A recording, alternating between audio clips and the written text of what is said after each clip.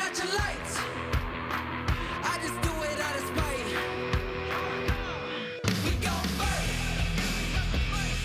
We gon' fight. Yeah, we gon' fight. Better bring your A game, cause I'm coming for your life. We gon' fight. Fight, fight, fight. We gon' fight. Fight, fight. We about to fight. Fight, fight, fight. I got fire in my veins. I can do this all night. We gon' fight.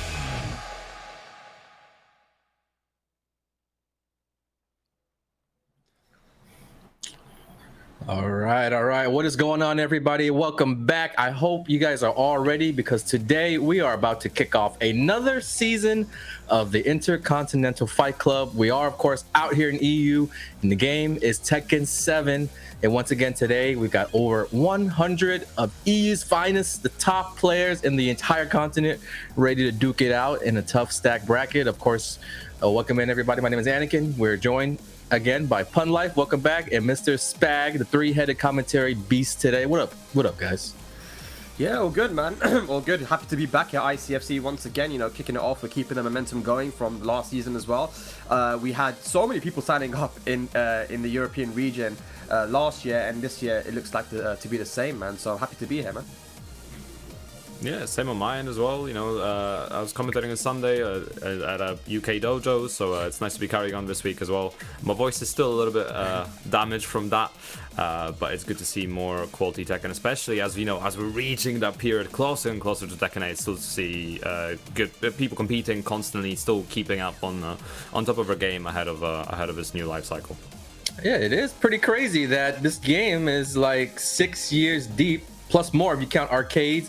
We got Tekken 8 on the horizon. A lot of new developments have recently been announced with the game. Recently revealed Fang Wei, and then some of the console home modes.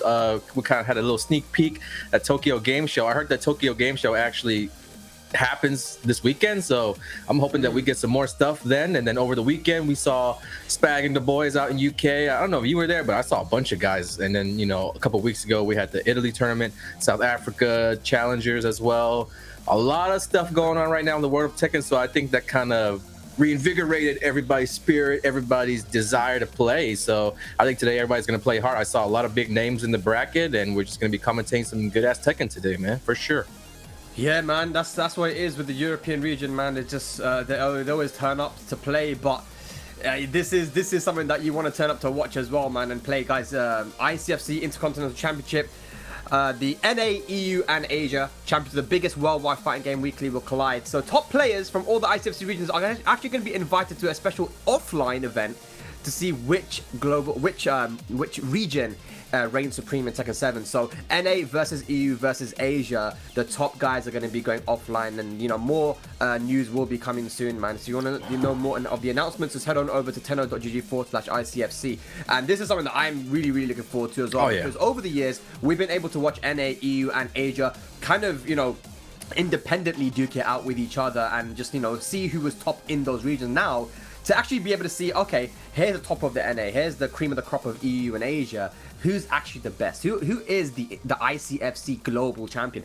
That is going to be so hyped to watch, man. I can't wait. Yeah, guys, I totally agree. I mean, the anticipation has been building up. It's been 3 years since the ICFC launched. We're finally going to get to see everybody duke it out. But of course, you guys know we got our merch available as well. Head online to our shop at 10-0.gg/merch. You can also scan the QR code if you want to support the ICFC through merch. We appreciate your viewership and just participating in the chat, watching the tournaments week in and week out. But if you want to take it a step further and look good doing so, definitely you can represent Tenno Media, ICFC, and also some of your favorite streamers. We got the streamer line recently released, Avoiding the Puddle. You know, you guys know who these guys are: Obama, Sejam, Wong, and Tasty Steve. They all got their own merch, and it is available at our shop in addition to the classics, the Tenno Media shirts, the ICFCs, all the stuff that you've seen over the years with the good-ass Tekken t-shirts, the cute-ass Tekken t-shirts. That's all on our shop as well.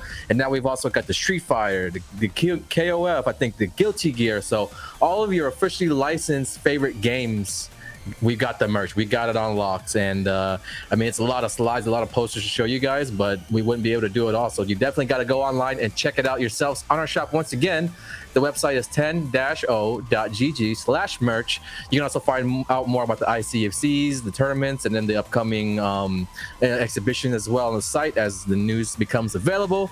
And of course, you can also pull up your phone, scan the QR code, and check out what we got in store for you guys. And one more thing for you guys as well. The Matcherino, the prize pool every single week on the ICFC, as you know, is provided by you guys, sponsored by you guys, crowdfunded. And right now, you can actually go online to the Matcherino page and donate money to the prize pool directly for free. We got these promo codes, so if you click on the link in the chat or type it in !Matcherino, then click the link that comes up. You can click that blue button on the right hand side, the claim code button, and donate 25 cents for free to the prize pool using your Twitch, your Twitter, YouTube, whatever. It even takes your Discord, your Line, your Battle.net, so there's no excuse. It takes but 10 seconds to do this, and top 4 will be getting paid today as always, and we appreciate you guys knocking out those promo codes. You see on the right hand side there, it says 86 of 100 codes remaining. And over here in EU, we always do a great job, a fantastic job of knocking out every single code, using them all up. Thanks, guys. We see them coming in now. Tired Monkey, Master Fox, everybody, thanks for using up the promo codes before the matches have even started. So once we get underway, I'm sure everybody's definitely going to be jumping on the Matcherino and putting in the promo codes, right, guys? 100%, man. These guys are doing a good job. I'm surprised, man. Look at this, 17 codes already knocked out the park, man. I'm sure we're going to get through all of these way before our top 8, guys. Let's see how quick we can get those done. But yeah, man, I'm excited for today, dude. Very, very excited for today because I feel like every single time we have the first week of the ICFC, something crazy happens. There's always a player that turns up that never really turned up before. So who's that going to be this time? who's been practicing in the off season and has become a beast out of nowhere, bro? Like, you know, this is the thing. This is the story every single time.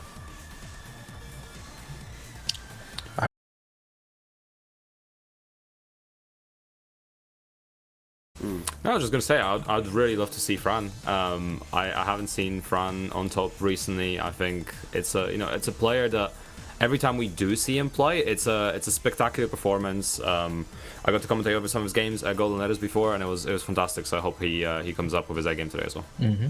For sure. Are we getting into the game? Are we getting into our first game of week number 1? Mm-hmm. This is it right here. Karios from Spain versus Evil. Italy versus Spain to kick it off. And both guys, you know, especially Karios, you know, he's a specialist with this Lucky Chloe, man. But Evil, he's a specialist in Tekken, man. This guy plays every single character. And having spoken to him, the reason why you see him play so many different characters, he said to me that he finds it boring just playing one character. Even if the matchup is good, he'll like to just change it around to keep the game fresh for him. So we'll see him use multiple characters in tournaments. Yeah, I was out there in Naples for Only the Best a couple weeks ago, and Evil definitely represented Italy very, very well. Took out Tetsu 2 games straight after being down both the games 0-2 rounds, and that was super impressive how I was able to come back, made it into the top 8, and like I said, was one of the 3 players from Italy that actually made it into the top 8. I know last year there weren't as many players in that Sunday finals, so it was good for Italy to show out this year. I know we talk a lot about UK and France and everything like that, but these guys out here were once known as some of the best in EU for sure, and I'm surprised we do see the Ganryu because I don't think we've seen Evil pull out Ganryu at all in ICFC. It's usually been like Chloe, Gigas, or even sometimes the occasional Jack. All right. Yeah. Like I said, though, it depends on the character he's playing against. I think, you know, he mains Lucky Chloe himself, so he knows the matchup. Maybe he's thinking, you know what, let me just try out the Ganryu. I've seen him playing before, but maybe he thinks that it's a good character to use in this specific matchup, you know? Yeah, worth mentioning as well. I was taking a look at some stats as well, as per usual. Evil does have a pretty good win rate versus Karios here, 75-25. Also won a head stomper versus Karios in top 16, 2-0. So we'll see if he can recreate that again here. Yeah, man. I feel that, you know, Lucky Chloe is downplayed a lot. I think a lot of people talk about this character being, you know, not the strongest, but I still think the character can get the job done, especially in the first of 2. I think her jab strings are very strong, and she's got like decent pokes and very good counter hits as well. As you see there, sidestep for counter hit. It's gonna be some big damage, man.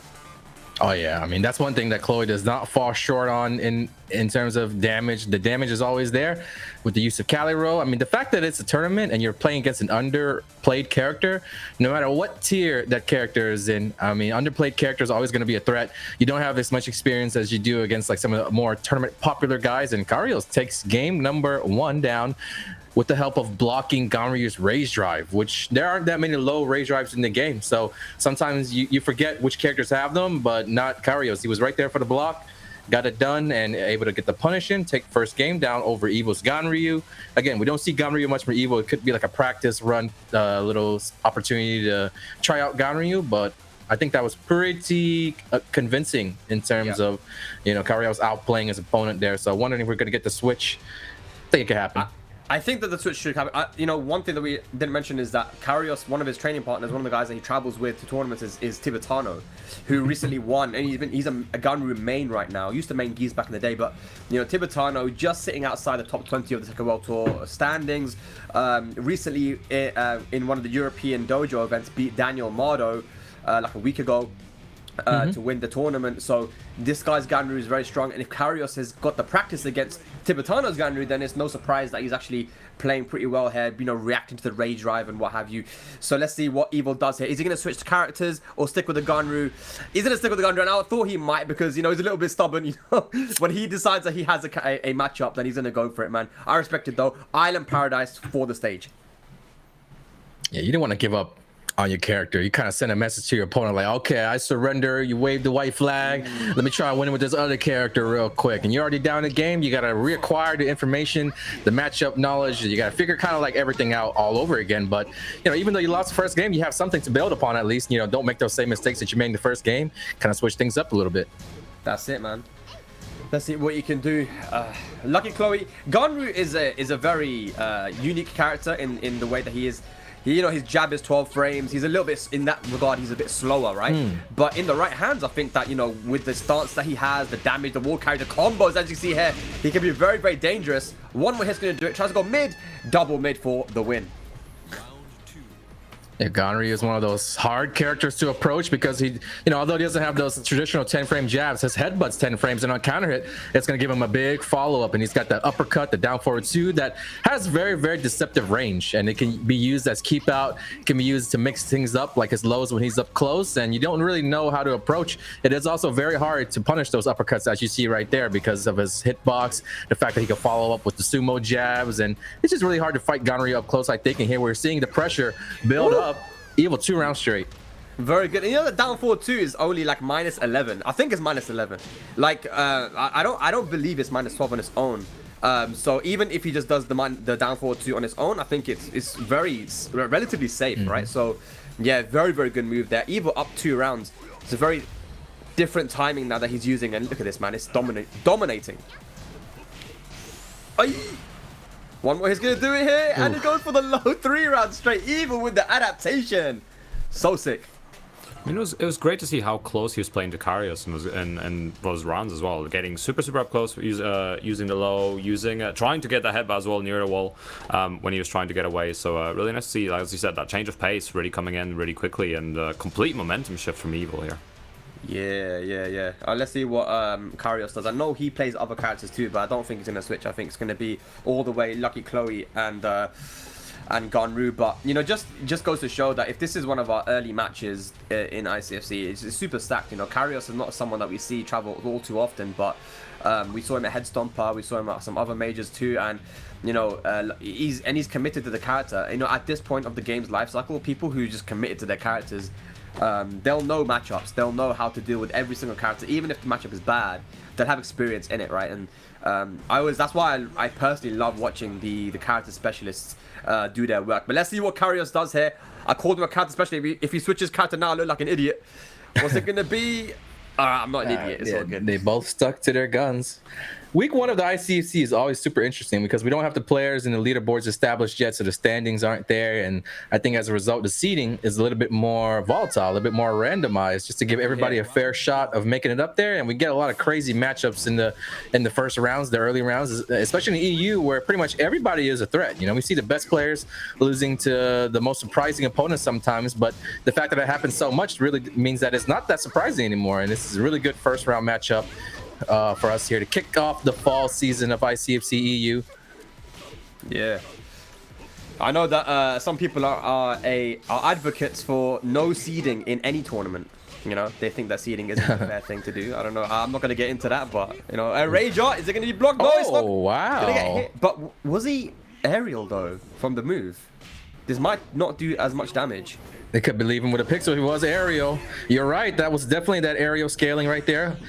Oh, goes for it. Goes for it off the ground. Quite risky if your opponent takes advantage of the positioning, and that is exactly what Evo did. It did look like Karios was taking that round all the way up until the rage art went there. Got a little bit too aggressive, trying to close out his opponent, get some momentum back, but Evo steals it at the very last second and still going right now. Might be 2 straight all of a sudden. Yeah. And that's those sumo palms that you were talking about, right? You try to punish down 4-2, you're gonna get hit and counter hit by the palms, and there we go. Now down 4-2 on its own. The down 4-2s, whether they're blocked, whether they hit, they're definitely not getting Evo in trouble for it at all. This should be the round. Woo-hoo. Man, lucky Chloe hits super hard, man. Yeah. The damage is there, man. I'm telling you. Yeah. All right, pivotal round here. This is final game. Both players tied up, so the winner's going to go up and be on match point. So both players going to really fight hard for this. You see them kind of slowing down a little bit. Oh, nice, man, though. Yeah, you got to be so careful of the hop kick because it is a true high crush.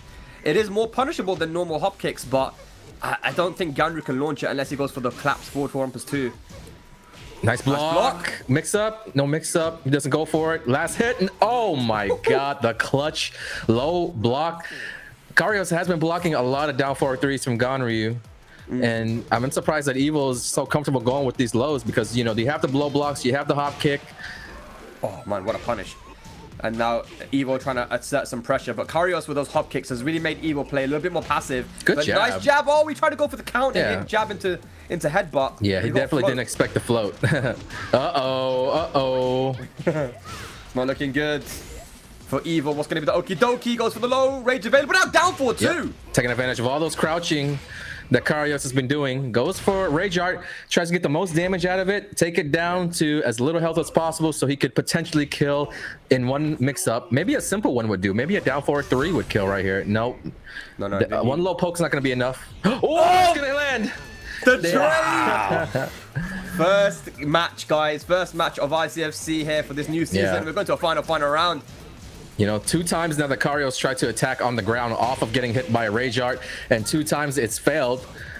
Yeah. It seems to not be working out, but now can't think about that too much. Got to fight hard for the final round. It's happening too quickly. The damage is stacking up.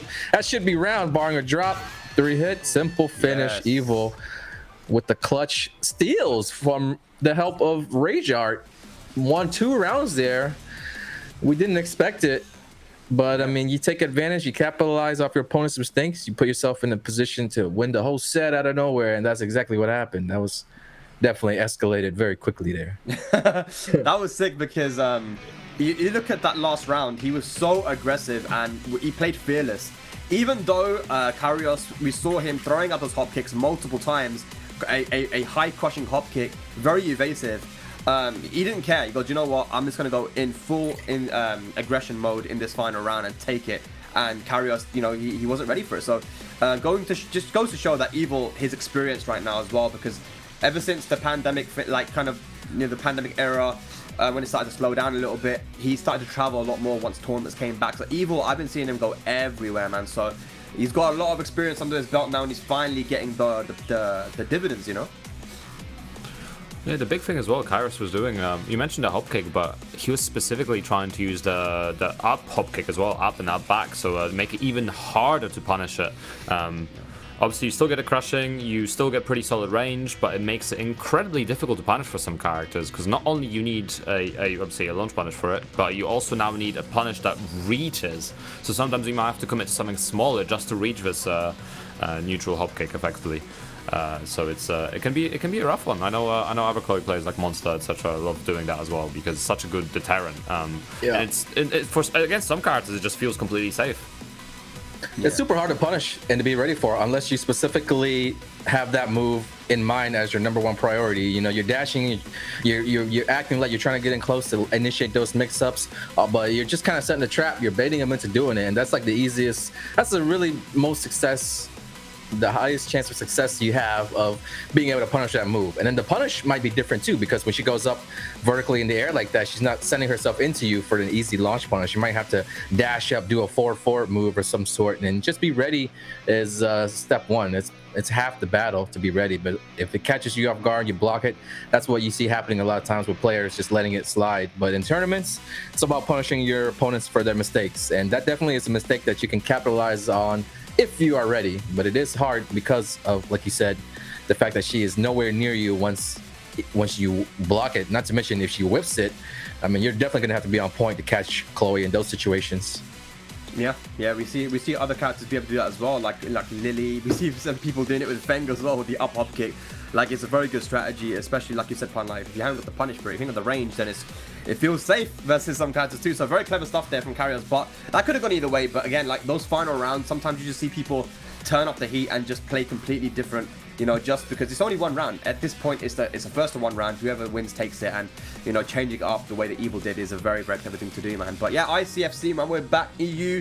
I'm still like waiting for more information on this this offline, you know, region war, bro. You know, I'm all about them region wars, as you guys know. You know, so I'm definitely looking forward to seeing more information about that.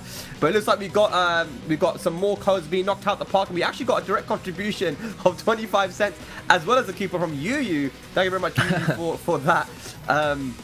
As well as everybody else putting in the codes as well. All you got to do is head on over to the link that you see in the chat and click that blue button there that says claim code, and it'll add a free 25 cents. No strings attached, guys. They don't do nothing. It ain't gonna hack into your bank account or take any of your money. They're gonna start emailing you crazy spam or nothing. Just go in and take the time out, claim those codes, guys. It definitely does add up. We start with over 100 codes. You do the math. That's plenty of money in these players' pockets to just have something to show for. You know, playing a little Wednesday evening tournament, get some money out of it for free. Nobody's opening up their wallets for this, but you guys can do it if you want. We see you with the direct contribution. We got a lot of generous viewers supporting us every single week, and we appreciate everybody for what you've done for us. So yeah, let's go ahead and knock it out, guys. The link is in the chat. Twitch.tv/10omedia is what you're watching on. You see it in there, the Maturino link. Thanks everybody for supporting Senpai, Godwin, Jaito. As we load up our next match, you know, these codes are going to be available all tournament long, but we want to knock them out before top 8. We got 71 left.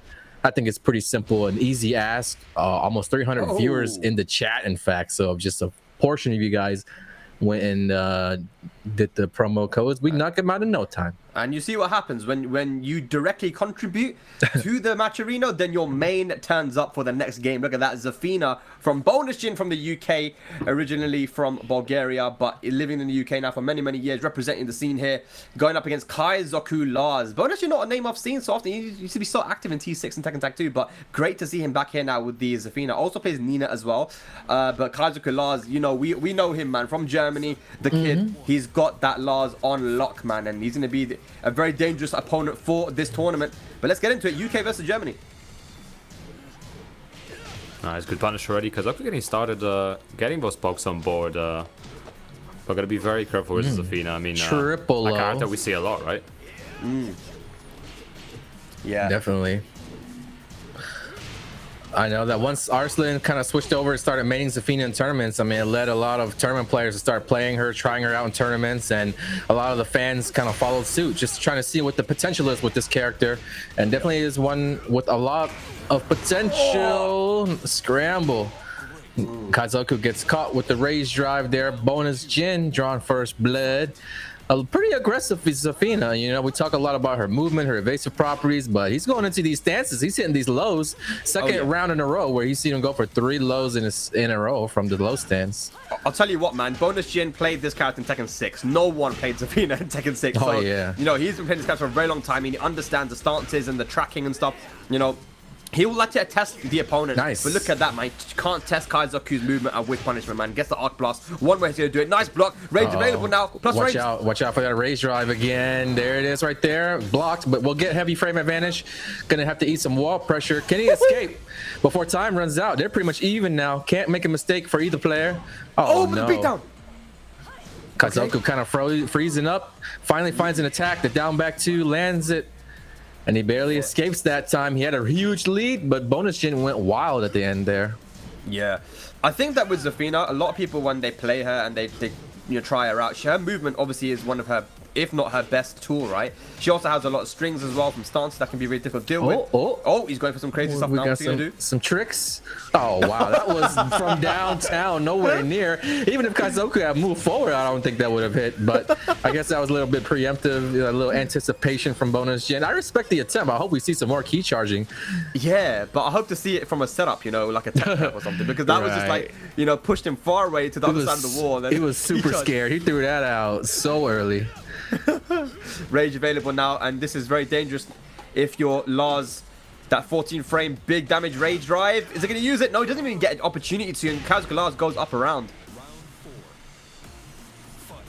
In Tekken 8, Lars has that new, not a new stance, they just added options from that this little wiggle thing right here. So once you land and hit some people, you're gonna be able to do like some kind of low mid, and when he's in heat state, I mean, that gets kind of amplified. So I think a lot of the Lars players will be happy that they're continuing to expand upon the options from the stances with this guy. Oh man, he dropped the damage on the final hit just to go for a mix-up, but I mean, you get a mix-up from it anyway. Oh. Okay, another close round. Lars can't activate his rage drive unless he's in one of his stances. Oh no, the beatdown again! Bonus gen, super aggressive to try and finish out the. I like that as well. Some people play a bit too passive when they have a life lead, but bonus gen, finishing his food. That was the right punish, but a bit late there, Kaizuko. The lows, and finally the mid check adds up, cashes it in. This is big damage right here. Massive damage, yeah. Mantis 2 doesn't get the delay for the last hit. Nice down jab to end the pressure. KaizukoLars now with rage. Good backdash from bonus gen. Oh! And now you might see. Oh, you might not. I thought he was gonna start turtling up, but he don't care. Nice block, man. Wow. On point for the final round. Clutch. Yeah, bonus gen. So in that situation there, again, we didn't really see Kaizuko. I feel like versus Zafina, what you have to do is your movement laterally has to be on point. You have to make sure that you're sidewalking left in certain situations, at least just to make the Zafina player think, okay, he's sidestepping to my weak side. The other thing is as well is it shuts down a lot of the stance options too, especially from Mantis. So yeah, I want to see a bit more lateral movement, but also just knowing when it's your turn. I think that's very important too, because as you can see there, the Mantis 2 counter hit, it did so much damage because he thought, I can mash in this situation. In that situation, probably better to sidewalk, in the Mantis stance. So yeah, Zafina is a tricky character, man. She has 3 stances: Tarantula, Scarecrow, and Mantis, and then plus on top of that, you have the crazy movement, which doesn't really allow you to assert your pressure the way that you normally do against other characters, right? So I know it's a difficult character, but like you said, Anakin, man, ever since Arslan brought her onto the scene, and did a lot of damage, it's one of those characters that you have to be ready for. Yeah, especially with bonus gen being quite aggressive on the buttons, right? Like one of those rounds, forward, straight into buttons afterwards at -9. It's a brave choice, even if Zafina's crushing on some moves. It's a very, very brave choice. I'd like to see him key charge again, but maybe this time, use a far-reaching option. If you're gonna commit to one, you could go for a slide, right? Like you could use a slide that way. Hopefully, maybe even if they connect on you, you could still go under them. So that's a good option. Or maybe even sit back, wait to use a power crush. Those key charge mind games are I saw what he was going for there. Trying to go for the little low attack that on counter hit gives you a launch, right? But it was just a matter of range. It was kind of like wasn't even close, It was like an air ball if we was playing basketball.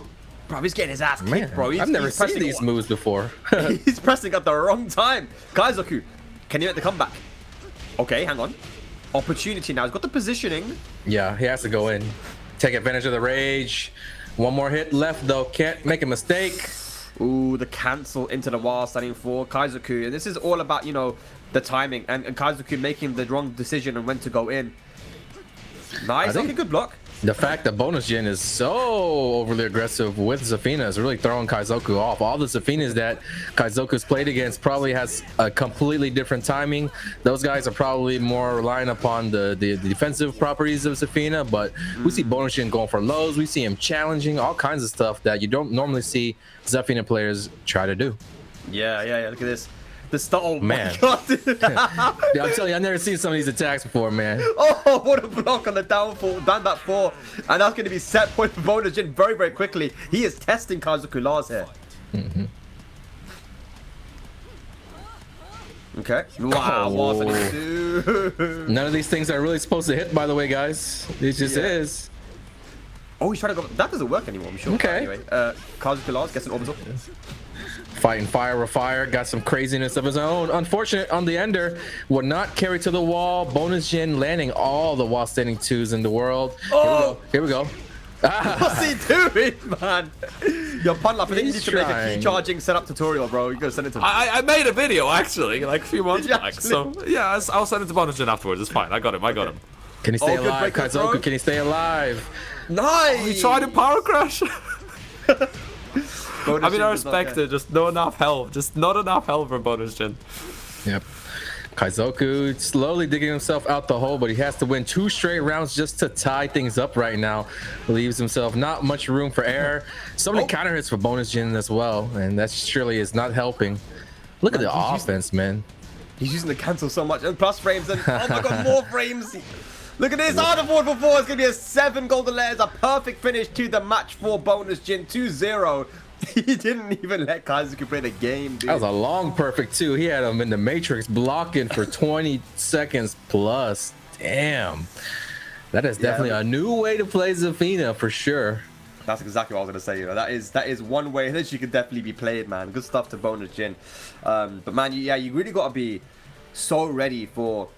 You know, looking at that, it's hard to say that you got to be ready for it. It's a bit deep to say that because he's using stuff that you don't normally see, like the down forward 4, cancel into full crouch, and for some reason KaizukoLars ducked a lot, and he got hit by every single Wasanin 2. Even at the end, bonus gen went for the Wasanin 3, which is a high, and Kaizuku still ducked. And if he did the Wasanin 2 again, it would have hit him. So I think he's just throwing out things that Kaizuku wasn't ready for, that he hasn't seen before. But yeah, bonus gen, if you guys are not familiar with him. He was a very, very frequent tournament player here in the UK in London for many, many years, ever since Tekken 6. He's been as far as I can remember, he's been traveling to tournaments, right? And he's been doing damage back in Tekken Tag 2 as well with the Zafina, Nino. But yeah, good to see him back here for ICFC.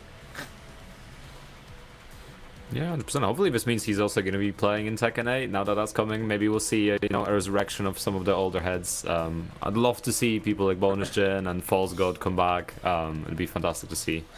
Yeah, I think they're all gonna come back, man.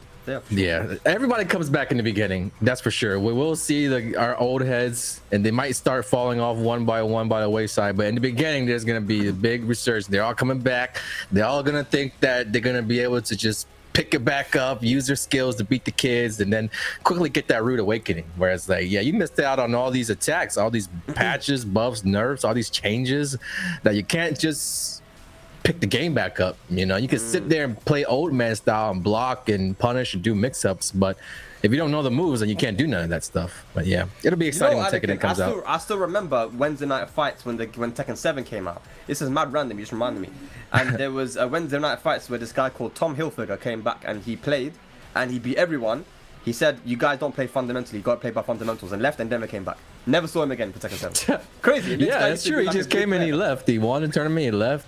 You know, SoCal ain't what it used to be, that's for sure. The glory days are certainly over. Now they got to rely on guys like Run Black. Shit, they got to rely on Rip, and Rip don't even compete. He commentates. That's one of their best players. All their best players aren't even competitive players.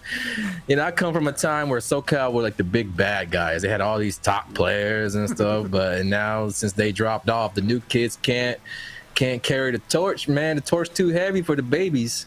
They're all content creators now, Anakin. Okay. That's a good fallback role. But hey, yeah, man, no, Tekken 8 coming out. We got the new kids coming up. We got like just Sandy. We got all the King players out there. They're coming up. They might train up and get stronger and represent SoCal when Tekken 8 comes out. Maybe. Don't forget, guys, the Matcherino is still live while we're waiting for the next match.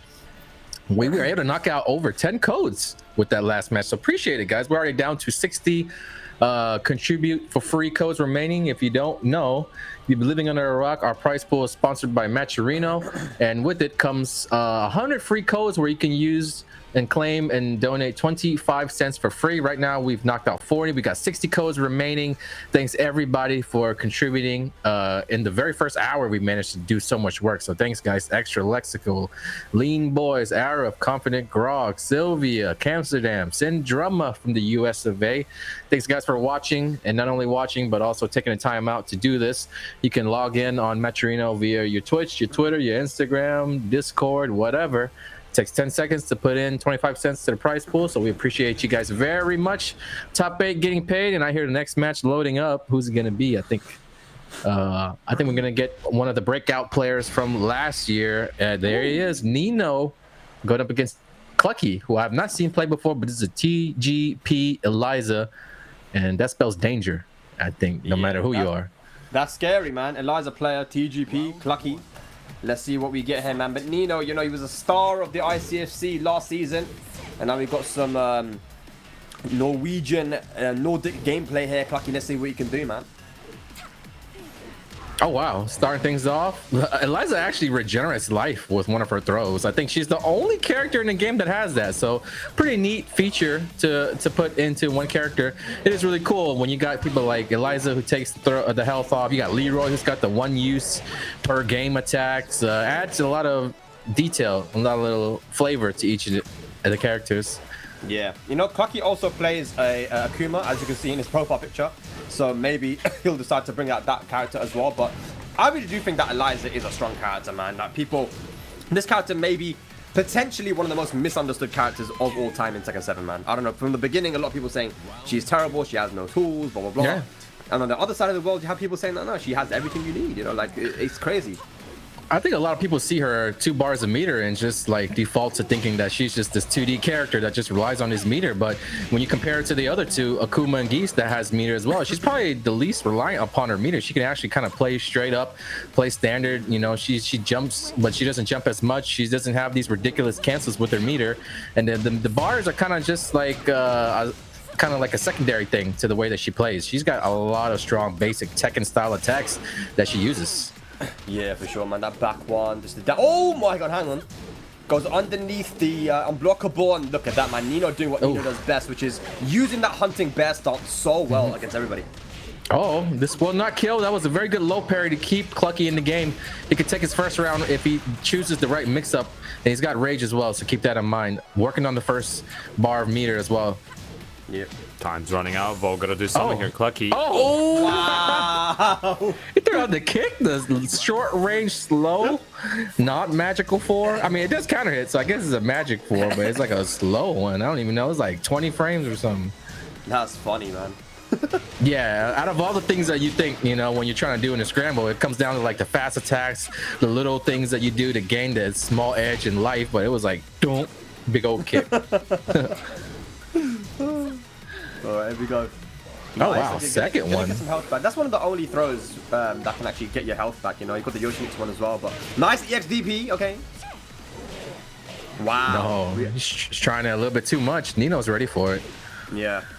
Can't test the reactions. Oh, no. That should be dead with the rage drive and the free follow-up after.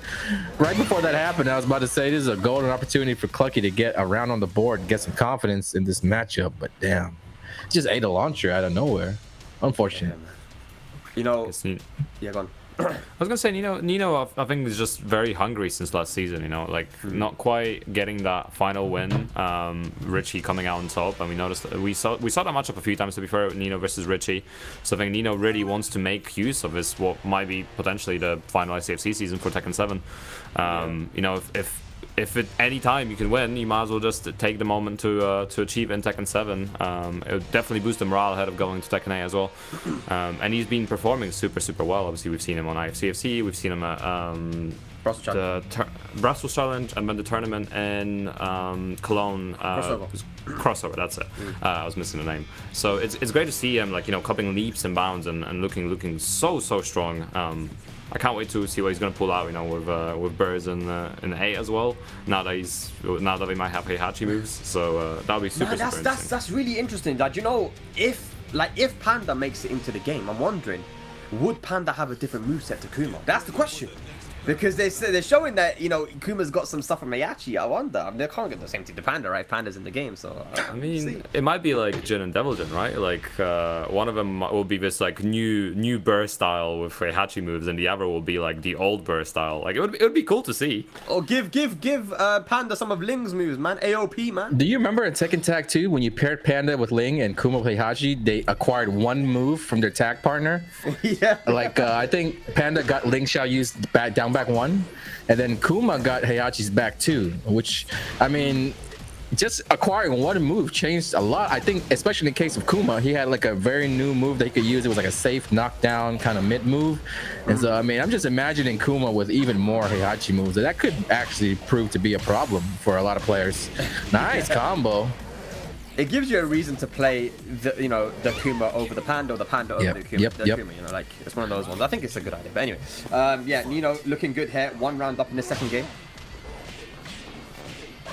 Nice, good keep up from Nino as well, getting that damage on the board already. Looking really strong. Was this 4 rounds in a row for Nino so far? Nino also showing some variety in the wall combos with the different options you could do, leading to different Oki situations. So it's cool. As someone who likes to play bear from time to time, I'm learning a couple things myself.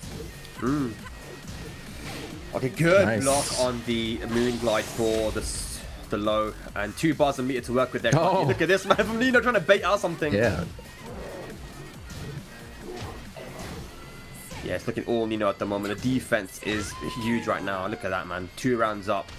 Clucky just can't get in there, man. Yeah, I'm trying to go for the moves like me, stuff not working. Nino's constantly moving back as well, trying to, you know, deny that clean hit range for down 3, denying that mix up. The small burr legs helping as well for sure with the hitboxes. Yeah, difficult to get clean hits. Oh my god, nice sidestep, but the wrong punish, and he knows what he should have done. He went for the back 4 that time, but back 4 is the main launcher. Goes for this time. There we go. Clucky now, the lateral movement coming out, but he doesn't get the combo. Big drops. could be it right here. And you got 2 bars left to make this comeback happen. Gotta use it before you go out without using them. Nice. Take it to the wall. Oh no, everything's adding up now. The nerves, the pressure. The throws are one thing though. That's actually landing a lot. That throw is not difficult to break, but for some reason Nino's struggling with it. Yeah, Nino, one of the things we said about him in the past when he was kind of new to the scene is that he had trouble breaking throws. He's definitely gotten better at it, but it looks like he's still having a little bit of trouble here as Clucky gets on the board now, finally with the round.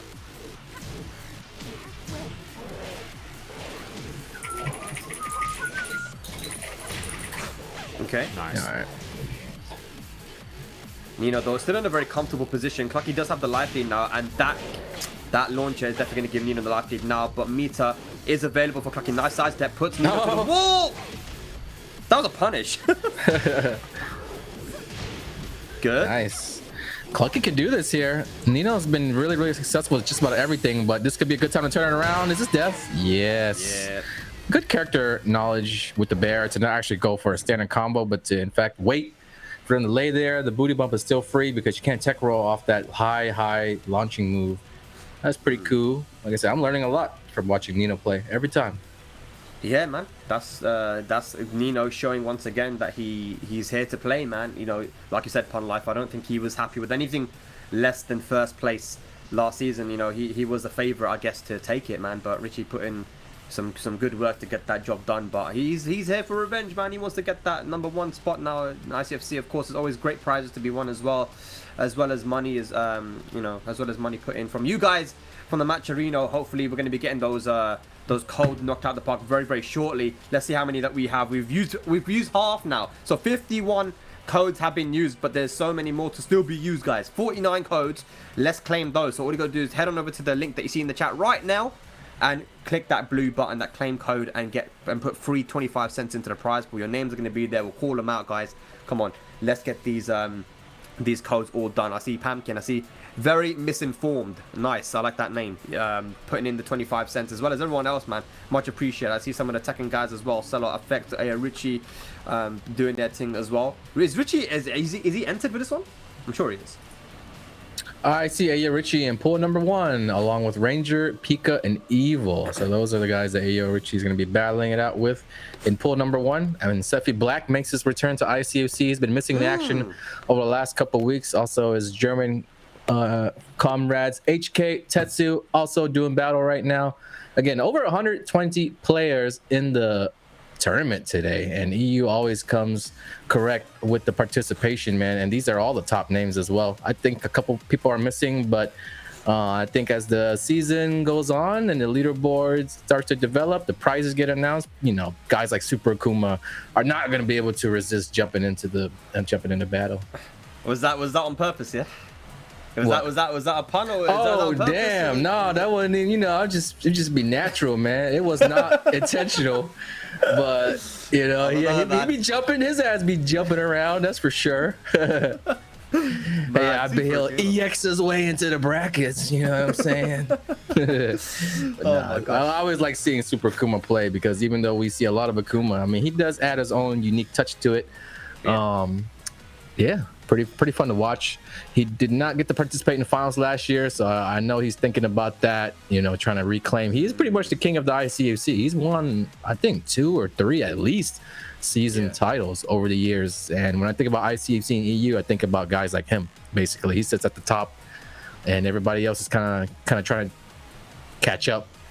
When it comes to sports, we talk about like guys and titles and stuff. Like, oh, this guy's won this many championships, So now the ICFC's been around for a few years now. You know, we could talk about things like that. How many ICFCs have you won? You know, have you won as many as me? I'm the best. That's it, man. Oh, talking about one of the best, we got Jodd now, and he's going up against Draconis, man. Man, Draconis has really been, I feel like, carrying the Netherlands scene, you know, on his back in some of these tournaments, man. He's such a strong player coming out from there with the Heihachi, and he's going up against Jodd, who, I mean, no introduction needed. This guy, definitely one of the top players of Europe. But Draconis, man, his Heihachi is no slouch at all. He was the Netherlands champion of the European Tekken Cup. He actually, so he qualified for the EU Tekken Cup last year. Definitely. I heard that the EU Tekken Cup is underway right now. In fact, right? You guys are in the middle of a season trying to get points and qualify to become the EU Tekken champ. Is that right? Yep. Yes.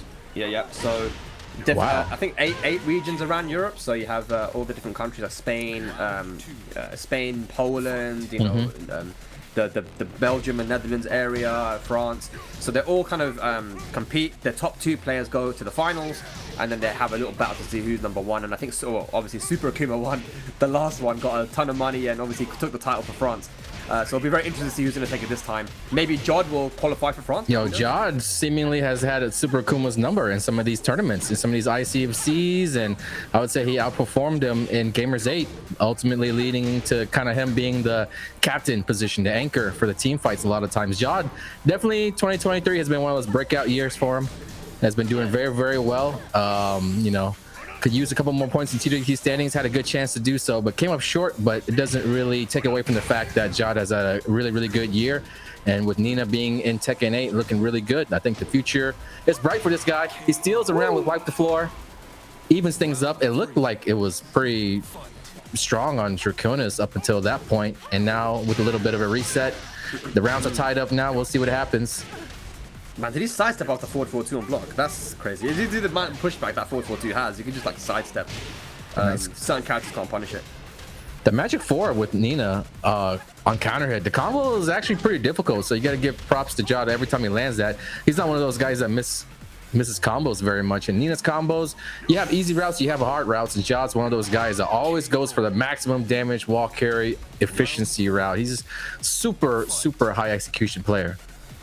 And you know, we're not going to talk about his hitbox. You know, we're different commentators here this time. You know, we're not going to make fun. Hey Sylvia, if you're watching, don't worry. We're not going to say anything about the hitbox. No, none of us I'm are not gonna really mention those hitbox. guys. You know, it's like the K-Wisses and the Rukangs who are sitting here hating on guys. But hey, I respect good Tekken when I see it, man. It don't matter if you're playing on the hitbox. You can play on DDR mat. And this is what I'm talking about right here. Thanks to this combo, it gets to the wall.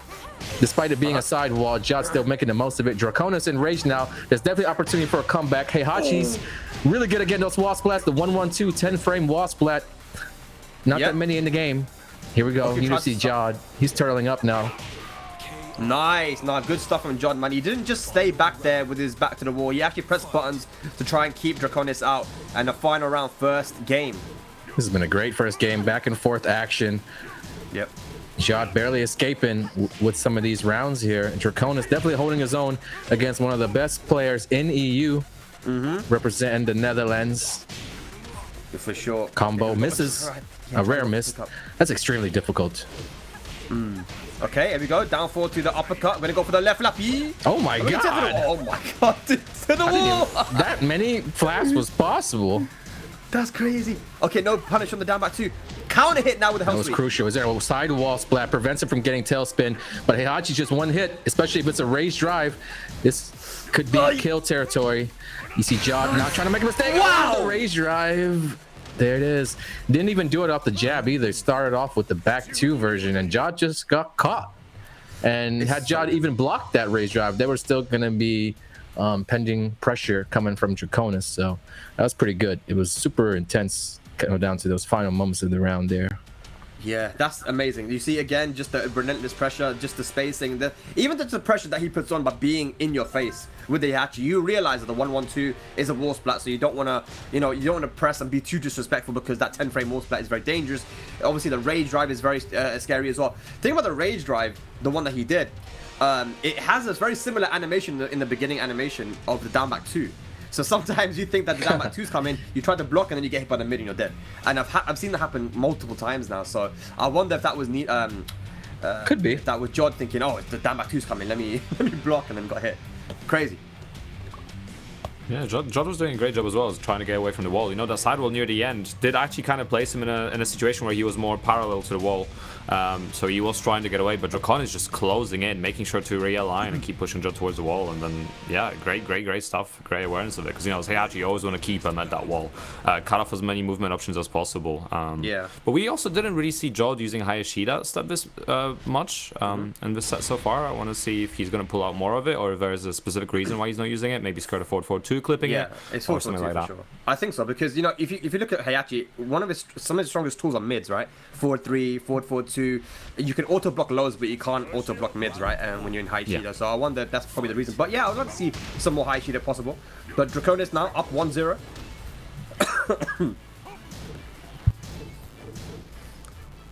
Nah, he's just spacing out. Got a little bit unfortunate earlier on the side step, getting clipped by Hunting Hog, but still back in here, still trying to poke down. Nice, Draconis getting the damage on the board already. Yeah. The fact that game one was so close, for Jodd, it doesn't, or it means that you don't really have to switch up too many things. You kind of just do an evaluation. There's a 4-4-2 right there catching. You kind of just want to rely on some of the things that were successful just a little bit. You just need a couple things to swing in your favor, and that first game could have been totally different. One thing you definitely don't want to have happen too many times anymore is getting hit with counter hit attacks. That's something that I noticed a lot in game number one, whether it be the Electrics 4-4-2s or especially those hell sweeps where you actually get a combo due to the counter hit.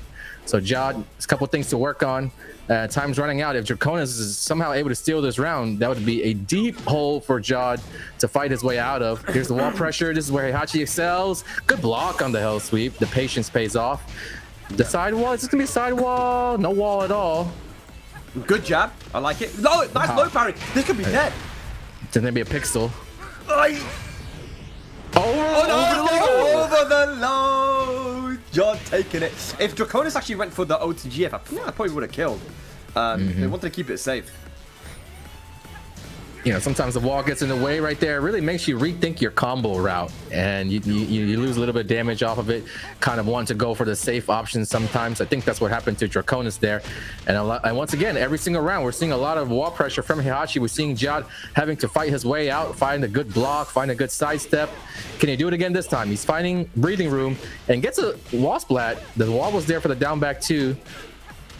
Here's Jodd with the rage. He burns it quick. Nice. And it's not able to happen. Moves on to set point now here versus Jodd. I don't know if I can consider this an upset, but definitely maybe a little bit of a surprise to some people though. Draconis, we were saying, from the Netherlands, has been really putting in so much work in that region. Cool. That's another low parry. It's going to be big damage. Going to go to the wall as well. All right. This could be Jodd's last chance. Yeah, if you're one of those guys that watch only big tournaments and watch, you know, ICFCs, you'll see a lot of Jodd, but not a lot of Draconis. But if you follow closely the scene, you'll know that, you know, Netherlands has some very strong players. Yep. The Hashi's coming out at the end, cashing in. Jodd down to his last hit. He's got the rage. Last time it went over the low, so Draconis might be thinking about that. Plenty of time to make this comeback. Oh, that's not gonna happen. Yep. Highly punishable. He thought that Draconis was gonna try to attack. Didn't go for it. Played it safe because he had such a big life lead. You know, we talk about, you know, not wanting to attack sometimes as opposed to going for the kill when you have the life lead. So it's just about finding that perfect balance. And Draconis right there knows that Nina has a lot of evasive moves. She has the Heihachi step. She has, you know, that the up back one move. So a lot of things. They didn't want to go for a low to get rage drive like last time. So he kind of just kept it cool, played it safe, waited for something to punish, and he didn't need much damage at that point. So smart play. That was the right play there. Jodd and losers early. Good to see, man. Good to see the Netherlands stepping up as well with some of these players like that. You kind of consider Belgium and Netherlands to be like the same scene. They're kind of neighboring countries, and they you know, culturally similar, to speak the same language and stuff. So that, yeah, it's like, you know, Pikah and these guys, and they're all kind of like, I consider them to be like one scene, even though they have a little bit of a rivalry with each other as well. But you know, the last kind of dominant player we had coming out from there, European wise, was Malekith. You know, I feel like Malekith was that guy who was just super dominant back in Tekken 6 times, Tekken Tag 2 with the Asuka and Jun, and hopefully we'll be seeing Malekith back. Again, we also had Kyoko Manji as well back then too. But yeah, like I like the new school guys we've got coming out from the Netherlands, especially Draconis. He's the kind of the guy who's leading at the moment, with of course Pikah too. So yeah, man, shout outs to everybody watching from the Netherlands and Belgium, and shout outs to you guys, and hopefully we'll see more of you guys entering ICFC, man. Taking a look at the bracket right now. We do have Fran. I know you were talking about wanting to see Fran a little bit earlier. Still in the bracket. Doesn't have a scheduled match on stream yet, but what we do have is our returning champion, ayorichie, versus Reliinquished. Richie's had a year, that's for sure. Played really, really strong. He's really starting to come into form, show everybody what his true potential is. We know that Leo is going to be in Tekken 8. And I'm curious to see what kind of heat state stuff we're going to have for that character in the upcoming game. You know, I don't think that Leo is going to be one of the players in the upcoming beta test, which kind of is unfortunate. But, you know, I think eventually we'll get to see what Leo is made of in Tekken 8. And regardless of what characters are available, I'll be happy to try out some of these new guys that we saw recently. The Azasena, the Ravens. We got Fang Wei in there as well, so it should be a good beta test round. And I think that I'm actually looking forward to trying out that little battle lobby, watching the little character run around, go to the beach, go to like the, you know, I'm wondering if it's gonna be like representative of real life where all the top players, you know, we just huddled up in a little squad bullying the arcade around. It just be like old times, man. Just be like old times in the arcade. I think the voice chat is available too, right? Really? Like proximity voice chat. From the screenshot that I saw, it said there was it looked like a little voice thing. So imagine you're like walking around, you can talk, you'd be like calling everybody a noob. You suck. Yeah. You suck. Play me right now. Sit down and play right now, bruv. Tekken Ball mode best of 3, bruv. That's what we need, man. That's how arcades was back in the day. You know, it was all fun and games. Everybody was friendly, but I mean, that doesn't mean we can't have a little bit of trash talk. And that's kind of what a lot of what the FGZ was about back in the day. And as long as it's in good fun, I'm all for it. Is it true that back in the arcade days you weren't allowed to throw? Was it banned? I heard all these stories from the old heads. Listen, I've heard some mad stories about London arcades as well, about someone Man, sounds like blocking you a played knife in with an very, arcade very stick. soft arcade, sir. I mean, that was a Tekken 6 online rule. Don't throw it. But yeah, I don't know. But guys, the Matcherino is still live. 37 codes remaining. Let's try and get all these codes knocked out the park. Etch your name in history, guys, by putting that code in, and your name will be there forever, man. Etched in history, guys. You know what I'm saying? Contribute to the prize pool. There's still 37 remaining. Go to the link that you see in the chat and then click that blue button. It's a free 25 cents into the pool, and you don't have to do anything, man. There's no, like Anakin said, there's no spam emails. They're not gonna hack into your bank account. None of that stuff, bruv. It's completely free, bruv. It comes out of nowhere, thin air. So, and of course, if you're feeling extra generous, then that golden button is there as well. Like you saw Cloud9's you do that free 25 cents. You guys can also contribute to the prize pool directly if you're feeling extra generous, guys, and you can even write a comment as well, which we'll read out if it's safe for work. You know what I'm saying? Of course it's safe. It's going to be halal. It's going to be safe for work. You guys are all watching at home. Amazing. yeah. If it's not safe for work, we'll make Pun Life read it so he can get in trouble instead. He's the new guy, so we're just gonna put it on him. Don't worry, guys. We'll still read it out for you. But again, 35 codes remaining. We can knock that out. Over almost 400 viewers in the chat right now, so I mean, just 10% of you guys just go ahead and hit the website, Matcherino, exclamation Matcherino in the chat, exclamation Matcherino in the chat. Click the link, claim the code. You can do it all before the next match loads up.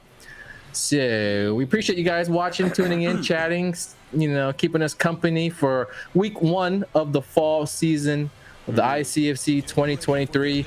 Of course, we got those exhibitions coming up where all 3 regions are going to collide and do battle. So I think that definitely weighs heavily on all of the competitors' minds, and they're going to be wanting to be the ones that represents their ICFC region. And I think, your placings really matter more than ever this time around. You never know how. We don't know how you're going to qualify. We don't know what the criteria is. So the best you can do for yourself is just win all the tournaments, make it to the finals, win. And this guy knows a little bit about that. Ayorichie, the defending champion from previous season, he's back. Here he is against Reliinquished. Yes, and he's going up against the most feared opponent in all of UK Tekken, Reliinquished. Nobody wants to play this guy in a 1-2 because he is crazy. He will throw out those up fours when you least expect it. He'll go for things that you just never think he's going to do. Like that, right? But yeah, Reliinquished is definitely a scary player. He goes for it again. Look at that, man. And it actually works out the second time around. You know what that means? We'll definitely see more of that strategy. Good block from Richie, going for it early. I don't blame Reliinquished. He's trying to set the tone, trying to send a message to our champ. And, Reliinquished gets a big, sweet block back. He's got the life lead here in round number 2. And he's looking to keep the pressure on. He's going forward, not backward, folks. I like it. Oh, but a steel pedal. Does it twice. Relentless with the offense. Gets big damage on the wall. Richie wakes up crouching, eats a mid for his troubles, and it's a quick 2 rounds for Reliinquished. I don't think Richie's really learned much from the set so far. It's just been a big brawl, man. I think Reliinquished is forcing that style of play. And Ayorichie, someone who likes to space, play patiently, methodically, think things through. He's not really able to do that right now. He's being forced to fight for his life. That's it, man. Fighting for your life. That's how it is playing against this guy. Oh, he goes to the wall bounce. Yeah, Richie's ducking a lot here. Okay, and I do think it's because of Relinquished's willingness to go for the lows early on. He's ducked 3 times in a row now, and it's cost him big. That's going to be game 1 to Relinquished. Bro, I told you, man. This guy balls to the wall. He don't care, bruv. Up 4 in your face at the wall. Why would you do up 4 when his back is to the wall, right? But, of course, Relinquished, he has a mind of his own. He thinks differently, bruv, and that's the thing. No one's ever ready to play against him. That's why everyone's scared. I mean, how do you even predict that? Like, you can't get a read on someone that's clearly just going absolutely nuts. And to be fair, I looked at the data ahead of time, and Relinquished is actually apparently winning in this matchup, 67% to Relinquished. So we'll see if he relinquishes control in this matchup. Richie is a bit of a slow burn sometimes. He loses the first game and then immediately downloads the opponent. He does that a lot. He's got some of the best downloads in the game. I think that one early hell sweep that Richie blocked and got the delayed hop kick gave him that confidence, maybe a little bit too confident, and relying upon his low blocks that led to kind of Relinquished cashing in towards the latter parts of game one, going for just big mids, launching, and Richie's still kind of stuck in crouch mode just because Relinquished showed his willingness to take those big risks and go for the sweep lows early on. It helped set the tone and condition his opponent to how he wants them to defend later on. It was a brilliant bait and switch from our guy. And again, like Spag said, very, very hard to predict. So for Richie to take those risks early on really is a credit to how much he respects the unpredictability from Relinquished. He doesn't really know how to guess which way to go. But with a little bit of time and reset, this really serves ayorichie well. Again, he's the type of guy that makes really good adjustments after he loses that first game.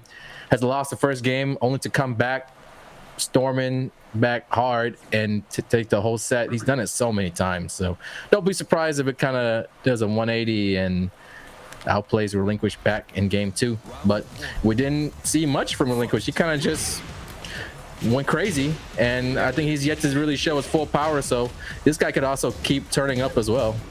For sure, man. He can change it up as well if he needs to. You know, he does an up four, then he changes it to a hell sweep. Who knows? Oh my god, Richie! He's not confirming the mid. I think the longer these rounds get dragged out, the better it is for Richie. The more he'll get to see from Relinquished and how he kind of wants to approach the set. Richie trying to work his way off the wall right now. He's getting closer to that corner. He's looking for a counter hit really badly. Gets a down 4-2 though, catches Relinquished moving. And that should be the round with the right combo. Yes, very easy. Into the guaranteed block 2. Good stuff from Richie.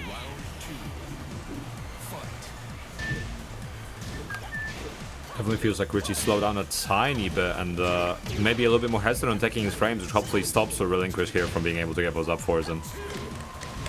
I need to see more up fours, Pun. I want to I need to see him. They have a very For high Richie's success sake, I rate. hope not. Devil Nice. Jin. You don't see a lot of Devil Jin nowadays as well, man. A lot of people dropped him.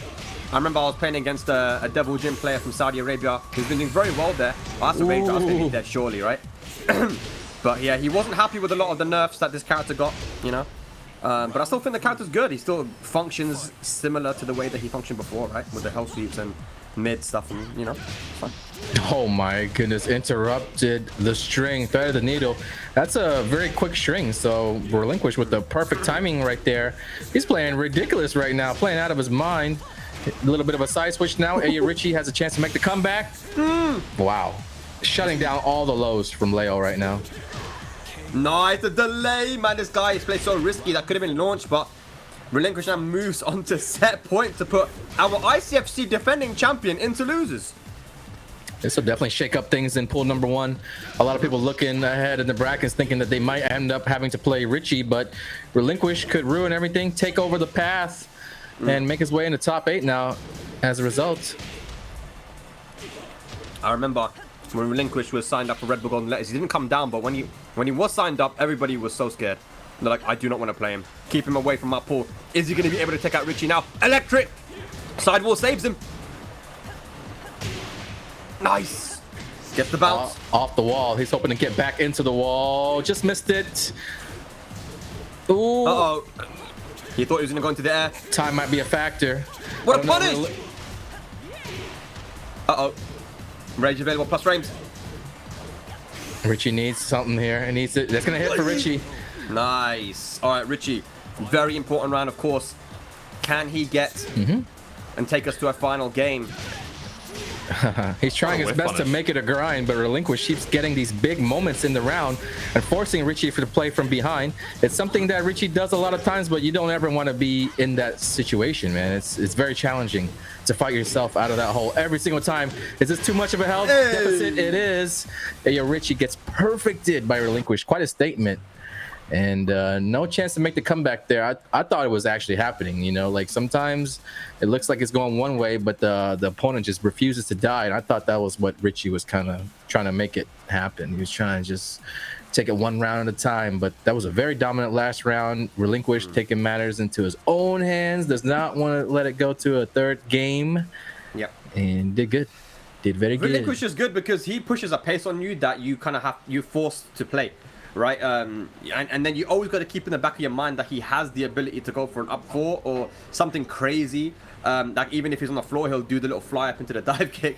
Like you always have to be ready for everything in every single situation against this guy. I feel like you have to have experience having to played him a lot to kind of know what he is capable of doing. Otherwise, if you're not ready for his playstyle, there are players out there, you're not ready for their playstyle, they're going to beat you, man. So I think Richie has got a lot of experience against Reliinquished, but we also got to give it up. Reliinquished is also a very strong player. He's got the execution, the movement, and the punishment. Everything looked really on point there. I feel like there's a fair few players like that, to be fair. Even recently at VSF, one of the UFG legends, Dan Bridges, got 33rd, and he plays unpredictable. He plays crazy. I can't say he plays well, but he plays so crazy. He managed to 2-0 risky luck. He was just running through the bracket, got 33rd when no one ever expected him to. I don't think anyone would have ever seeded him that high. Meanwhile, he did it. He just went ham. Key judge Caden Trench on stage as well. He was going crazy. It's great to see that kind of playstyle where somebody forces you to really expand your mental stack to be able to predict what's going to happen or to anticipate some of these moves coming out. But it also really does test your knowledge, like you said. Like, you got to be ready for these things. How do you punish those? Yeah. But yeah, that means that Richie's going to be in the loser side along with Jodd. I think Jodd is there too, man. So I mean, these are scary players that were so dominant in the last season of ICFC, and now they're in losers. It just goes to show, especially for week 1, because the seeding isn't there is no seeding for week 1, that things can get a little bit insane, and that's why it's so fun. That's why you guys are here right now watching, man. Thank you very much for tuning in, everyone. Yeah. 29 codes remaining, guys. Don't forget. How many? 29 codes remaining in the Matcherino. Click the link in the chat. If you don't see the link, type in !Matcherino. We also got a $10 direct contribution from Delahan that he wants Pun Life to read. Take it away, my friend. Here's a not safe for work comment so that Pun Life can get in trouble. Can't wait to see what the season of ICFC brings us. Thank you for the $10 contribution. Wow. You put your super duper deep voice on for that one. I saw you change it up. You said your voice was messed up. I got man, a sore throat, okay? Nah, I can't even tell, man. You doing your thing today. And to be fair, when my voice is sore, it gets a little bit deeper naturally, so I don't have to try as much. It's quite nice. Okay. It's very convenient. That actually happens. It happens when you lose your voice. That literally happens to me all the time as well. Yeah, you always lose your voice. Bro, my voice is actually so shot, bro. I can't. It's done. It's finished. Like, I reckon in a couple of years, bro, halfway through Tekken 8, I'm done. Bro, my voice is actually. Pass I don't the look after it, torch. Yeah, I have to, because the thing is, I don't take liquids. I need to drink more. I don't do any of this stuff. But ladies and lads, I'll tell you one guy that's not gonna be done in Tekken 8 is HK Jr., bro. This guy with the Heihachi is so strong. You know, he's up there in the rankings for Tekken World Tour as well. Hasn't really been traveling as much, but hopefully he can finish off really strong, and he'll be going up against a Katarina main. So have you ever seen HK play a secondary character? Because Heihachi's, supposedly dead, and he's gonna have to find a new main. Will he just default to the next Mishima, or is he gonna try to find a new main? I think I've played against his Shaheen. Oh yeah. And he apparently has a Fang and a Claudio. Okay. Like, there's some matchups that he says he doesn't want to play Heihachi in, which I've never seen him in tournament play again. Yeah, me neither. Like, yeah, against Eddie, he said he would never play Heihachi. You don't want to play Fang or Claudio. But we'll see. I mean, I think his Heihachi is good enough to beat any matchup that he comes up against. But right now, he's up against one of UK's finest, Cloud T7, who's using Katarina this time. And honestly, I've had the conversation. Oh my god, okay, Snake Edge. I've had the conversation with people, guys. I don't know what you think, but I think Katarina is super underrated, man. I think we're seeing it now. Oh, snap. Cross-up launcher. The perfect as you said that hitting backwards, that was ridiculous. Maybe she's stronger than we thought. Honestly, bro. She's underrated. No one's talking about her damage potential. She can get one hop kick, take you to the wall, kill you. And then her rage drive, you have rage, you get one combo. But like 444, super strong counter hit tool as well. 1-1, her jabs, her lows, her tracking. That low there, full catch down for 4. Only -14. Yeah, Katarina is one of those characters that's being played by players from all the major regions in USA. We got not in the USA, but in the world. 2 perfects in a row, actually. That was HK Speedrun. went 2 rounds without landing a hit on this guy. That's definitely kind of ridiculous. But yeah, we got top Katarina players in the Asia region, the EU region, the NA, South America region. I mean, this is a character that can be played by any style all over the world. She can do it all, man. Very, very strong. I've lost to Katarina a bunch of times in this game. So I ain't never going to be one of those guys that undervalues how strong this character can be.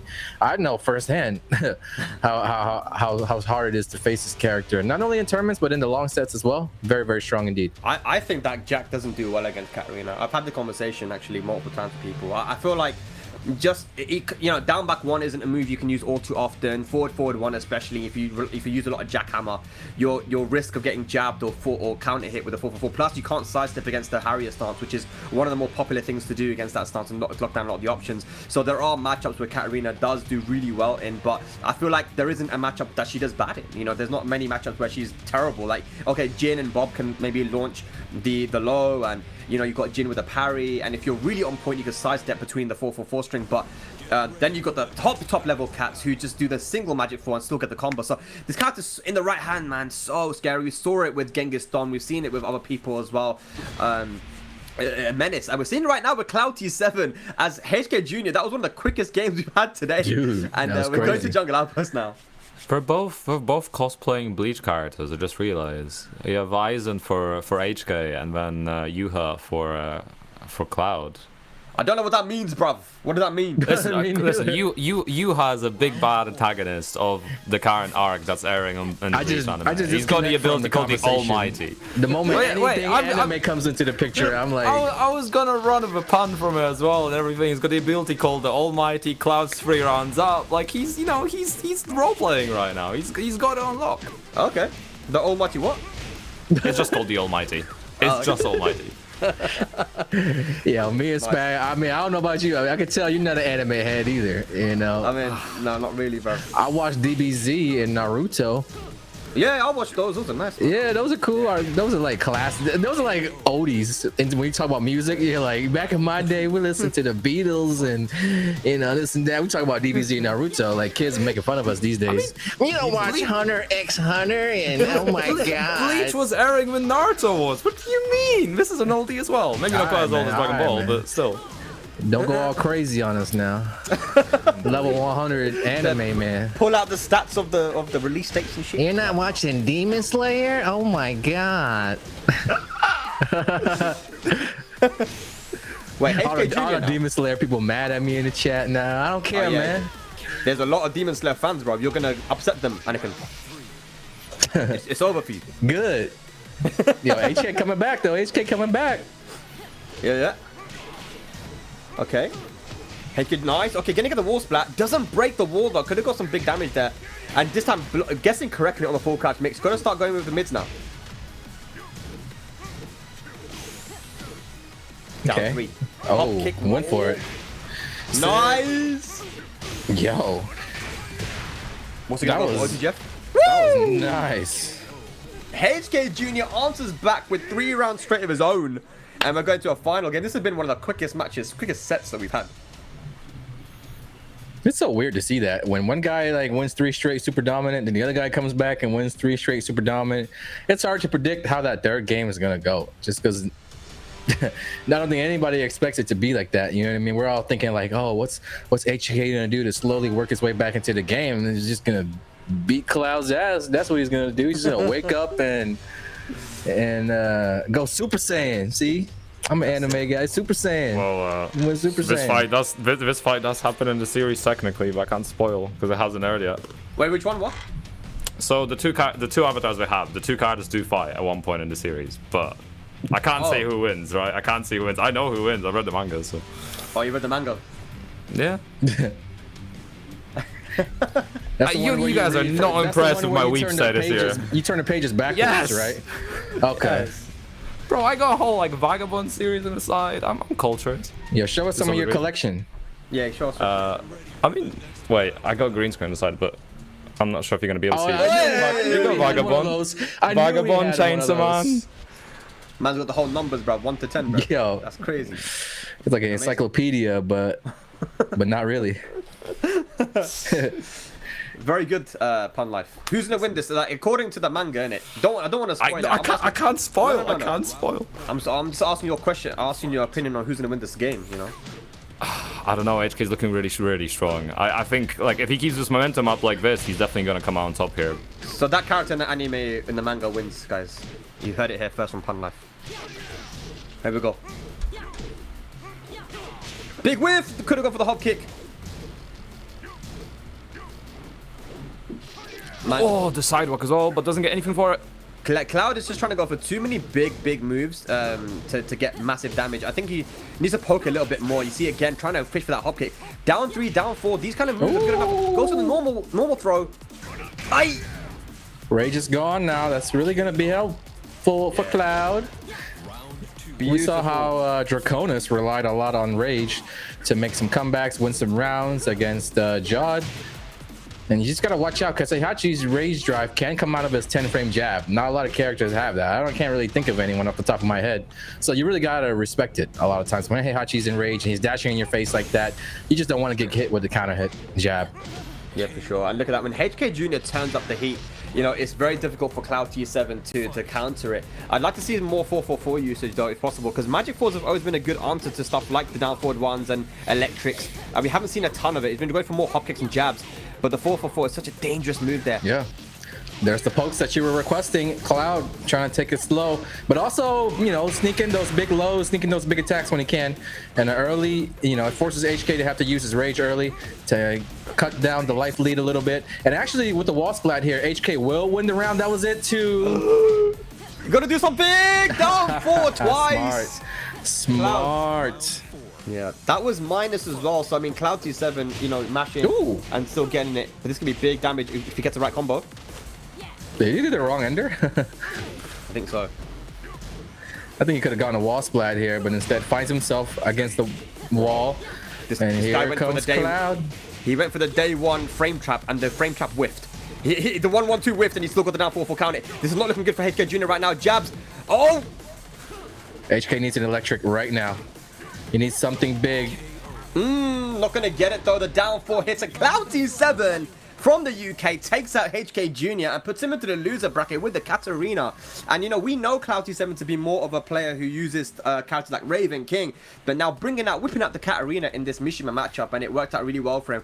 Just like you said, Anakin, when he went for more of the pokes, and rather than trying to go for big hop kicks and big moves, you know, it worked out a lot better for him. Yeah, He was able to poke down HK Jr. and he changed it up constantly, man. So beautiful stuff. Honestly, Karios is so underrated, man. Really good character. And more importantly, when you win the first game dominantly and your opponent comes back in 3 straight you in the second game, it kind of starts to put that doubt in your mind. Like, was that first game a fluke? Is this guy downloading me? Am I falling apart right now in the set? It was kind of, would I just catch a lucky break? And for Cloud to be able to actually follow through and close out the set in game 3, I would say in pretty dominant fashion. He kind of outplayed HK when it came to a lot of things, like the pokes, landed those big full crouch lows. I mean, kind of broke down HK piece by piece. And when you do it the poking way, when you do it the traditional way, it really, you know, kind of takes all doubt from your head as to whether or not you got lucky or you were just like got that one lucky game on him because you're a side character. And I think that if this was a tournament where Cloud was trying to like experiment with the side characters, I think he's kind of onto something here with the Katarina. That was a really good opponent to take out with your experiment. For sure, man. And he's got the fundamentals, you know, he's a grinder. He plays this game a lot, you know, also out of Birmingham as well. Got a big raid coming in from Mike Cross. Thank you so much, my brother. I hope you had a good stream and everyone. Yes, sir. Appreciate it. Everyone tuning in right now to ICFC EU Tekken. And it's crazy because it's the first week of the season here for EU ICFC, which means there's no seeding. So we've already seen quite a few matches where top players have been put into losers. And we just saw one now, HK Jr., probably the best Heihachi in Europe, being put into loser bracket very early. But yeah, I'm excited to see how this top 8 is going to look, man. Yeah, that's HK, that's Jodd, that's ayorichie. Some of these big powerhouses that we've seen in offline events this year, they are all in losers bracket. They'll have to fight back. Quick update for you guys. Evil took out the player that just beat what's his name? He beat Reliinquished. Yeah, he beat Reliinquished in the pool number 1. Nino versus Fran in pool number 2. Fran takes out Nino, so Fran moves on to winners finals of his pool. We'll face the winner between Sephi and Gosain. That match, Sephi Gosain, will be on stream, as will the winners finals match. So we're going to be seeing some high profile matches coming up for you guys as we start to close out the pool phase of our tournament. We're getting into those winners finals. And eventually we'll have a top 8 for you guys. Don't forget the Matcherino is still live. There are 26 codes remaining, so it's up to you guys watching at home to tap into the Matcherino, !Matcherino in the chat. Look out for that link, and you can donate 25 cents for free using the blue claim code. The contribute codes on the right hand side of the screen. It takes less than a minute to do. You can log in via your Twitch, YouTube, Twitter, Discord. You can even use your line or your BattleNet. So there's no excuse for you guys to not throw in 25 cents for free. It certainly adds up. Right now the price pool is at $79 thanks to you guys using the promo codes, and also Dillahan with the direct contribution. Prize pool looking, it's working its way. It's working its way up, and top 4 will be getting paid today. We're starting to see maybe who might get a piece of that as we get closer and closer to the top 8. Again, this is week 1. We're kicking off the fall 2023 season of ICFC. Don't forget, a little bit later tonight, also, NA will be kicking off their season as well on Level Up Your Games channel. All of your favorites from the NA region will be in action tonight. And it's all about those points, the race for those points. As the season goes on, we start to announce some of the prizes that everybody's playing for, and the prizes are always top notch. We've never disappointed here. I think it's definitely worth fighting for, building up your points throughout the season, trying to be one of those last 8 players, and I think that's why players come and show up week in and week out. They want to participate, they want all the smoke, as the kids say, and they want some of those prizes. The Matcherinos look kind of juicy from time to time. Not only that, man, you also get really high quality practice as well. When a lot of these guys that have been performing well in the ICFCs always go on to perform really good in these offline tournaments as well. Nino was a good example. We got top 8 winner side along with ayorichie, and both those guys were grinding out ICFC sets. And I think to have high quality tournament experience when you don't even have to leave your house, that is so valuable. And ICFC has been a real reason why so many of the EU guys have leveled up so much recently. But here we go, it's going to be a classic. I feel like these guys have played so many times in tournament, offline and online.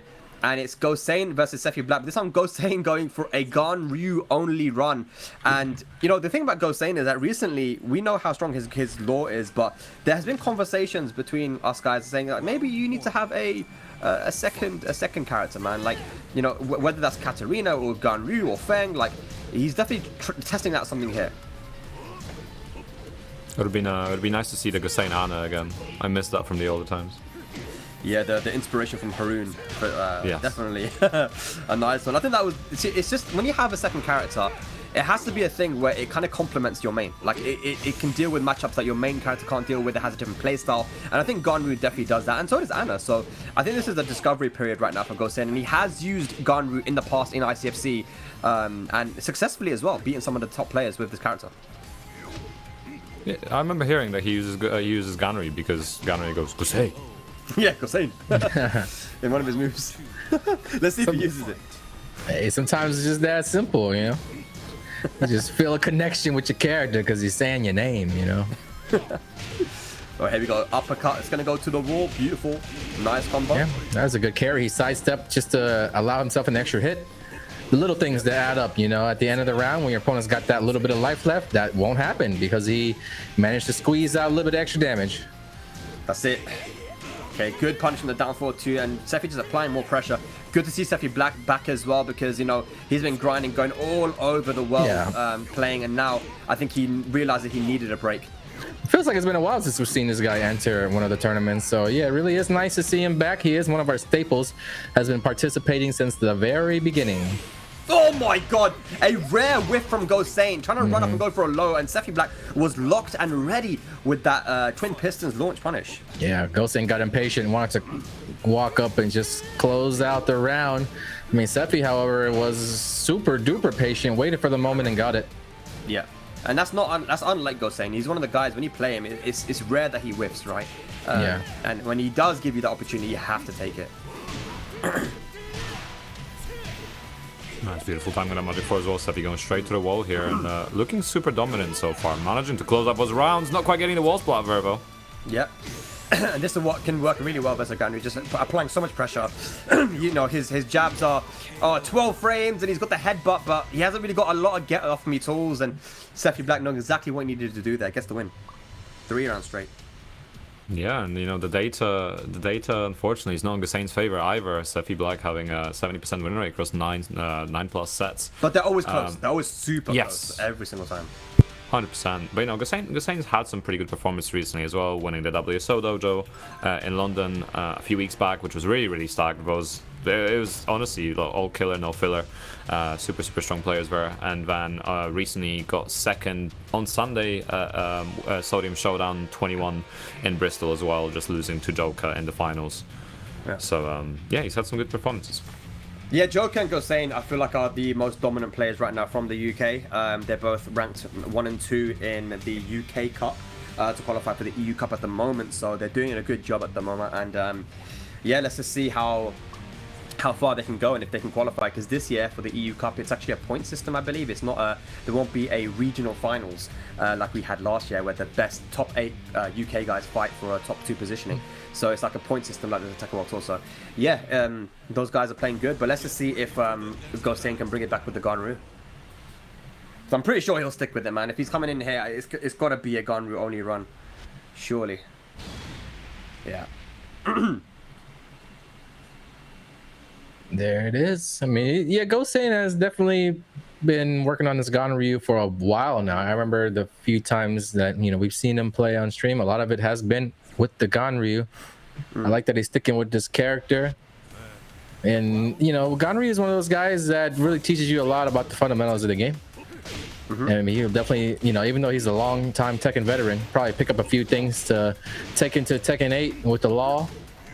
Was this your main once upon a time?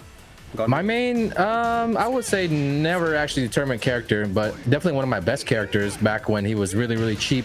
Like in Tekken 5, when all the characters had tech traps, Ganryu had one of the best tech traps in the game. Ganryu was really popular around the Tekken 5 DR time. We had 2 really strong players in America that mained this character, so it was it was only natural that I picked up this character, try to learn a couple things so I could better prepare for those players in the tournament. They changed him a lot when he came out in Tekken 6, though, that's for sure. Yeah. Yeah, I heard he was a bit of a menace back in T5, but then again, a lot of characters were, isn't it? But yep. Right now, there's another counter. It's beautiful. You know, Sephi, the big damage from Miguel. That's kind of what he's known for. Crazy damage. Oh, he thought a wall was going to be there. Went for the push. That gives Gosain one more chance. It's still tough, though, to fight back against Sephi. He keeps the pressure on and he stays patient. Hard to do both things at the same time. That's just how it goes with the top players.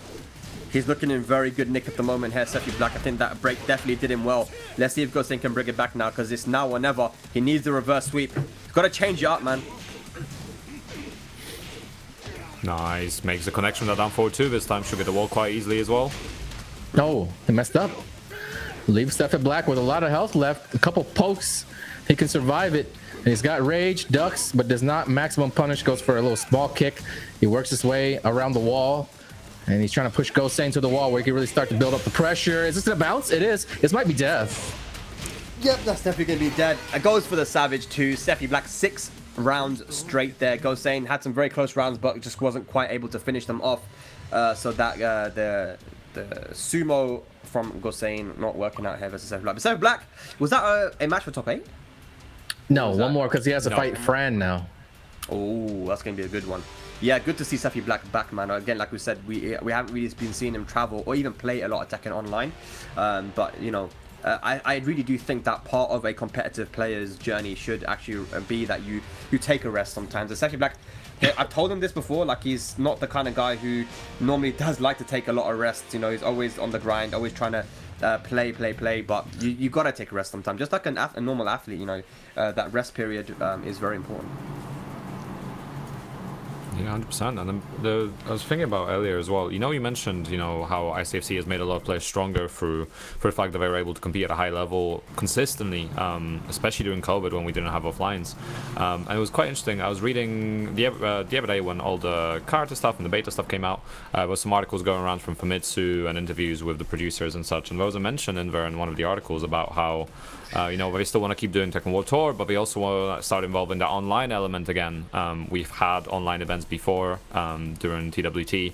I think in the early seasons it was some one-off events in each of the regions, and then we started getting online dojos in the later seasons as well. So it'll be an element that definitely comes back. So making sure that you are joining those online tournaments and you are practicing constantly and taking advantage of them is going to be super, super important as Tekken 8 starts. Bro, I can't wait for Tekken 8. I'm going to be banging out that game, bro. I'm ready. I want to try out Azucena as well. Very, very excited to try out that character. And you guys should be excited for this as well, because the bounty board is back for this season. And of course, any of these bounties that are claimed and completed on stream, the players that complete them will be winning a free t-shirt courtesy of 10-0. And let's just have a look at some of these, man. Land a big launcher into a delayed hop kick. That's going to be difficult to do in Tekken 8, but Tekken 7 definitely is possible. Reverse a counter with a chicken. Nice. Win a match on jungle outpost without the balcony break-in. I think these are all quite possible. Is there any of these that stand out to you guys? I'm always a fan of the 10 strings. Especially like what's cool about this game is that we have a lot of people who are playing Tekken 7 for the first time. And 10 strings are kind of those things where you acquire the knowledge of all the different characters, 10 strings through different Tekkens. Like throughout time, you're getting hit, you're getting like exploited by not knowing 10 strings. So you take the time to go in and learn. So what I found is that like this is a pretty viable strat against a lot of the new players where Tekken 7 is their first Tekken. They haven't really had the time to sit there and learn everybody's 10 hits and have everybody use them on the players. So when it comes to 10 strings, you just hear that, oh, you shouldn't use them because they're easily blocked, but they're only easily blocked if you know them. And a lot of the Tekken 7 players don't actually know them. Yeah, it's pretty fun to land them on the new kids. One of these I feel like we must have done. Win a round where there's at least 45 seconds left on the timer. I'm sure we've done one of those today, but if not, we're definitely going to keep keeping our eyes on that now. I want to keep an eye on that. I want to make sure I don't miss anything, because that is... I'm sure we got to get that one done. And look at this, man. We got a direct contribution from Buffy Techie, $19.50, as well as the direct contribution from the code too. So much love for that, man. That puts us over $100, man. DSV and the rest of you guys putting in that money. Much love, man. And we still got some codes coming in, guys. We've got 16 left. League FGC putting in his code, man. Let's get these all knocked out right now, guys. Come on. Easy, 16? Bro. At this point, we're starting to like run out of codes. So it's like, you trying to make it in? You trying to be one of the lucky few who use the codes? It kind of switches from like, yo, we need you to put them in. Now it's like, you better do it while you can. 16 codes left, guys. DSV, Leak, thank you again. Reckless Sano, Alejandro, Andre, Crispy Chicken, thank you guys for supporting, watching, tuning in. This is week 1 of the fall season. We're doing it all over again. And we didn't make you guys wait a whole year like last time. We're back. You guys been asking for it. So yeah, we're here. This might very well be the last ICFC for Tekken 7. I think that's what somebody mentioned to me a couple days ago, and I didn't really think about that. So this could be your last chance to be the ICFC Tekken 7 champion. I don't think Tetsu's won a championship yet, so this is his last chance as well. Yeah, there's quite a few people that haven't, man. I could definitely do it, but he's going up against an Asuka player. Let's see what we have here, ladies and lads. It's going to be Tetsu coming up now, and this guy is one of the most consistent players that we have in Europe, offline and online. But he's going to go against another Norwegian player, Revi, with the Asuka. And the Norwegians, I feel like they've definitely stepped up, and not only just the Norwegians, but also the rest of the Nordic nations as well. Sweden, Finland, we got the Denmark as well. All those guys, there's so many new players coming out from there. And one place I actually haven't been in the Nordics, I haven't been to Norway as well, so I really want to visit that scene. There's a lot of strong players out from there. Let's see what he can do versus one of Europe's finest. Yeah, it's an interesting matchup as well. Claudio's got some really nice moves. Nice from Tetsu getting the wall buttons as well. You won't be doing that in Tekken 8, unfortunately, because that's gone. But Claudio's got some really nice moves in the matchup. Oh, come on. He's already gotten nerfed. Allow it. Bravo, man. It's like Akuma got nerfed, He got nerfed multiple times. Yeah, true. Fair enough. I mean, that's a good enough argument, but it's okay. They removed some of his star bodies. It's fine. Okay, I hope they remove his legs. Here we go. Okay, Tetsu right now. That should be dead, right? Oh, almost. No, yeah. Nice. Using that back 3 as well. Really good tool versus Asuka. A lot of Asukas do enjoy going for that parry as well. Back 3 will prevent that as well. You can't kick Sabaki, you can't punch Sabaki as well, so it's a fantastic tool. Yeah, it's a really good tool. If you have like a quick 13 frame mid knee like that, you gotta use it as Asuka, right? It doesn't really let her do any of that reversal stuff. But Revi now got the pressure at the wall. In the corner now, goes for the low again. Relentless pressure. Forward one again. Catches Tetsu ducking. And that is gonna be a round on the board. Staying alive. Yep. Nicely done. Good whip punish from Tetsu as well. Going for those homing moves, making sure Asuka can step, but gets schmicks with that 1+2. Yeah. There's a comeback brewing here. Oh! Tetsu just outside of rage. He will not have the damage boost to help make the comeback, but this is not going to need any boost at all. That's already a big enough damage on its own. Oh my god. One more hit. No. Yes. Very good. Revi looks like a very aggressive Asuka, which is quite rare because Asuka is more of a defensive archetype character. And even the people that we see playing her, they're always trying to go for the whiff punishes, they're poking the side steps and the backdash. They play very careful, right? Whereas this one is playing a lot more aggressive. And if you play aggression style like that, you do leave yourself open to being countered or, whiff punished. And which is exactly what happened there. You had a massive life lead, overextended 2 times, got counter hit by the rage drive, and then also got whiff punished with the down forward 1-2 from Claudio. So Tetsu definitely making some adaptations there. And I feel like unless Revi can make that adaptation back, this second game is going to go a little bit more in favor of Tetsu. I think he's realized what kind of player he's dealing with. It's worth noting as well, Tetsu is very, very optimal in a lot of aspects of Claudio, from getting resplat combos to even that, you mentioned the twin distance down forward 1-2. It's a very committal move, right? It's not a whiff punish you will see Claudio's using often. Most of the time they'll go for hop kick because with down forward 1-2 you got to judge the range a bit more. You do see it used a lot more from Claudio's like Miguel that are also really, really hyper aggressive, and he uses it a lot as a whiff punisher, and it does more damage as well than standard hop kick. So Tetsu being on point and committing to it, fantastic to see because it's a noticeable amount of damage more as well. Yeah, I've actually noticed that he's been trying to use that more as a whiff punisher than the hop kick, right? So yeah, I wonder if it's a thing you can kind of situationally confirm too, and be like, oh yeah, no, I didn't get the whiff punish here. But either way, let's see if Rev can bring it back. Of course, Rev Major happening in a couple weeks as well. Make sure you guys tune in for that, man. Are you going to be going, Anakin? No Rev Major from me. No, unfortunate. But definitely one to watch, man, for sure. Oh, no! Nice chicken. Wait, that was on the board, wasn't it? That's a board. I think that is a bounty knocked out there from Tetsu. Yeah, reverse the count of a chicken. Yeah, very good. Tetsu getting that first bounty, man. Wait. I mean, the thing is that it's crazy because... Oh, nice. Look at that, though. The Sabaki from Revi. Really good option, because that would have countered either option as well from down forward 3. So great way of dealing with that, and you can do that with a lot of Claudio strings actually. The moment Claudio starts delaying things, you can deal with that. Forward 2 is the same story as well. Nice, that back 3 coming in against the parry. Yep. Nice whip. He was ready. Man. Not easy to whip punish the up forward 3. Has great recovery, but Tetsu locked and loaded. There we go. Okay, finishing the string. Back 3-3. Good delay. Punish. Just staying outside the ring. Wow, try to go for the snake edge.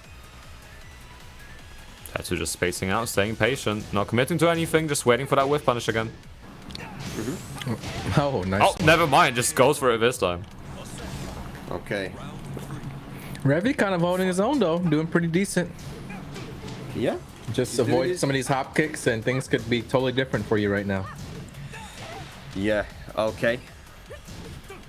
He's trying to find that down back one, and it's hit confirmable as well. And Revi has been hit confirming it, so he's trying to find that big damage.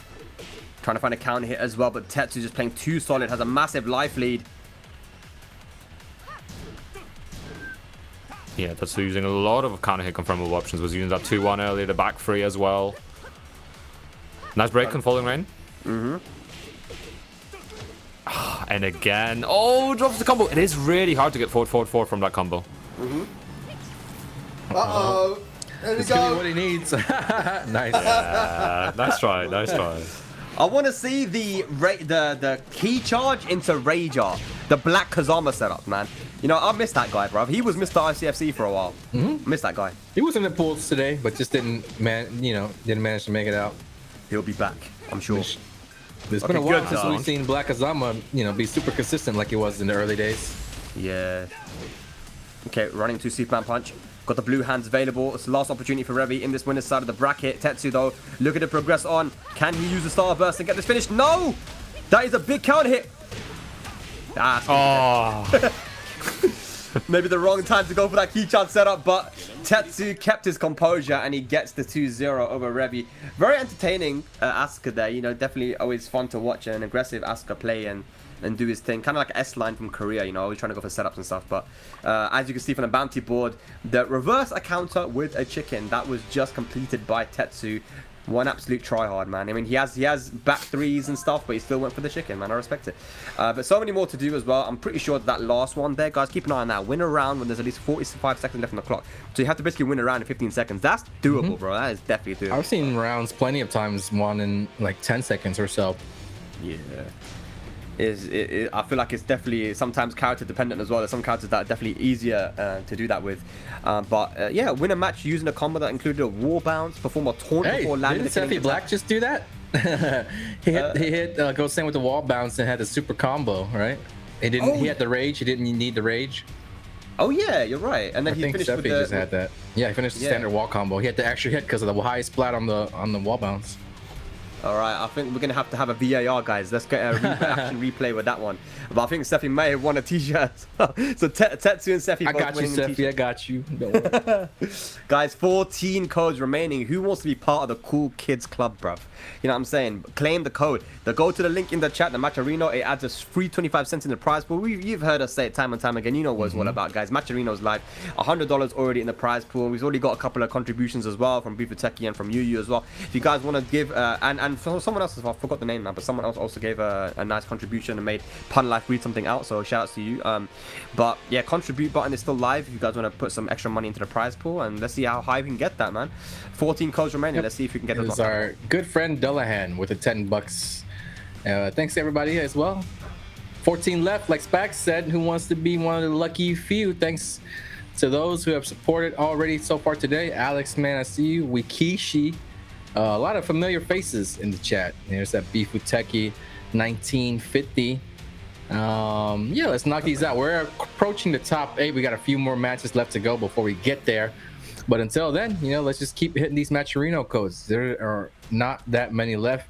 We've pretty much been able to do it every single time before top 8. So I would be very disappointed in the guys in the chat if we managed to let top 8 start and still have some promo codes left.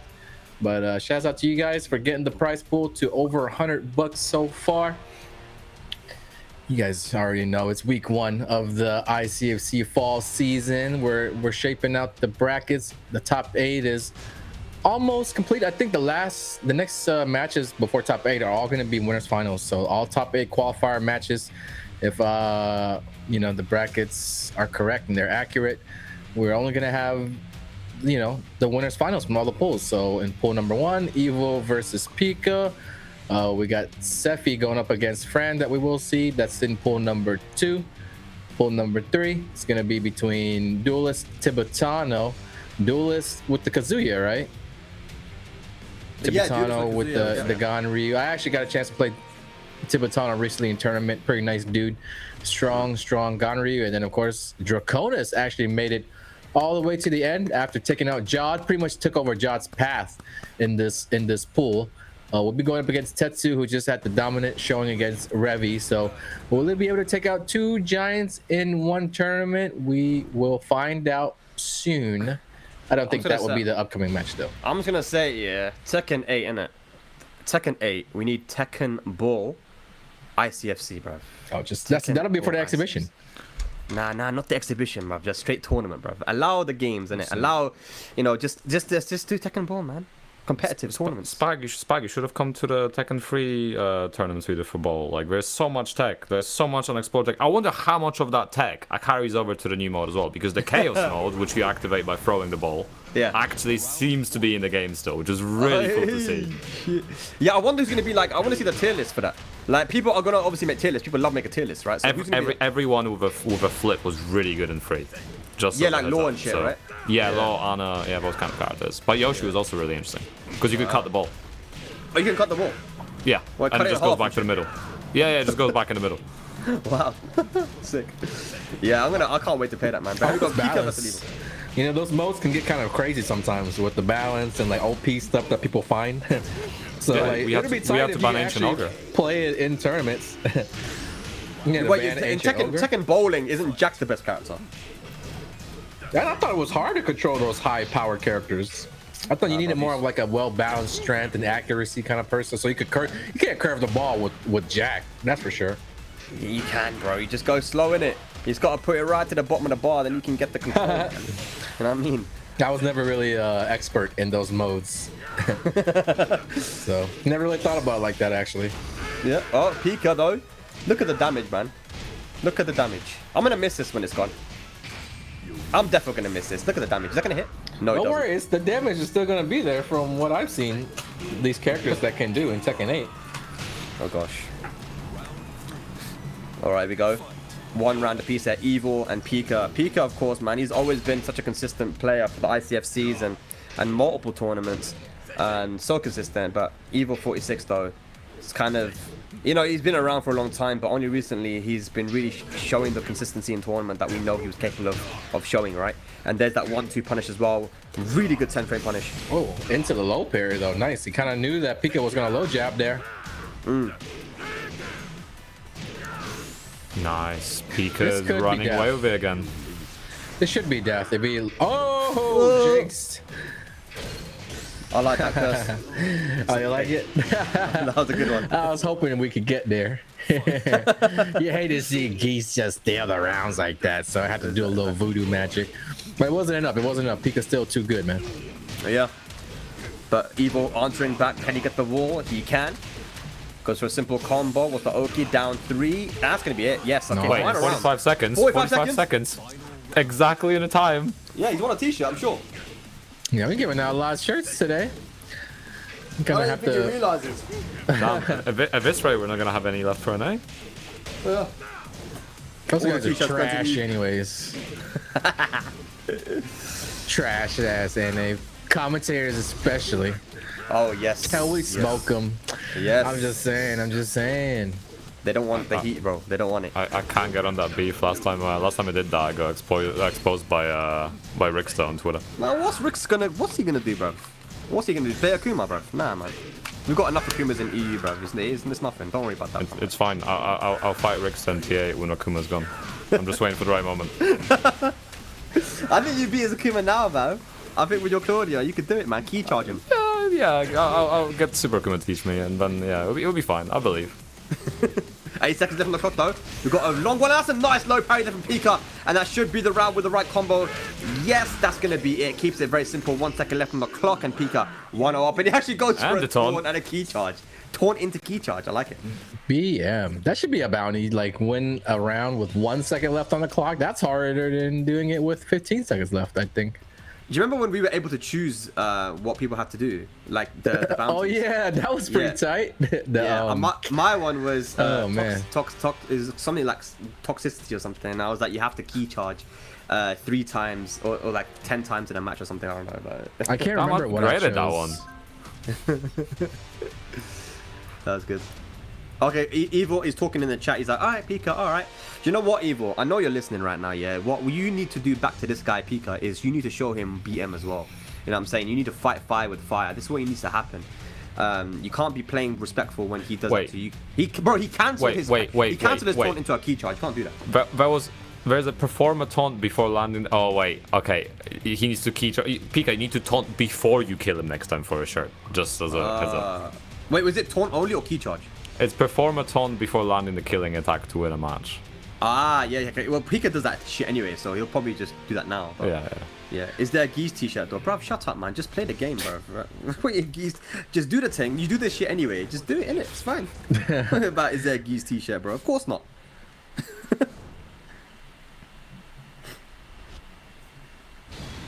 Alright, here we go. Island Paradise. There's gonna be some toxicity now, I believe. Hey, that was a good game from Evo though. A lot of those rounds he had started off with a huge life lead, and you know it was just big damage surrendered by him letting Geese get those big combos off. And you know, without that happening, I think we'd be talking about it totally different right now. I thought a lot of those rounds were definitely Evo's. rounds up until it kind of made a crucial mistake, let Pikah back in, and can't really let it get to you. Can't really let this guy's taunting and everything get to you. You never know when it's like kind of part of their strategy, and they're just trying to get in your head, get you to play on tilt, rush things a little bit. So, you know, since it was so close last game, barring a few mistakes, you kind of just want to take it easy and keep doing what you're doing. 4 in a row. 4 down back 2s in a row. I respect that from Evil. And the jump into one as well. Way to Nixon. Okay. Oh, That's 5. oh, nice jump. Oh, he doesn't get the finish. That could have been dead. Strings. Nice. No, that's a Nice. punish, I think. Nice. Oh, okay. He's testing his down button. I like it, Evil 46. Just test it, man. Make sure that it's working. All right, Pikah now with a back 3-2. That's one advantage of a level-less controller. You can teabag way faster. Yeah. Okay, down to the chops.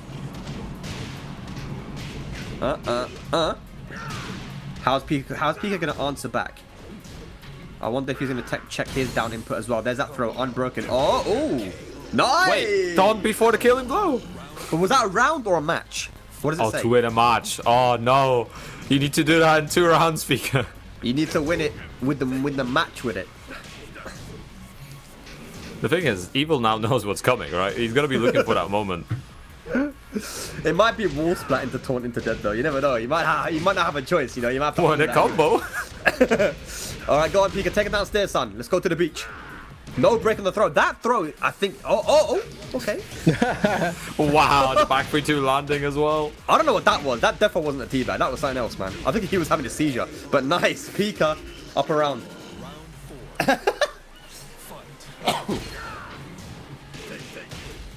Nice, good punish. Okay. Now this is the round where Pikah has to do it if he wants to win that t-shirt. Can he do it though? Nice low parry. This is a big opportunity now. He's going to take Evil to the wall where he won't be able to really move around as much. He might go for a throw to switch positions though. You never know. Pikah's got so much health as well. Punish He can it. keep... Oh, nice. Side wall vault. He should have gone for the throw. Okay. Evil back in this. Finishes the string. Good dog. No. He messes up the 1-3. Nice. The 4-4-2 Evil. All Bringing right. it back. Ooh. He tried. Letting him know how he feels. You know, you can clearly see Evil is definitely thinking about all those key charges and the BM plays.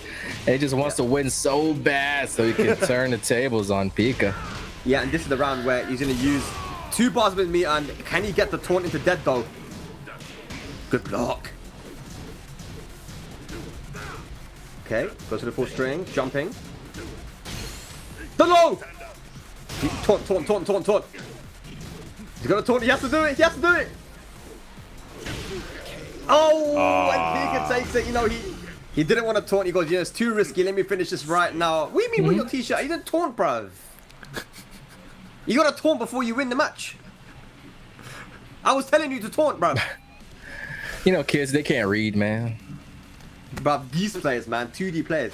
You gotta win. Do you know what? I'm not talking to this guy no more. Nah, he clearly knew the rules. He didn't want to do it because he was scared to lose and look like a fool on stream. You know, he was BMing, but he knew what he was doing. He wasn't gonna be stupid and risk losing. Yeah, he was too scared. That's all it is. But GG's, you know, Pikah won. You're supposed to win the match, Pikah. It said you have to win the match. Man said give me a t-shirt. I'm a kid. I started learning English at school too. He's got to understand. Nice. Well, Pikah does move on in Evil. Is that top 8 now as well? I'm going to bracket open. That was for top 8 winners. Yes, yeah. Awesome. That's another top 8 winners for Pikah, man. That's I don't know how many he's made at this point, man. He's very, very accomplished in the ICFCs and other online tournaments. But yeah, Evil 46 going to have to put in some work in that loser side now. Wow, look, speaking of loser side, actually, Richie's been having a bit of a run at the bottom there, taking out Kira, Ranger, now playing Deadeye as well. So he's gonna have to fight Evil after this, assuming he wins versus Deadeye as well. So it'd be a bit of a run from Richie. Definitely annoyed about that loss earlier, looking to bring it back. I really wish we could see the Deadeye versus Richie match. Deadeye plays like a crazy man. It's insane. He is the physical manifestation of the Spanish playstyle, bro. It's crazy. He's a very entertaining guy to watch. But either way, that'll be a good match for sure. Where's Gosain? Is he still in, or is he out? He's playing Nino. He's playing Nino in losers semifinals. Wow, good. Gosain versus the Bears. So he might have to face if he beats Nino and Fran takes out Sephi, he might have to do the round back versus Sephi as well. So it could get real rough for Gosain there, or anyone in the losers bracket to be fair. Let's see what Fran can do. I think he was in Korea recently as well, so he may have the power up. But either way, guys, the Matcherino is still live. There's 7 codes remaining. We're in our last 10 now, guys. It's the final countdown, man. Who's gonna join the contributions here and be etched in history as a legend, bruv? Everyone that has put the code in today is a legend, and those of you who didn't, you're not legends, bruv. You're not legends, innit? You're never going to be a legend. I see the homie Holmes the UK as well. That's because he's a legend. He's a legend. Higgum, are you a legend? 100% legend. I know Higgum. You know, you think you're a legend, bro. You're only a legend if you claim the code. Quickly do it, bro. You know, this is one of the better Yoshimitsu players that we have in Europe. 6 left? Is that 6 or 8? 6, right? 6. Oh, so J-Bat wants to get in there. I see he put the exclamation mark in. He's trying to get in there and become a legend as well. But there's only 6 legends remaining. Who is going to become a legend? But I'm going to put those codes in, guys.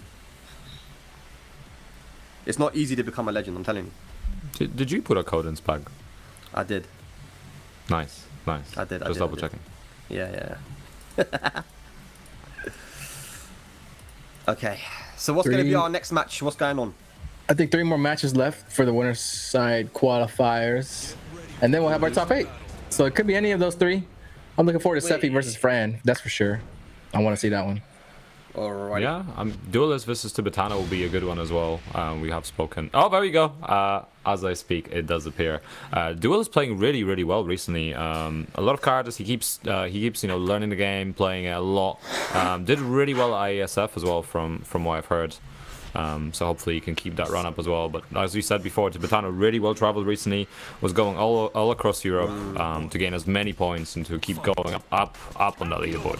And you know, obviously Duelist, where he's from Anakin's area, you know, all the way from Georgia. That's why I always cheer for him, man. That one week where he went crazy and made it to top 8 winners or whatever, that was like my favorite week, man. You know, if Tibetano wins this, I think he gets a t-shirt because Duelist has a 13 win streak. I want to be someone that has a 10 win streak. So Tibetano, he's in a good position to get some. We're giving t-shirts out today, bro. I'm telling you. Oh! It's a record day for giving out bounty board t-shirts. That's it. Oh no, he tried to get up at the last second. Terrible idea. I think he mistimed his wake up kick. He tried to go for the low. Yeah. But went a little bit too early and then caught him coming up. Okay, Duelist fighting back now. Tibetano with punish. Down 4-2 is very good. Ganryu's uppercut to the wall. Just missed the last hit.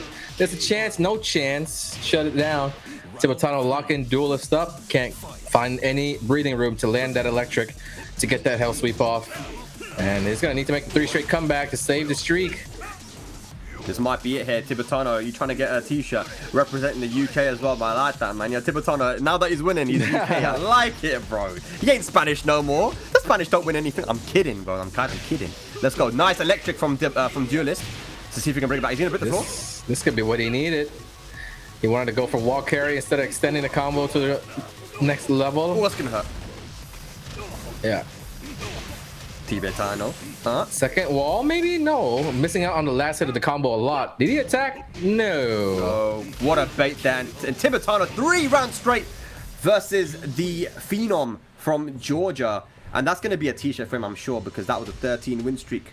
But Tibetano, man, no slouch at all. Recently coming off a tournament win against Daniel Mardo in the grand finals, and you know, sitting just outside that top 20, really desperately trying hard, like a lot of players are, to try and qualify for that Tekken World Tour finals. What a player, man. Yeah, and doing it Ganryu is not difficult, not easy to do, man.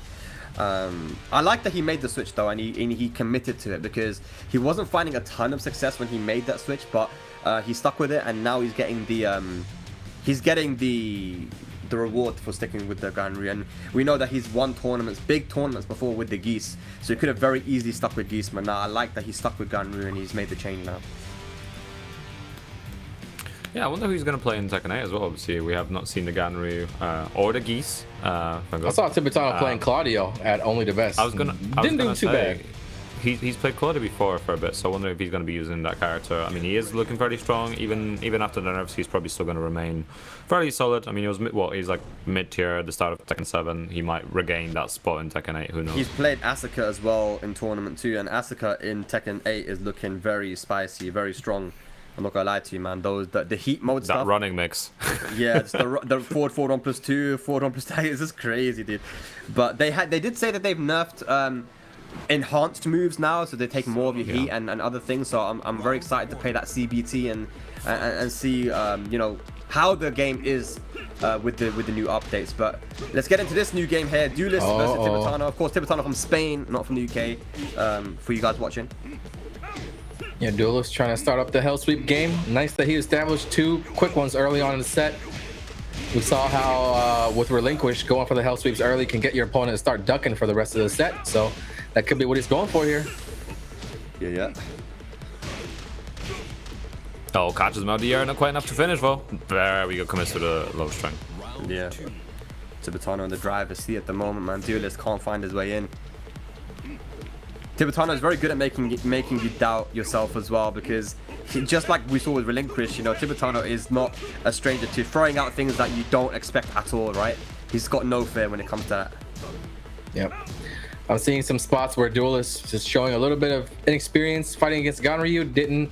Wasn't aware of the double low 10 hit starter string last round. Missed out some punishes here, and just really kind of taking the defensive route a lot of times, just because you may not know what Ganryu is capable of. That's something that we see a lot when a player doesn't really know the matchup. They kind of play more defensively, and that's not really what Duelist is known for. Is kind of known for going in, making it tough for the opponent to kind of predict what he's doing.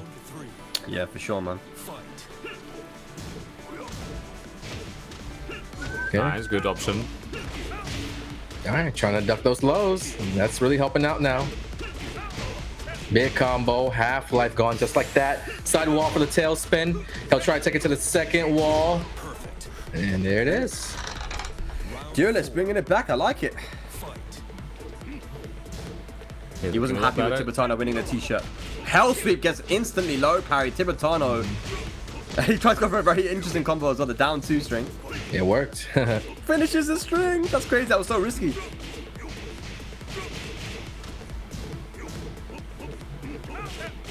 Nice. Yeah. I'll have the corner right here. Misses out the combo, but as long as you still get the corner, anything's possible. Yep. Okay, power crush. Goes for the low. And another power crush. Tibetano moves on to set point.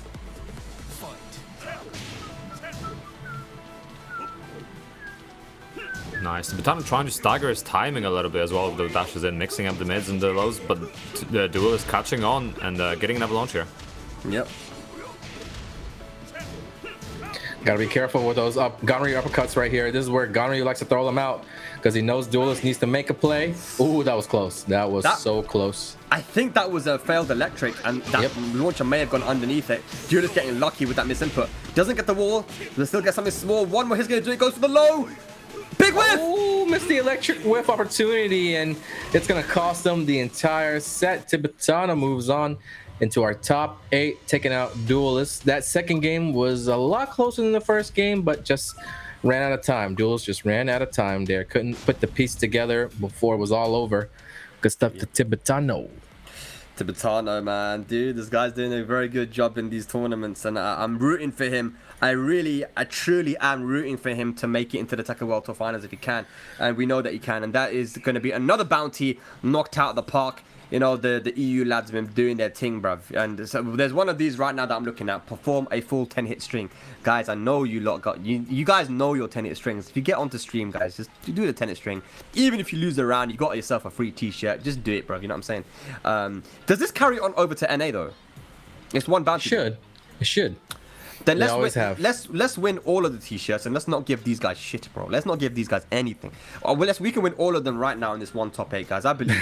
Let's see, win the final match of a set using a throw. I mean, these are easy, man. They're giving us easy t-shirts. Let's not give it to the NA guys. Let's take all the t-shirts right now, courtesy of 10-0, man.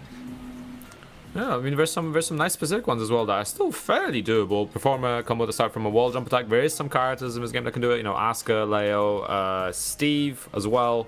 So you might have to get a bit more specific with the characters. But it's definitely possible there. So it'll be very interesting. And big launch. Actually, big launch into delayed hop kick. If Fran lands a CD1 counter hit, that combo does have a delayed hop kick in it. So that could be a really easy one for Fran. Yeah, true. Win a match using a combo that included a wall bounce. We actually already done that. We're going to get the VAR footage just to make sure we're going to the action replay. But we think that Sephi won that. Yes, Tibetano, you did win a t-shirt as well. Congratulations. Perform a taunt before landing. So we still haven't got that one. Perform a combo that started from a back turn hop kick. You know, so depending on the characters that we have. You know, because, you know, some characters can do those a lot easier than others. Then, yeah, we can definitely get a lot more of these t-shirts done before our tournament is done for today. But we got another $20, another direct contribution from Adience. Of course, he's been a big supporter of the ICFC EU. Much love to you, Adience. And his comment is Richie Jam. Yes, he's supporting Ayorichie all the way for this one. Hopefully, he's still in the tournament. I think he is playing right now on the loser side, right? So we'll get an update soon on where he is at the moment. But yeah, thank you very much for that $20. And all the codes have been claimed. We've got legends left, right, and center. That's what I like to see, man. Ultra Instinct, J-Bat, Higgum, Adience, Troy, Sun Blue, Holmesy, the Luan, Captain. You guys are all legends, man. Thank you so much. So you were wondering where Richie is. Unfortunately, he's out of the bracket. Deadeye did advance 4th, and it'll be Deadeye versus Evil for losers finals. Winner goes into top 8. Bro, I told you, man. Deadeye. Haven't seen that name in a while. Deadeye. Plays the Lord, the Steve. I think I've seen him play Raven too. So he plays multiple characters, and he's a crazy guy, man. He's one of these guys that you just cannot. He plays by feel. He definitely plays by feel. And one of those guys, it's like, what are you feeling on what day? You know, sometimes you're gonna have one. You're gonna be feeling that to play a little bit more aggressive. Sometimes you'll play patient. Sometimes you play crazy. That's the way Deadeye is, man. That's what makes him a very strong and dangerous opponent in the first two. So hopefully we'll be able to get him on stream as well. He had to play Reliinquished at one point as well. That would have been a sick match. A 2-1 as well. That must have been nuts. That'd have been crazy. But let's go. We got another match coming up, ladies and lads. Richie, final. Oh, is what it is, man. I'll see you next week, innit, bro? Don't worry about it. It's gonna be Fran versus Sephiblack in the winner's side. Dormo the Stereo to start off. Anna versus Miguel, and obviously Fran. I think he was in Korea. I think he, you know, had some practice from there. But obviously this is EU, bro. This is a different level, isn't it? This is it's a higher level. So, you gotta be ready for this, man. You know what I'm saying? Haven't seen both of these guys in a while, so it'd be cool to see what these guys are bringing to the table. Fran has been away for a very long time, as you said, spending time overseas. Sephi's taking a couple weeks off, a lot of traveling this year for him, being all over the world. Definitely takes a toll on you. So, but he's back and battling a very, very tough opponent to make it into the winner side top 8. Oh, nice interrupt. We don't see that a lot. People try to interrupt Anna's raise drive in between the first and second hits, just because second hit goes, you know, takes you up in the air, launches you very high. You don't want to risk getting launched trying to interrupt. But Sephi knew how to appropriately counter right there if given an opportunity. Very nice. Yeah. Good stuff there from Sephi. And Fran fighting back now. I can say Fran committing to a lot of his second hits as well. Getting the mix a nice CD1, not quite getting counter hit there, but the down forward 1-2 checks from Fran as always. Very good. Yeah, I honestly feel like Anna is also a pretty underrated character with, you know, I haven't said that a lot, you know, I'm saying it for certain characters like Katarina and Anna. I think these characters are underrepresented for what they are capable of doing. If you think about it in a comeback scenario, Anna just needs to duck in your face and guess right. She has access to stances, and her pokes can be very strong as well. Down 2+ on block, the sidestep 3 as well. Oh, that was a sexy combo. Yeah, he's got that stuff, man. Oh, does it get the punish? Big round right here. Sephi trying to take it down, get the lead. 2-1 for him in the first game. Very close though, back and forth between these two. Yes, sir. All right, Fran, what can you do, son? Just the pressure really isn't paying off for Fran. Sephi's been able to block everything so far, and Fran's just wondering, you know, when's it gonna happen for him? When is Sephi gonna break? He's a very, very strong defensive player, very patient, and he breaks right there. Goes, bites on the low attack. Fran goes mid, launches, takes to the wall, and should be in a good position to close this out, especially after Sephi misses a critical launch punish on the block down forward 4. Down 4-4. That time gets the counter hit for the free follow-up, and Fran right back in the set. Anyone's game now in final round game 1. That's it. Okay, who's going to take it? The bounties are still on the line as well. Oh, he's missing some launches here. Yeah.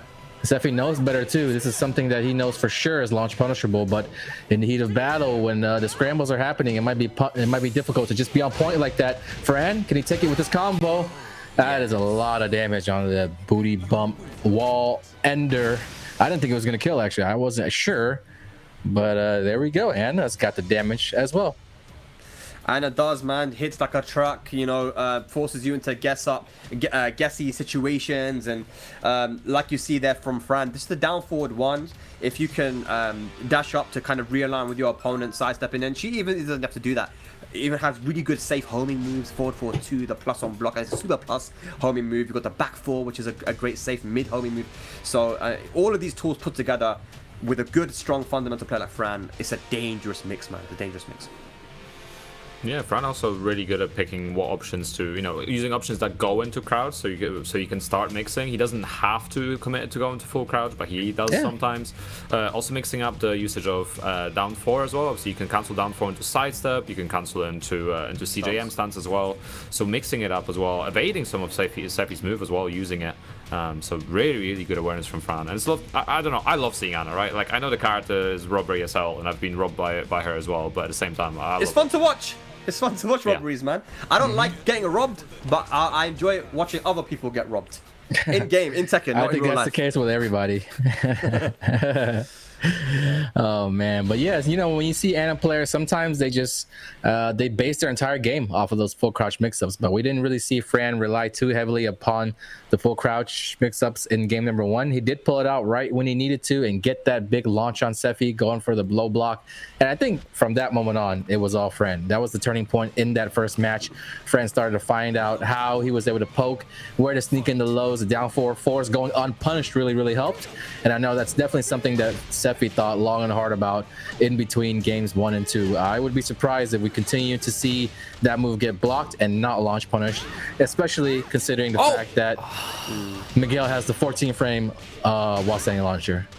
Are you sure you can go for a Jelly hop kick there, Panda? Yes, you can. Yeah, you can. Okay. You can. You 100% can. I've done that combo max before. Range, dude. Are you sure? Max range might have been the issue, but you definitely can.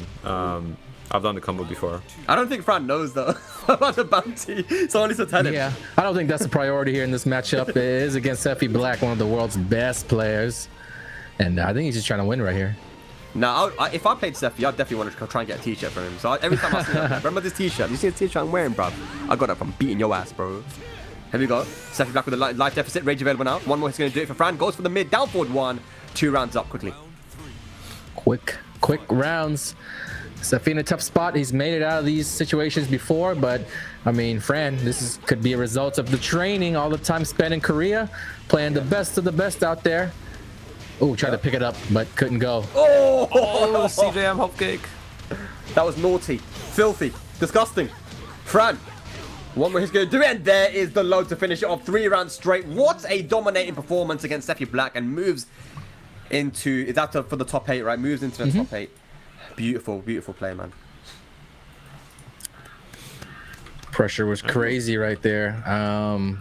Yeah, going mid when Sephi's crouching, going low when Sephi's standing up. I mean, it was just too good. I mean, sometimes when you get that big life lead, you start turtling up. You start thinking that your opponent's going to get desperate, and you just want to be ready for all the offense that's coming your way. But Fran did not let that, you know.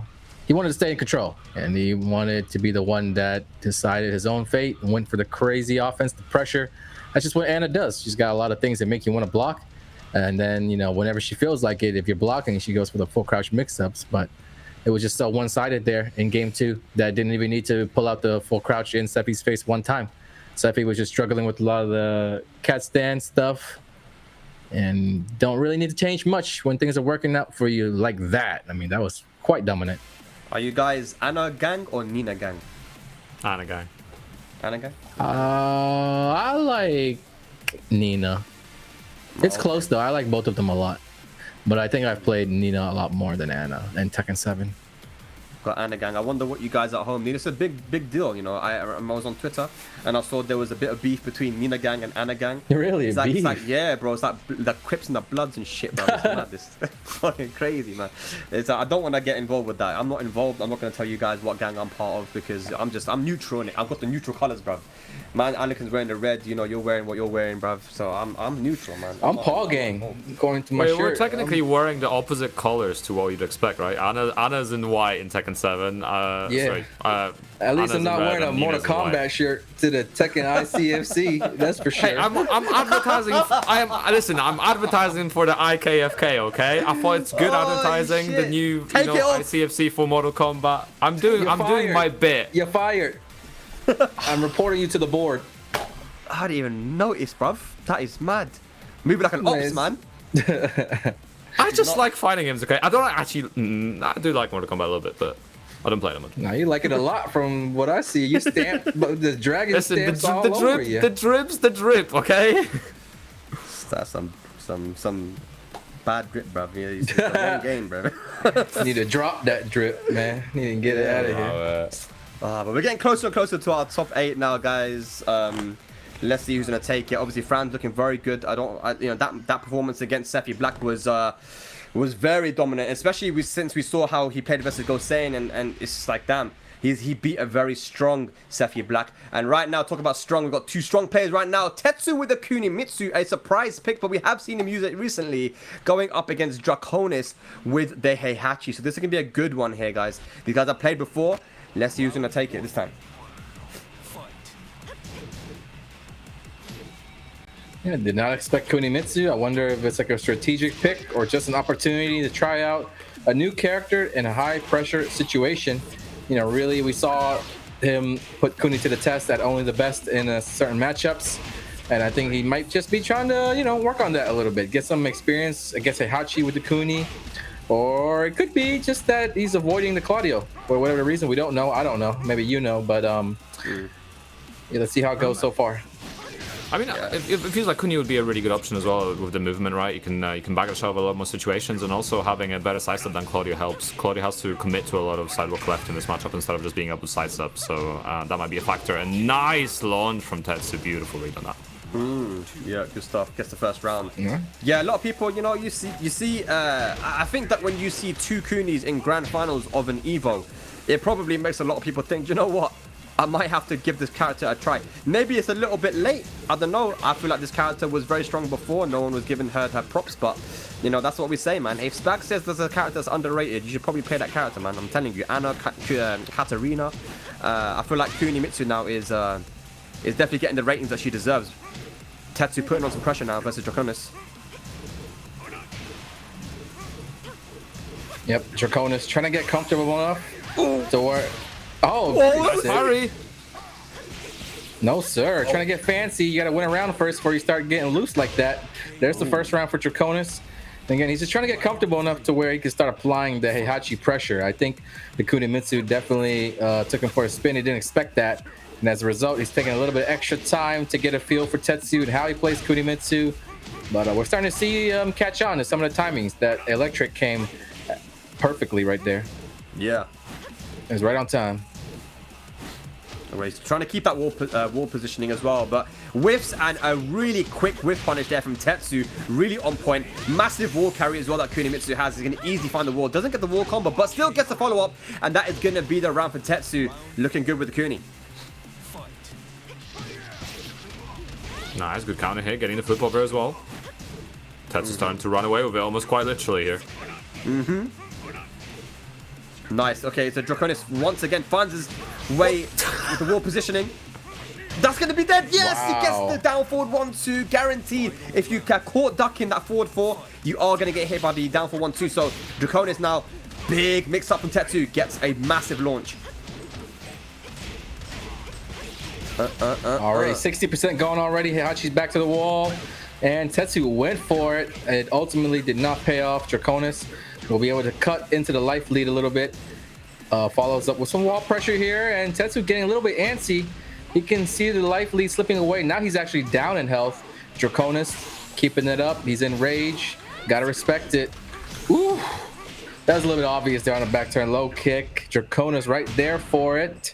That was a back and forth one right there. Tetsu taking 60. Draconis coming all the way back. Tetsu taking Draconis down to a pixel, but then the low parry at the end was clutch, man. Got to be careful. You can't just assume that these things are going to be free at the end of the rounds like that. Both players playing pretty good, but I think Tetsu let one go right there. Yeah, for sure. Well, good stuff, man. I mean, like I said, a lot of people have been showing what they're made of with these characters when they specialist players. They've been showing what they're made of. Tetsu, though, it doesn't matter what character this guy plays, he's going to be able to just make it work, man. And that was a close game. Let's see what's going to happen for game number 2. But yeah, man, I like it. I do feel like, you know, looking at Gosain and Tetsu, for example, they may have realized a little bit late, but Tetsu used to use the Lydia alongside the Claudio, right? And it worked really well for him for a period. But Gosain, for example, and some other guys have only ever played like that one character. And in some tournaments, I really feel like that kind of went against them. Because they, like, for example, Gosain has lost so many tournaments to, like, Akuma. So many tournaments. Like, prevented from getting top 8 in the most stacked Pakistani tournament as well. What a performance he had at Takedown as well. Losing to AK's Akuma, beating a Shaheen and losing to the Akuma. So I think he realized I need to have a second character. That's what a lot of people have been saying.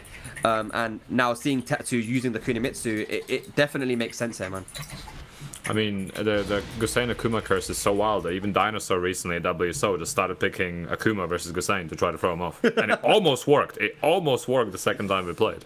Yeah, super funny, man. Alrighty, here we go.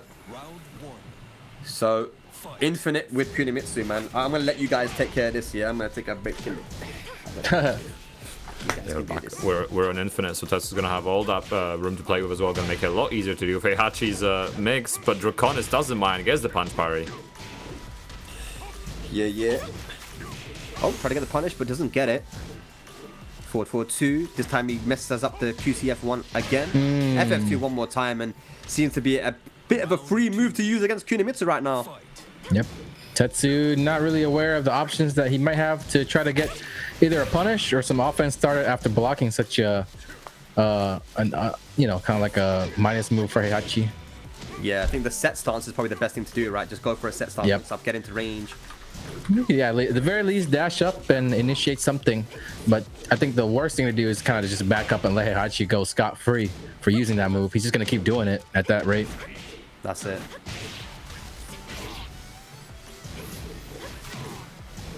Oh, not quite committed to the second hit there. Close round right now. Let's see who's going to take it. Should be the round, unless he drops a combo. Yep, nice. Okay, he goes for the dash up into the side step 2. Not the easiest combo to do, especially under pressure, but Tetsu manages to do it. Okay, a little bit back and forth action, but Draconis is definitely the one with the edge because he's got the game. He's trying to close out the set. Tetsu trying to stay alive, just trying to survive at this point. Okay. Nah, he's getting punished this time. Oh, and the float with the jab. Caught him at the air, and it paid off a little bit. All right, now Tetsu's definitely looking out for that punish, clearly. He needs to be consistent, though, because if he's off on the timing with that quarter circle 4-1 kunai, Heihachi can definitely get that punish off. And it's 2 rounds straight for Tetsu. Things are coming together now. Let's see what Draconis has got in return. Starts off the round getting counter hit it. All right, here we go. Nice jab interrupt there from Tetsu. He's looking good, man. Looking more solid. That's going to be a punish on the kunai. Can't get launched here. Gotta be careful. All right, the float will even things up pretty much anyone's game, but Tetsu needs this game to stay alive. He has to win. Yeah, now we see Draconis been becoming a little bit too impatient. When you play against Kunimitsu on an Infinite, it definitely can do that to you. You just want to get in there and find your range. But he has rage available now. Goes for the 2-2 string. Back turn mix up. One more hit's going to do it for Tetsu. Nice low parry! You can't just think that that's going to be free. Tetsu really learning it the hard way here. Draconis forces the final round. In the second game, it's match point for him. Tetsu needs this to force game 3. Both players starting it off pretty slow.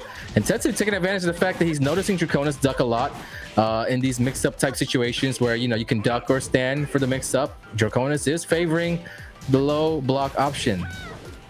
Oh, okay, good punish. I could have been launched, but he didn't feel the electric at that time. The 2-2 string once again. Jab interrupt. Read that he's going to go into back 10. Goes for the slide. Ooh, rage available. Oh, resources are gone now. Can Draconis get the comeback? He went for the electric. He went for it again. But the jab's going to finish it off. Tetsu going to be taking us to a final game. And you best believe those walls are going to come straight back into play. Not going to switch, I believe. You know, I've only ever seen Draconis go for the Heihachi in tournaments. So, you know, walls back in play, maybe the Mishima Dojo or whatever stage. But, you know, Kunimitsu on Infinite is super hard to deal with. And we saw at times that Draconis got a little bit too impatient, tried to run in and force himself into that range, which you really can't do, man. Especially against Kunimitsu, which has so many tools to keep you out and to get the count hits on you as well. And great movement. Yeah, pretty solid. Looking at the data, seemingly these two haven't played that much before as well, so it's kind of hard to gauge. Tetsu came out on top last time they played. Clutch 23, so in 2022. So it'll be interesting who writes more history into this matchup. That's definitely looking a lot more confident, as you said. And I think, you know, the big thing of Kuni as well, if you can commit to those lows, if you're fighting against Kuni, if you commit to crouching for the set 3, you can get a big punish. And even if they connect set 2, then it doesn't launch a natural hit anyway. As long as you're not pressing buttons, it's sometimes you can just soak up that as a risk. Yeah, for sure. I've been very impressed with the way that Draconis has been playing, and I can't wait to see him play at some more international events, man. You know, these players kind of seemingly came out of nowhere, and I'm all for it, bruv, because it just means that in Tekken 8 it's going to be so much more competitive. We even had Speedkick saying that he thinks that EU is going to be the most dominant region for the beginning part of Tekken 8 and maybe for the rest of it too. He said that because he knows it's the truth, and he's trying to protect himself from the abuse that I'm going to give him. But it's a very good play, but he's not going to escape the abuse, you know what I'm saying? So let's go one game apiece. He's giving the preemptive props to EU real quick. Yeah, you know, he's a clever guy, man, but he ain't getting away with it, man. All right, somebody says Hook incoming, and they were right. The smallest stage in the world wants to not allow Kuni all the space to run around like she was able to last game. 1-1-2, 10-frame wall splat. Oh, try to use the jab to peel him off the wall. Rage available now for Tetsu. Doesn't get anything from that wall splat. It's a very close round. There's the rage drive, pushes Draconis to the wall, goes for the unblockable. No interrupt. Rage available. Oh my god. We've seen this situation before, and again, Draconis not going for the rage drive this time, but going straight for the rage drive. Secures the kill. I mean, there's one thing that's certain. This guy's going to be down there every single round at the end for his life. But Tetsu just refuses to believe that that's going to be the case. I think he just wants to see it for himself. Yeah. Block low in so many situations at the round end. Tetsu's got to start figuring that one out, but Draconis, what clutch.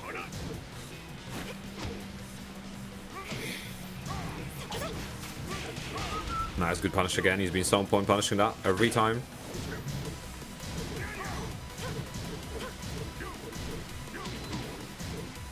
Tetsu looking to get away from the wall here as well. It's a dangerous position to be in. Draconis staying very patient.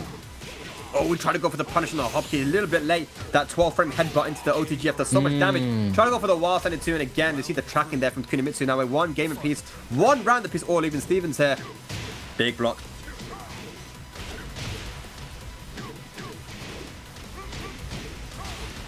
Okay, so what was the Oki here? Gets the sweep, 4-4-2 guaranteed. Taking Tetsu to the corner as well, realigning to keep that pressure. Yep. And again, committing to that low, and Draconis just one round away from going forth. Draconis, what a performance, man. This is for all the marbles in top 8. Can he make it in? Last spot for the winner side top 8 up for grabs here. Oh, the electrics, crispy. Okay, trying to pressure. This is not where you want to be. And he pushed himself away from the wall, but puts himself back in there with that 10-frame punish. Nice block on that heavy low. And Tetsu is going to get a big combo. We see the wall carry as well. Goes all the way wall to wall. Bloody hell.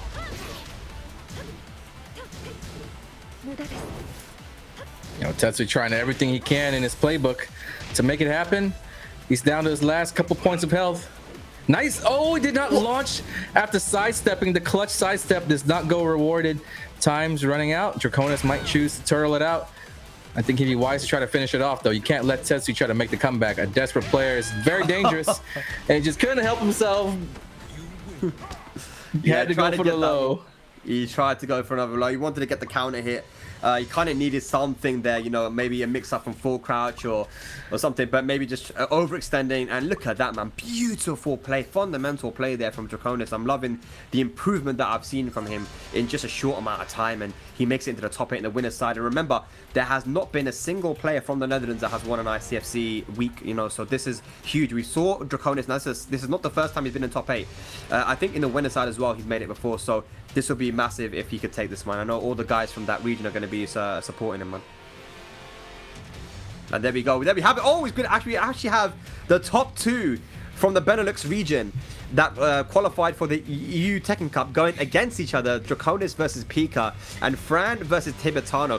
What a contrast we've had from the last season of ICFC, where it was pretty much just France and Germany. Now we have Spain, Belgium, Netherlands, and you know, got Hungary in there. And, it's insane, man. We've got Spain also in the loser side. Deadeye. The only German right now is Sephiblack, and he's in losers. Yep. Yeah, and I think the last hope for UK representation is actually Bonus Gen, who's playing versus Duelist right now. The winner gets into top 8. Let's go, Bonus Gen. That match you had in the start of the stream was crazy, man. I want to see more of that Zafina for sure. It's super entertaining to watch, but yeah, man, it's been an interesting tournament so far. I always said that there's that one player always at the start of the season that just shows out and does a big, and you know, makes a big statement. Is that player going to be Draconis this time? You know, because if it is, then it follows the pattern of every single season of ICFC, where there's, for some reason, there's a break, someone becomes amazing at the game, and just shows it in tournament, man. So, yeah, man, excited to see who's going to take this one. But Fran is looking dangerous, you know, coming off just from Korea, coming all the way here now back to Europe, and showing the fruits of his labor. That match against Sephi was very one-sided, so it's going to be a dangerous match for whoever's playing him. Indeed, it'll be very interesting as well. I really want to see who comes out on top this time between Pikah and Draconis as well. You know, we did mention before that we're from the same scene, and they are both part of the Benelux Championship as well. They've played before, and they're playing in the current one, I believe. So it's going to be super interesting, especially considering I think Pikah's overall winning in the data set with 77% across 12+ sets, which is pretty respectable. But you know, Draconis has been looking so strong today, as you mentioned. It could be an upset today. They played recently, I think a week ago or something, in a tournament, and I believe that Draconis took it over Pikah in a very close set. So, you know, these guys know each other very well. They played each other again a lot. Pikah saying in the chat that he got scammed. I don't believe it. You play Geese, bro. A Geese player can never be scammed. You know, it's a rule of law. You know? So, but yeah. So that's going to be a good match to watch. Is that the first match we're getting though? What's the match coming up right now? Are we getting into our top 8? Let's have a look. It's going to be our top 8. It's going to be Tibetano versus Fran for our first winners semis. Let's go.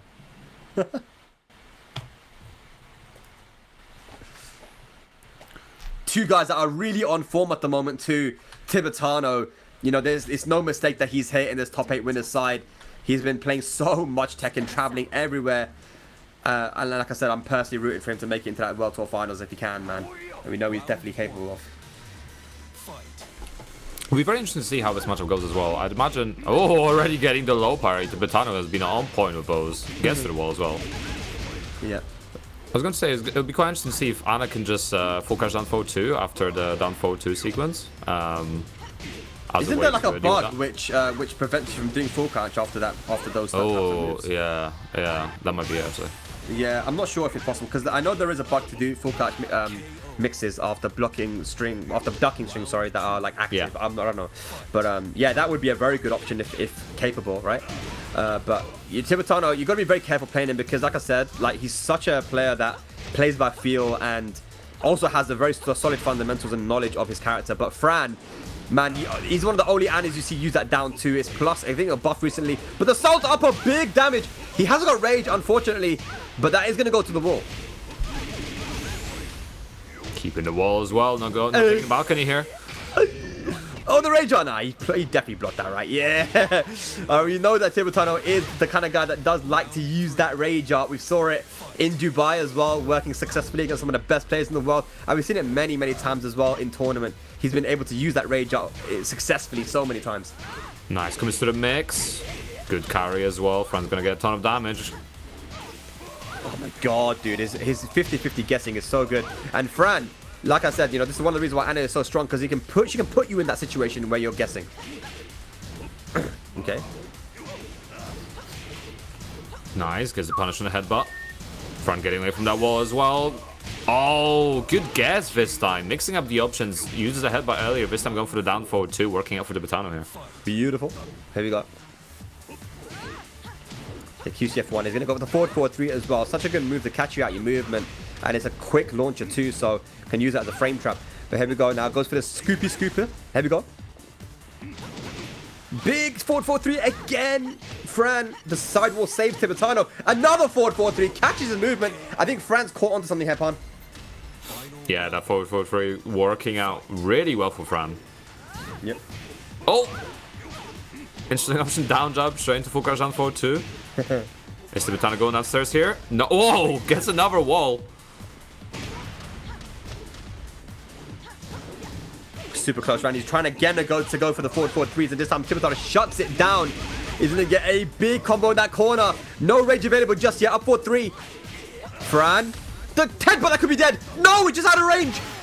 Another power crush. Are you kidding me? Tibetano is insane. He's a madman. Beating out that jab as well. Fran was trying to jab, and usually jab is actually a pretty okay, you know, answer to power crush. You can usually recover in time and it's fine, but there are some select ones like, you know, that power crush and Bob's belly as well, and also like Zafina, Scarecrow 4. So there's some options you got to be really mindful of. You can't just throw jabs versus power crush all the time. Yeah, no, for sure, man. But yeah, that's the thing, right? You think that he's not going to do it again.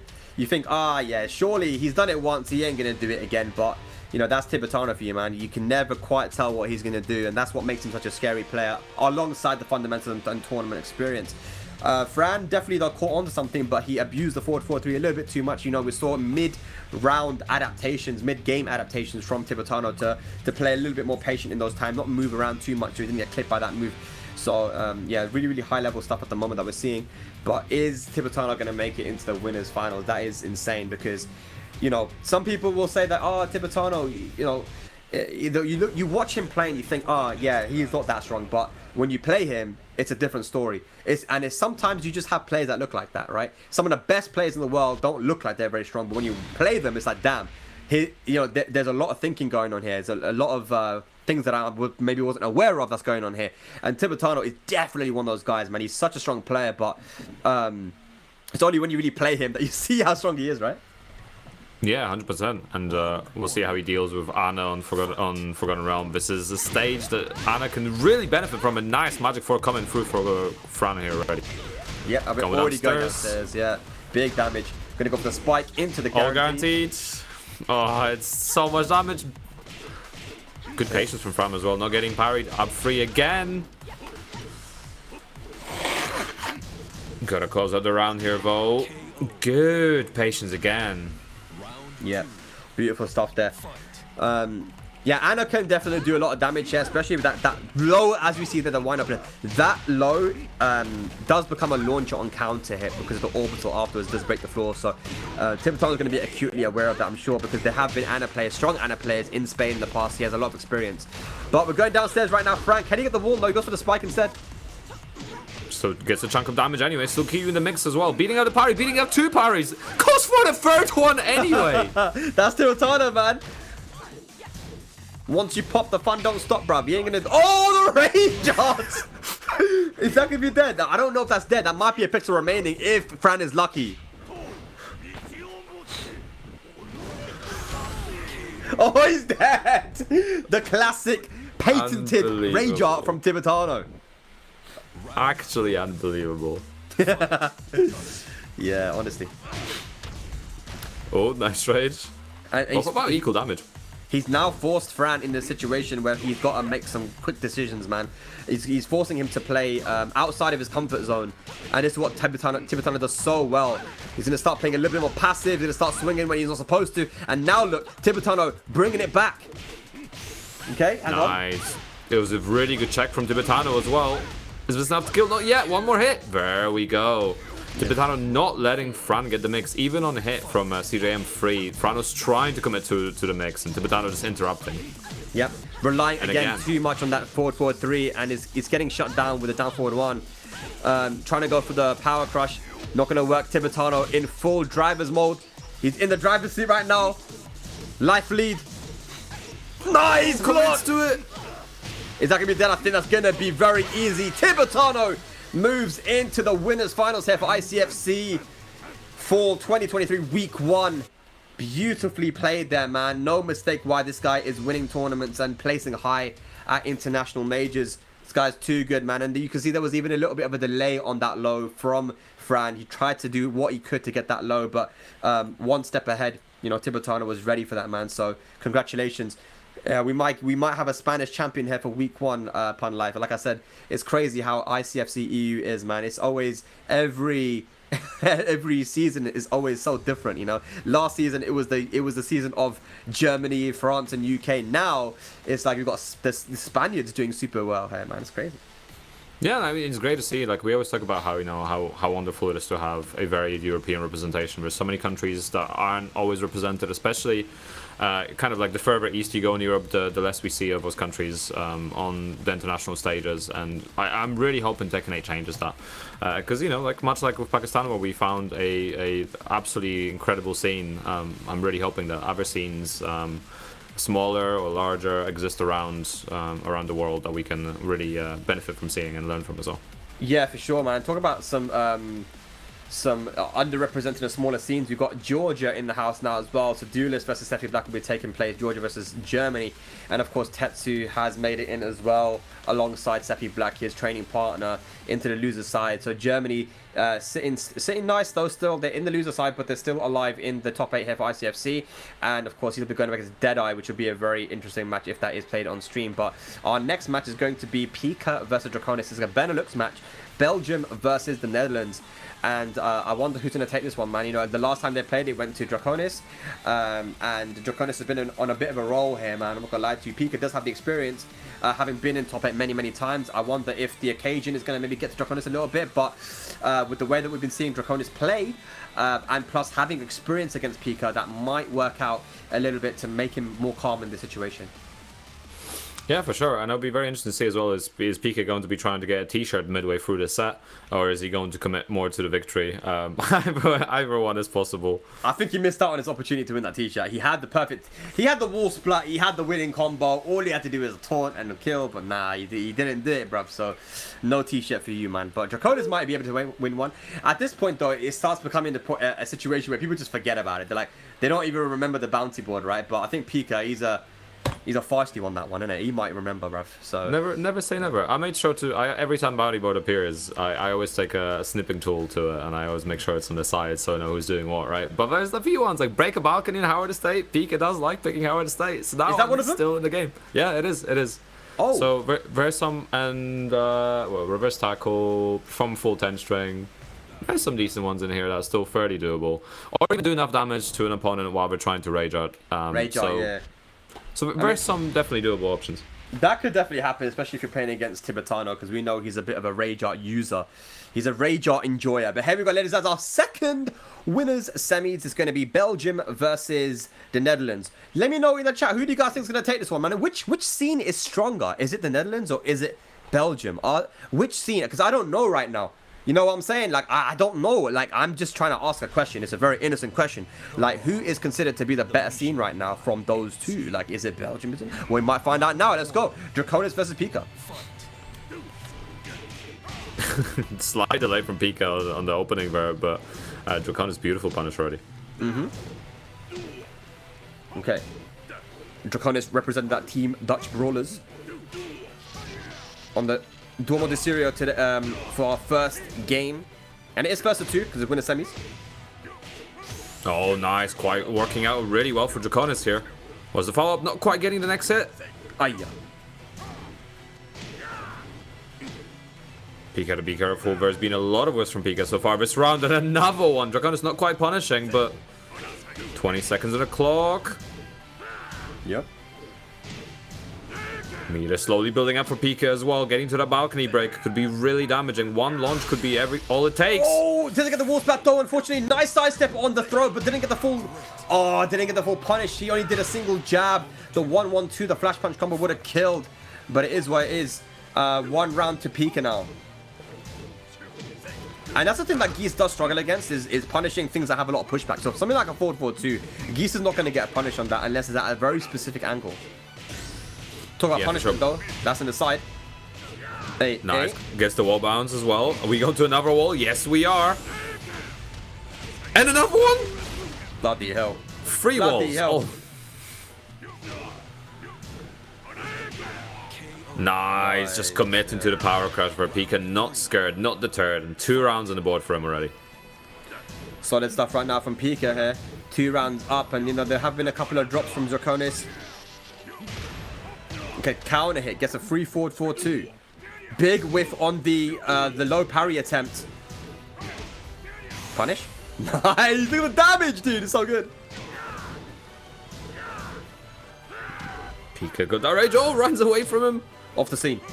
Good sidestep again. Down 4. Look at a lot of pressure right now building up for Pikah. He's trying to build meter 2. So that is a round on the board. Remember, Pikah has almost 2 bars of meter to close out. He only needs 1 more round to take it. Definitely a good position to be in. That second bar now secured from blocking a move. Oh gosh. Okay, no confirm on the down forward 1. Just trying to apply pressure. You gotta be careful of the parry as well. He has 2 bars of meter. Nice confirm on the down forward 1-2 though. Is it looking solid for Draconis? Oh, gets the counter hit down 4-2 as well. Should get the wall here quite easily. Yes, he does. There we go. Bring it on to the end. And a perfect, but final round. Pikah, 2 bars of meter available. Yes. The back 3-2 is going to be locked and loaded, and it's going to be a real threat here. He tried to parry the second hit of back 3-2. I like it. Big whiff on the 4th one. No punish from Draconis. Pikah is slowly building up to another bar meter. And that's already 2, so he has a lot of resources to close this one out. Nice sidestep! Okay. Big mid. Doesn't get the wall cut though. Come on, Pikah, you have to use the meter now. Surely! Okay, here we go. Back 3-2. Very unlucky. Didn't get the combo. Parry still available. Look at this from Draconis. Nice patience. Rage available. And 2 bars of meter almost for Pikah. Nice parry! Draconis does not let Pikah use the meter. He wanted to enter into max mode by using back 3-2, but Draconis 1 step ahead. Beautiful. He already tried to do that last time in the last round, but Pikah didn't let go with the back 3-2. He only did the back 3, but this time, I mean, time was running out. You had 2 bars of meter. You have to enter max mode somehow, right? And man, Draconis super ready for that. I mean, the Raijin parry, the commitment to it as well. Like, because he could keep blocking, and then you have to deal with potential mix, and Pikah's going to get some chip damage and going to keep coming at you. But the commitment to the parry is just, I respect it. That's brave. It's a brave option. Yeah, for sure. Lovely stuff. And Draconis, continuing on, and I think the more he's playing, I feel like the stronger he's getting as well. It's kind of like Kokoma. I feel like Kokoma is one of those guys he kind of plays on an average level at the beginning. And I don't think Draconis was. I think Draconis started off brilliantly all day. He's been playing amazing. But like Kokoma is one of the guys, he'll play like super average in the beginning, and at the end in top 8, he just plays like an absolute beast, bro. Like he just turns into someone else. Some players are like that. The more they play, the more they're warm. And I think like Mishima players are certainly like that because they have to be warm in order to be able to play their character at the most optimal level, right? So Draconis is definitely seeming very warm with his execution. We even see the headbutt, 12-frame headbutt into the OTGF. Massive. Probably the most damaging 12-frame move punish you can have outside of 2Ds, right? So looking good. But here we go. How would state? What did you say, Pun? There's a balcony break t-shirt on grabs here. Yeah, I mean, if you really want to see a damaging 12-frame move, just wait till Tekken 8 Claudio. You're gonna love it. You're gonna love it, Spike. I'm telling you. When that 4-2 Starburst hits for 45 damage and a splat, you're gonna have a great time. We'll see in the CBT, bruv. He might have been nerfed. You don't know. No. Listen, he's fine. Trust me, he's fine. CBT, The character's busted. bro. He's fine. I'm going to find you online and show you how great that character is. Alright, cool, man. No problem. I'll just knowledge check you with Azucena and Jun. That's fine, man. I don't have to deal with all of that. But here we Okay, go. I'll lab first. It's fine. I'll be ready. Now, you know what would be funny? You know, he's gone to the Howard Estate because this is where Pikah likes to go anyway, right? For the big damage that Geese can get on the stage. But, you know, obviously if you break the balcony now, you also get a free t-shirt. That is one of our bounties. But imagine if Draconis is the one that breaks the balcony. That would be like salt on the That's a wound. slap to the face, yeah. Yeah, literally. Yeah, you know, now that we're here in Coward Estate, everything is in the game. Did you say Coward Estate? Yeah, that's what it is. That's where all 2D players go, innit? Coward Estate. I like that, man. Coward Estate. But can he use the breakable walls? Well, that's the question. Pikah staying patient here, not committing to anything. Nice! Where's the parry? Getting the wall as well. Very good. You're on the wrong side of the stage, though, bruv, if you want to get that t-shirt. I'm just saying. But that's going to be a throw. Not going to be dead, though. Nice! Oh! Okay, we have seen, you know, Pikah lose to Heihachi's before. I remember Joker playing against him. And one thing he did very well was to use that forward 4-2 as a punish and you know, sidestepping the fireballs, right?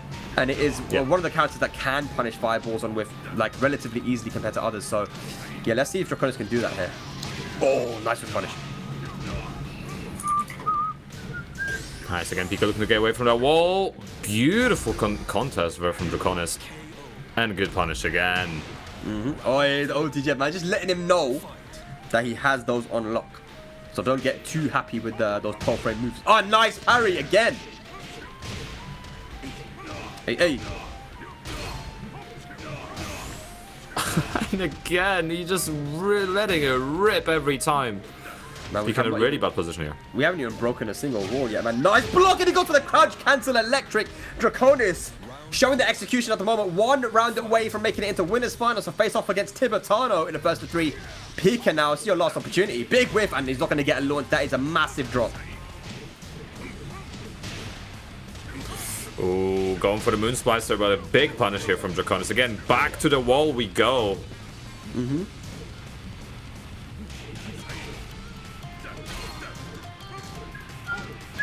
Pikah very hesitant, but nice. Catches the back 3 this time, confirms as well. We're going to the wall. Nice combo. Okay, Oh, chops the ender. Doesn't matter, gets the flow. yeah, very fortunate float there from Pikah. Now, even with all this momentum, we could be going to a final game if Pikah can win this round. Damn, trying to go for the big stuff. Okay, breaks the wall, nice. Damn, Side wrong steps. way to the balcony, though. I think he's given up on the t-shirt. He just wants to win the match. Okay. This time doesn't go for the parry, but nice interrupt. Opportunity now for Draconis to get some pressure start. 3 health sweeps. Oh, trying to jump. Oh, the throw! Still Yeeted him. catches the wall. Okay. Draconis now has the life lead rage available and a barometer for Pikah to work with. What can Draconis do? Can he finish it? Plus frames. Oh, nice! The jab string to finish it off into the 1+2. Draconis 2-0 over Pikah and moves into the winners finals. Bloody hell, we're going to have Spain versus Netherlands to see who's going to make it into grand finals for our first week here of the fall season 2023. Welcome back, Anakin. Yo, you said that Netherlands has never won ICFC. This could be the week, you know. Tibetano over Fran, I see. I guess you could call that a little bit of an upset. Fran did take out Sephi pretty convincingly, and Tibetano taking Fran out. So kind of clears the way for maybe a new champion. First-time champion. Both these guys in winners finals, Draconis, Tibetano, they have not even made it to a grand finals, I want to say, of ICFC yet. So one of those guys is going to be doing that for the very first time. We'll be watching that a little bit later. But right now, we're taking a look over to the losers side of the bracket. Tetsu over Deadeye has already played out. So we'll be seeing Fran versus Tetsu a little bit later on. But first, Sephi, who after losing to Fran, managed to sneak his way back into things. He's in the loser side of top 8. Going up against Duelist, who lost his top 8 winner side qualifying match as well, but still a chance left to win this tournament if you can get through the losers bracket. But one of these guys going home, Sephiblack Duelist, Germany versus Georgia. I'm definitely rooting for the Georgian. Although I really am a big fan of Sephiblack. He's a nice guy, great player. But you know, I gotta stick by my boys. That's for sure. Yeah, man, and the Netherlands boys are sticking by their boy as well, man. I see a lot of you guys watching right now. We got Wolgus in the chat. We got Malekith as well. The old school legends coming in here supporting the new school. Let's see if Netherlands can go all the way, man. Draconis almost did it in one of the weeks for ICFC last season. Can he do it this time though? That is the question, and he's looking like he might, man. But he's got to go up against a very experienced Tibetano, man. So not going to be easy, but definitely doable. But next match is going to be Sephiblack versus Duelist, and you know we didn't see the best play out of Duelist in the match that we saw him on stream, but we know what he's capable of. You know, he won the first time we really saw him make a big wave was when he won Reinhardt's King of Kazuya League, which was like literally just a series of Kazuya mirrors with some of the best Kazuya players out there. That's when Joker was new as well. He even played in it and ended up being Duelist who took it all, man. And he showed great execution and movement and stuff, man. Let's see if you could do that here this time as well against Sephiblack. It's going to be difficult because Sephi seems to be on point, but definitely doable. And we've got the channel predictions are live as well, guys. If you want to put some points down, man, because you know, and don't just bet small, bro. Bet big. Go all in. You know what I'm saying? Stand by your lead. Okay. I'm gonna go all in right now too. Then I got 172,000. You're gonna go all in now for 172,000? No, I'm not. I'm gonna see. I mean, we need more people to bet. You know, like if I put in all my money, I'm not gonna stand to win much, and I'm pretty much risking it all just to, you know. Bro, I don't know. You sound different, bro. You changed ever since you went to South Africa, bro. You know the old Anakin? You wanted to play all on Georgia right now, bro. I know. I had to value my money now, man. I can't be wasting it like I was wasting on my rands in South Africa, dude. Everything was so cheap, though. All jokes aside, man, I was eating good as hell, dude. Yeah. I need to go down That was there, good bro. as hell. Having steaks and shit, yeah? Yeah, $10 steaks.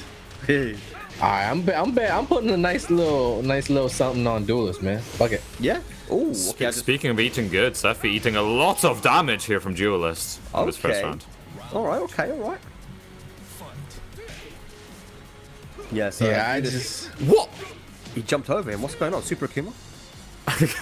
He's taking tips from Super Akuma. Yeah. He's had enough of the 2Ds. He's becoming one of them. Good block on that get up 3. Hang on. Wow. And the F-Forge free nicely down from Duelist here. Oh, he had to do it though, didn't he? He's a Kazuya main, man. He wants to finish with a hell sweep, but big drop in the combo, big chunk though from the punish. One more, he's going to do it. Goes for the plus frames into the low. And this is what we are used to seeing from Duelist, man. The last set we saw him play, that wasn't the best, man, but this is definitely what we like to see. I put 72,000 points on Duelist. No way. Yeah. Or you're trying to keep your points above 100k, yeah? Even if I'm exactly at 100 now because now I don't want to like.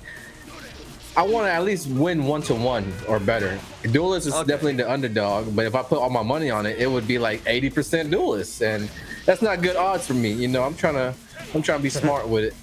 Well, Chicken Chakra just said he put down 30k. Yeah, I'm about to take all his points basically. Oh, hang on a second, it's not over yet though. Oy! Sidewalk. Good stuff there from Sephiblack. Takes a round.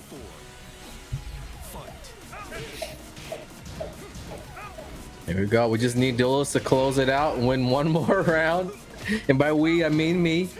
Oh, Sephi's got other ideas about that. It's not looking Come good. on, Sephi, save my bet.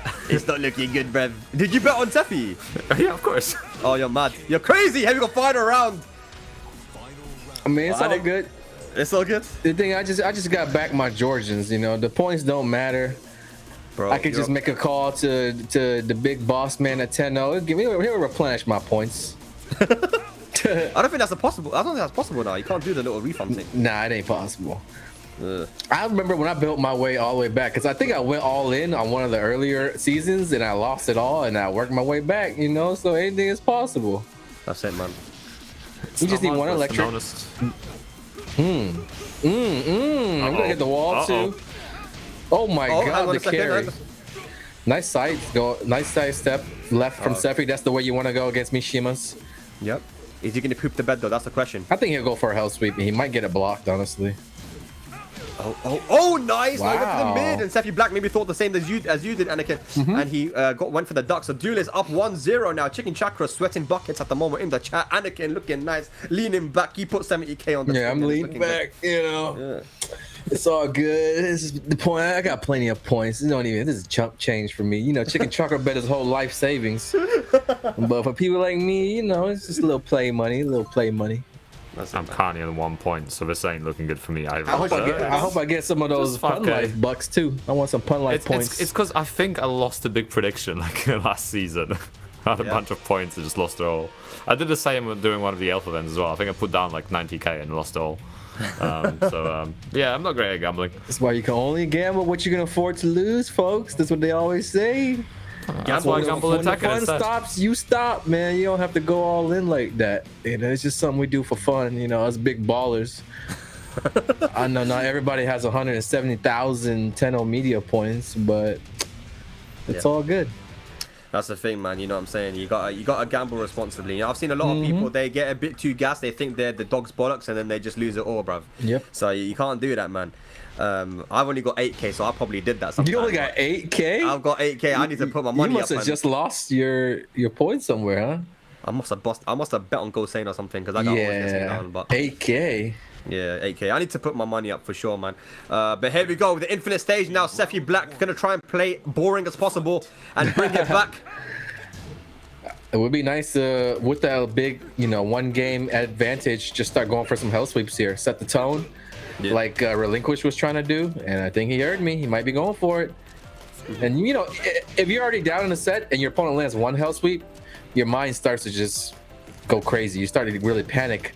Start wondering if your opponent might choose this as the time where they just want to do a bunch of hell sweeps, and you start second guessing yourself. You don't really know what to do. Nice punish from Sephi though, the 1-1-2. I saw what Duel was trying to do. He was trying to catch Sephi swinging on the 3rd hit, but he didn't bite. Yep. Sephi's super patient.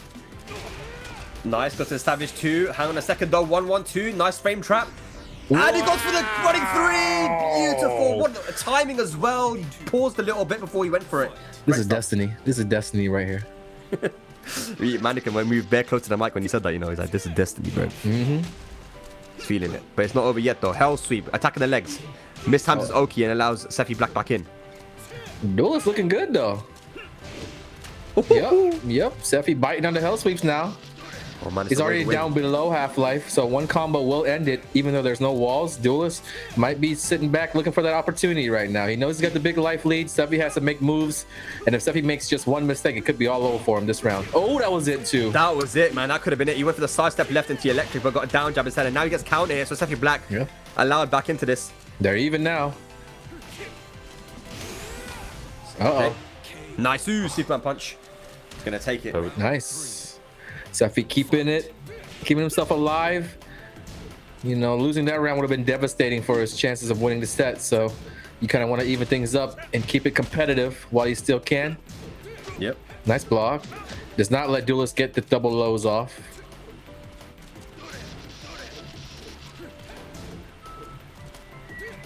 Man, such a tense moment because both players know that 1 electric, 1 larger could change everything.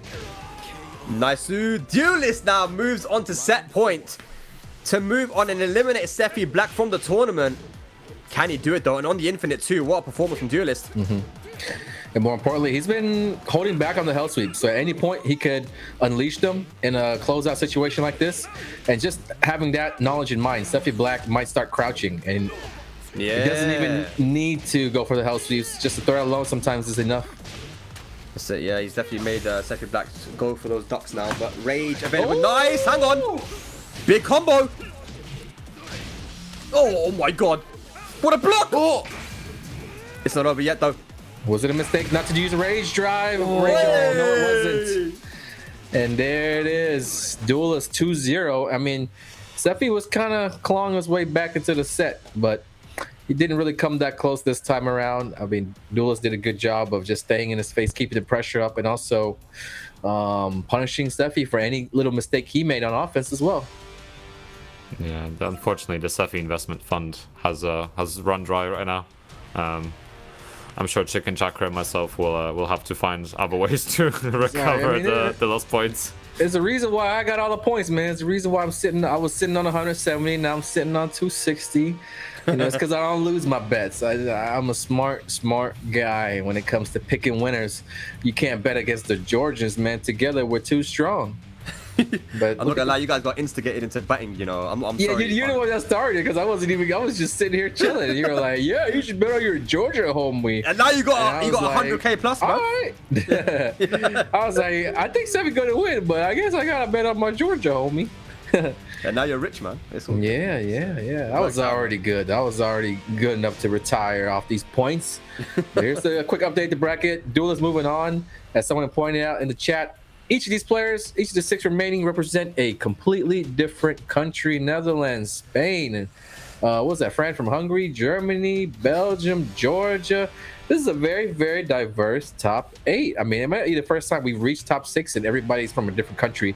And then most importantly, the 2 on the winner's side have never won ICFC. They've never even made it to grand finals. So there's opportunity for a lot here to happen. And with it being week 1, it's very, very important to set the tone and get those points and establish yourself on those leaderboards. It is, man. It is. And like I said, every single time, I said this at the beginning of the broadcast as well, just so you guys know, but like every single time we have a new season and the first week, there's always that one player that comes out and just performs incredibly and comes out of nowhere type of thing. And now we've got Draconis and Tibetano. I'm not saying they came out of nowhere, but they've definitely performed a lot better than they have in the past. And now we could have another guy who's a new kid on the block for ICFC. Last season it was Nino.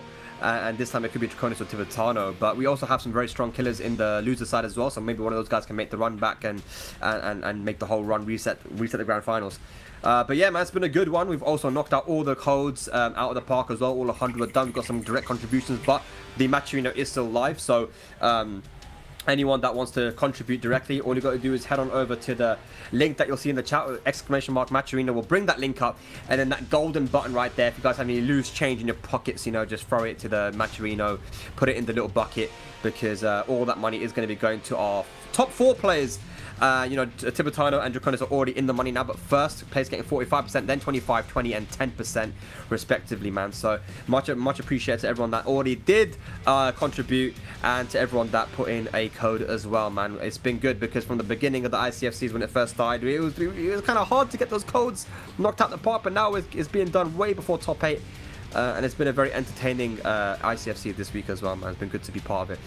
But yeah, I think we're going to the loser side now, right? Yep, I think it's Fran versus Tetsu up next, and Pikah Duelist is gonna battle it off stream. After Fran Tetsu, I think we'll jump back onto the winner's side and see that winner's finals, that 1-3 set. Interesting matchup. We're used to seeing the Super Akumas, you know, the Pikahs, the Sephis in this situation, and most recently it's been a lot of Nino and Ayorichie, but those guys all fell short this week. We got some new guys trying to make it happen. Yeah, I wonder is Fran going to eliminate both Tetsu and Sephi? That'd be insane if you could do that. But I feel like Tibetano, he's got to be our favorite to win this entire thing, man. Just looking at the performances that he's had offline and you know how close he is to qualifying for that Tekken World Tour. I don't remember where exactly he is on the leaderboard, but he's very close. I think it's like top 30 for sure. But either way, yeah, he's been playing like an absolute beast, man. Even watching him in Dubai, where he was able to take out a Waste Honey, he put Kokoma into the loser bracket. Like, this is no joke of a player, man.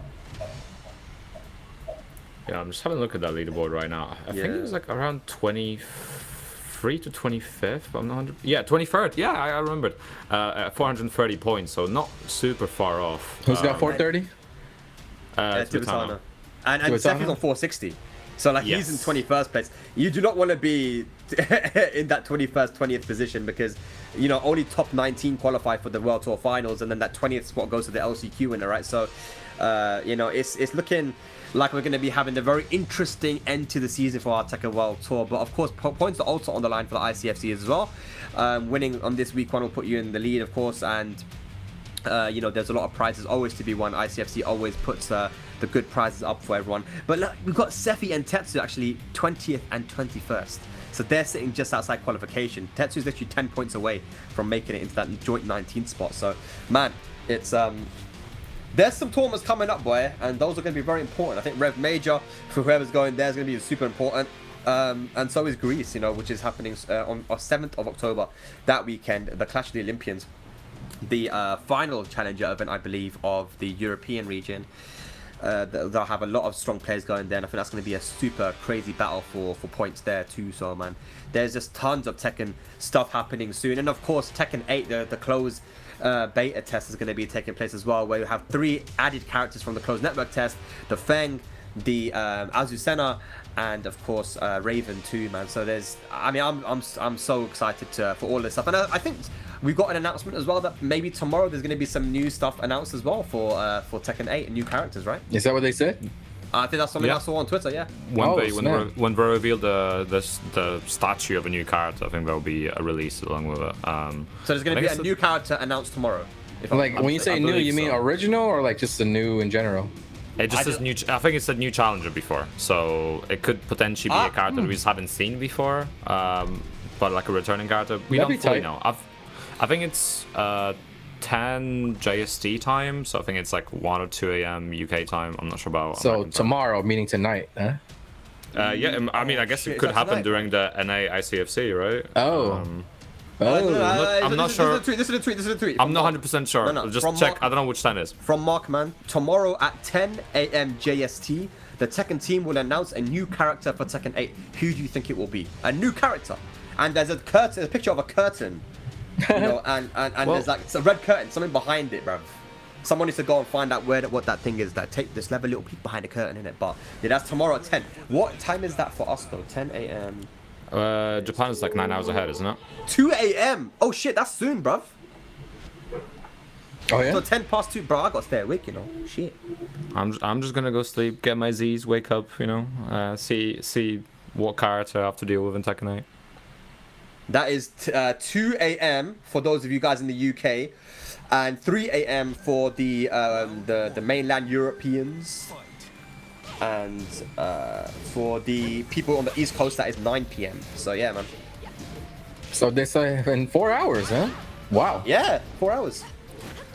Who do you guys think is gonna be, man? Roger Jr. Either that or Bake. Or Bruce. I'd be so happy with one of those 3 characters. But I don't know. I'm thinking it'll be a character that we already had in Tekken 7. You know. Yeah. I think they'll save the bring back from the dead characters for like some kind of DLC type moment. Yeah. I think that it could be an original new character. Who knows? I mean, that'd be cool. Yeah, we've only seen one, and usually there are a lot. So I'm wondering what the plan is to show off some of these new original characters. Bro, they got a curtain, Anakin, like a whole curtain, bro, and like a yeah. It can't be Roger Jr. Man. It has to be. Yeah, that's what I say. It has to be an original character if they're making a big deal out of it like this. Yeah. What if it's just Harada behind the curtain, just hiding there the entire time till 10 a.m. Just the new Harada outfits, customizations for the new game. What if it's Tifa from Final Fantasy? Oh. You're gonna get Fergus going in the Twitch chat. I saw him in the chat. I saw him in the chat. If it's Lucky Chloe, I'm fighting someone, bro. Someone's being fought. I don't know who it is. Probably Gosain, but I'm fighting someone. Speaking of fighting, Fran fighting back versus Tetsu. Might be going downstairs here as well. Yeah, I don't like this Kunimitsu pick from Tetsu, man. Why? Oh.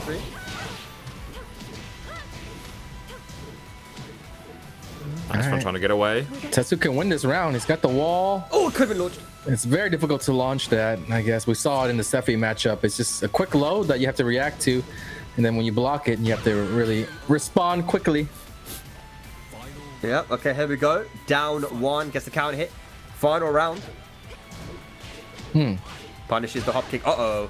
Goes to the booty instead of slaps because the female characters can actually slap back. Good, confirm. Nice! Good block on the got kind of greedy there, and he'll let Tetsu back into this game. Raise drive for a free follow-up. This will even things up, but Tetsu will have the corner after this. What's the mix? Nice rage drive from Fran. You know what? We haven't really been keeping up with the bounty board. Have you been keeping up, Pun? I've been looking at the side. I don't think I've seen anything in that one. Okay. Was there a delayed hop kick in that one? No, wasn't, I don't think right? so. I just want to make sure that we're not missing any because I'd feel bad for Fran.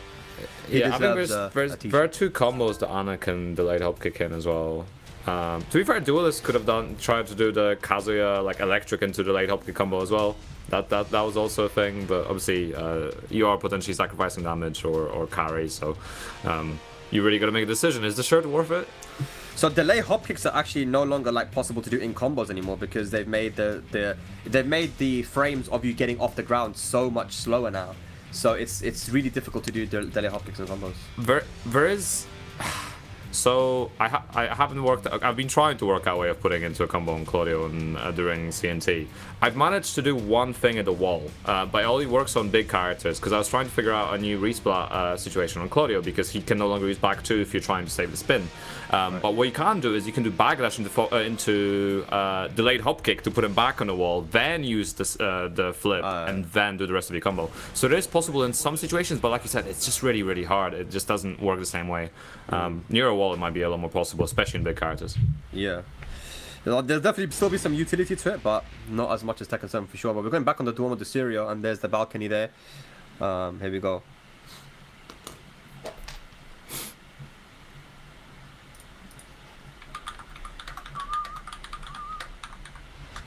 Four hours, you know, damn. I have to stay awake. Yeah, it's funny because after ICFC, all you guys are like, man, it's time to go to bed. I'm so tired. But nope, gotta stay up. Make them reaction videos. That's it, man. You know them ones, innit, where you gotta make a surprise face, take a picture of yourself. I already took like 100 of those. I took 100 reaction little stupid ass faces, so I don't have to do it every single time, and I can just choose from a selection. I got a catalog. You got the Home Alone 2 face. Oh, of course, man. I got it all. I got different outfits and everything. I did a whole photo shoot by myself, dude. For real. I got pointing left, pointing right, holding a fake thing in my hand. You know, got the controller in my hand. Oh, I'm frustrated. Nah, I sat there. I put some time in, so I would never have to do it again, man. Yeah, that's good, sucks. man. I gotta do that as well, bro. Imagine just seeing someone do that shit though. It'd be mad awkward. You just take a picture. Hell yeah! I felt like an idiot, but hey, it's for the greater good, man. Fran looking good there. Down two again. That is plus on block and another one.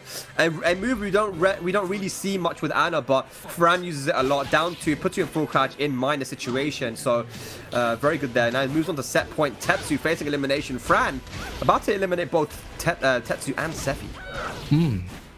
The German killer. Yeah, man.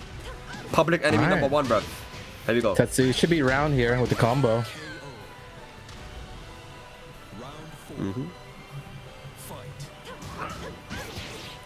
Okay. Yeah, we caused some beef in the chat, you know. There's people arguing about what a new character is. I know. Keep beefing, guys. Keep beefing. That's what I like to see. Oh, nice. You'll find out in 4 hours. You guys could just wait. You guys are idiots. A new character. New means never before seen. Eliza is not new. Devil Jin is not new. Are you stupid? Nice block on the top. That's dead. Yeah, with the resplat, should be good to go. Hey, he got a little bit too antsy with that low, man. It is launch punch, but you gotta be careful, Fran. Nice flow. Doesn't quite get much for it though. Nice block with the sweep, the Schweppes. Tetsu. Okay, goes to the middle. Oh. It's very important to fight off the wall. Do not want to get pinned down like that, especially with the Anna. Good sidestep moves keep you locked down. That's Nice. Oh, beating out the race drive. Delays the string for the extra damage, and Fran will eliminate Tetsu from ICFC week 1 here for the fall 2023 season. Beautiful, beautiful stuff there. Moves on in this loser side. That is top 4 now for Fran, which means that he is in the money. 10% guaranteed at least. So good stuff to Fran. Yeah, man. Good shit. What's our next match? That's going to be... Winners finals up next. Yeah, good stuff. Okay. Winners finals. Tibetano versus Draconis. And that's good. No, Pikah versus Duelist first, right? That's happening off stream, I think, right now. So by the time that winners finals wraps up, we'll have the result from that match. But of course, I'm going for the homie from GA. You know, we'll see what happens though. But I got full faith in Duelist. He can make it, especially after the strong showing against Sephiblack. But moving back on over to the winners side, winners finals up next. Draconis going up against Tibetano, Kazuya, and Ganryu.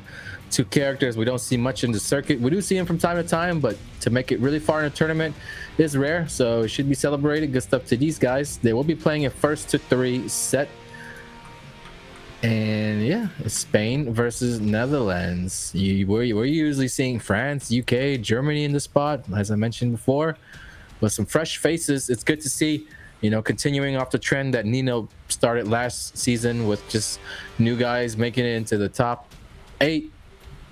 We got some guys here that don't normally make it this far, and hopefully one of them can take down the tournament today. That's it, man. That's what I like to see. We like to see different flags, different people, you know, making it out there. Just goes to show it's a very healthy scene, and that's what's up right now. That's what we got, and I was hoping for that at the start of the day today, man. So yeah, good stuff to all the guys that have made it into the top 8. Not easy to do, especially because it's an unseeded tournament too. So some of these guys' paths, you know, from the very beginning, from the first round, had to be very, very difficult for them, man. So yeah, let's see what happens. Remember, right now it's going to be Draconis versus Tibetano for the winners final. And like I said, this is 1-3 as well. Tibetano has been on form because he's been traveling all around the world, literally.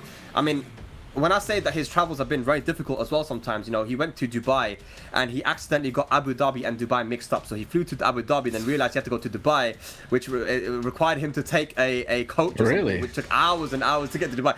And yeah, and all of that, and then he made it all the way to top 8 and maybe even top 3, I think, by defeating Always Honey, Kashi Snake, and a lot of these other guys. So I mean, this guy has grinded the game this season. I think he even put Kokomo in losers that tournament. He went crazy. He put him in losers as well. So let's see what he could do versus the Heihachi from the Netherlands. Here we go, Draconis representing TDB Team Dutch Brawlers.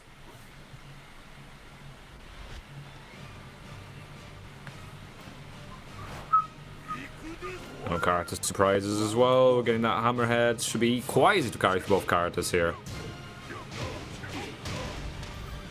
Nice, Draconis already starting off strong, getting that damage on the board. Yeah. Spring kick beating that out. Nice option from Tibetano. Delaying his wake up again. He's done it earlier in the day as well. Yep.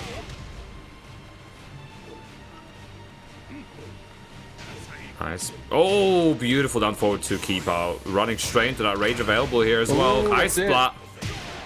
Oi, good stuff, Tibetano with the first round. I really feel like this is going to be a back and forth, man. I mean, if Draconis has like some matchup experience against Ganryu, then he'll definitely be able to apply some pressure, because that's one thing that Ganryu kind of struggles with a little bit, is when someone is in your face, jabbing away, especially because your jabs are 12 frames if you're Ganryu. You're going to have to kind of use that headbutt to try and release any pressure, and Draconis is so good at putting on pressure, right? 100%. Nice, switching sides with that throw.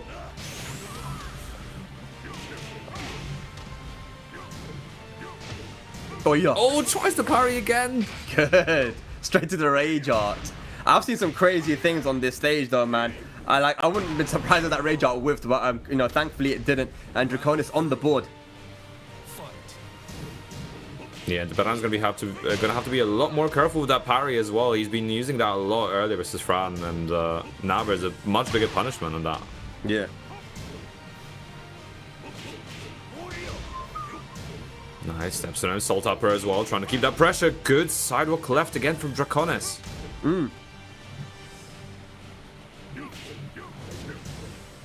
Humping hog, trying to keep that pressure up again. Yep.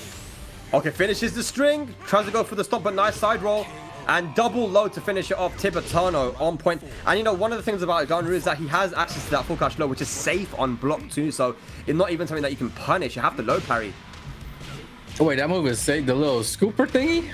Yeah, so that full crouch down forward, down one. Yeah, that little scoopy low. Oh, down safe. One. Okay. Yeah, it's safe. Yeah, that's pretty cheap. Jax is too, actually. Yeah. Nice, finishes the thing. 7 golden letters, Tibetano. with the first game. Tibetano looking good. I mean, he had quite the path today. Just took out Fran as well. So Yeah. could be his day, man. He's looking good, bro. He's looking very good. Tibetano. It's currently, what did we say, Pun? 23rd or 25th on the 23rd. leaderboard? 23rd was it 430 points, I believe, something around that. Yeah, something like that, man. He's sitting pretty good with on the leaderboard for Tekken World Tour. If he can get some more points, I mean, if he does well in Greece, and Greece is going to be very stacked, then you know, that is definitely going to be good for him, man. And I think we're not going to find out who's made it into the World Tour Finals until the very end, you know, until the last tournament is over. And, you know, dojo events are still happening as well. Pun Life, you know a lot about those, having run so many dojos as well, how important those are to the Tekken World Tour Finals as well. You know, people have qualified because of their dojo performances. 100%, and I mean, even in like back in 2019, when the dojo system was really going strong as well, it was a huge chunk of points back then, and now it's worth even more points. I mean, to be fair, every event is worth more points across the board, but in 2019, I think the lowest person on the leaderboard, I think it was double. It was 703 points to qualify. Right now, we're still ways off from the lowest person being at that point level, so even though there's more points available, it feels like there's been slightly less events in terms of especially dojo events, so it's a little bit harder to get those points. Alrighty, alright, here we go.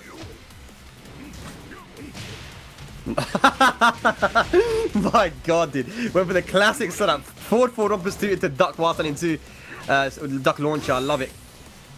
Tibetano, man, he gathers information so well on his opponents, but that's gonna be a nice crispy electric from Draconis, trying to go for the max wall carry. Spring kick hits him into that cheap low again and gets the round. Beautiful.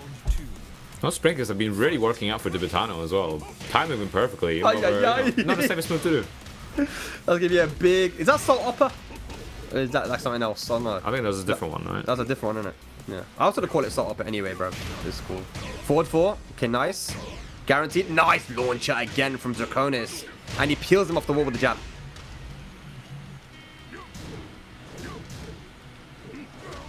Nice parry, gets it this time. Puts him on the wall as well. Chunks of damage already. Yep, slash kick for the pressure. Tries to go for the parry, and a nice bait from Draconis will get the launch with the 1-1-2 flash punch combo wall splat.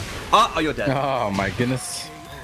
All of that, and you just got hit by the rage drive. That's it. GG's deleted. Here we go. 2 rounds up. Nice, good trade here for Tibetano. Salt upper. Good stuff. Bloody hell, that's a lot of damage. Okay, goes for the mid option. Death Fist whiffs. Good punish from Tibetano. Plus frames now goes for the 1 throw. Good break from Tibetano now. Playing very solid. But Draconis does have the life lead, and he has wall positioning. He backs off a little bit and allows Tibetano to move around. But there's that big low end to the massive punish. OTGF showing off his execution, so Draconis stays alive in this game. Yeah, and it's such a tall order here for Draconis, given Tibetano's only lost 1 game this entire evening so far. He's only lost 1 game to Degenerate, I think, and won every single other one. If he can keep it up, it's going to be crazy. Nice, getting the throw-over. While standing 2 gets blocked, Tibetano, good patience in that situation. That move can definitely counter hit you very easily if you overextend. Okay. This is very good from Draconis now, but you got to be careful. Rage is available now for Tibetano. 1 rage drive hit could get you very close to death. Oh, Nice, man. that 1-2! The keep out. Yes. And that's exactly what you spoke about right before, Anakin, when it came to Tibetano and Ganryu. Is that one of the dangers is that down 4-2, because it can be used defensively to when you decide to come in. All of a sudden you get hit by down 4-2, and that down 4-2 is only -11, so it's like really safe to throw out too. That's one of his super strong points too. I had to fight against him in the tournament, so like part of what I observed was that Tibetano was just really good at sensing when you want to come in and throwing that as a keep out, you know, 1, and then 2, just using it as a mix up as well. So you always got to be mindful of both defensive and the offensive uppercut from Ganryu. And then after you're ready for it, you still have to worry about the follow-ups as well. So definitely something that you have to dedicate a lot of mental focus to dealing with when you're playing against them in a tournament.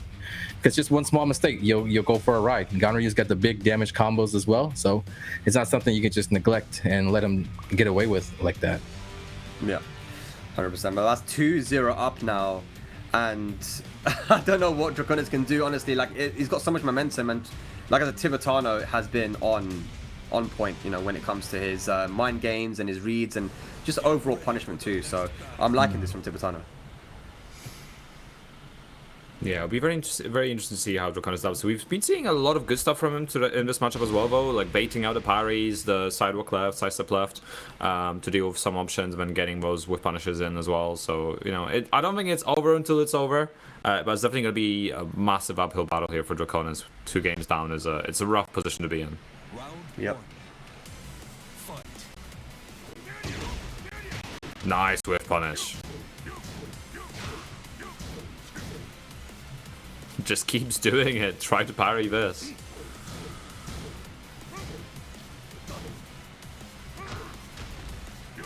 Nice. The waving in as well. Draconis keeping that pressure going. This is a really good round for him already. Oh boy. Nice counter hit, yeah. I want to see more of that, you know, like the 4-3, even on block, the situation is pretty good because they did buff it to make a -2 kind of recently. So, yeah, I'd like to see more 4-3. It's a really good checking move, you know. If your opponent becomes a little bit too antsy, then you can get a nice counter hit launch there, right? So, yeah, 4-3 seems to be very good. But 4-4-2 working out, all these mids coming out now from Draconis.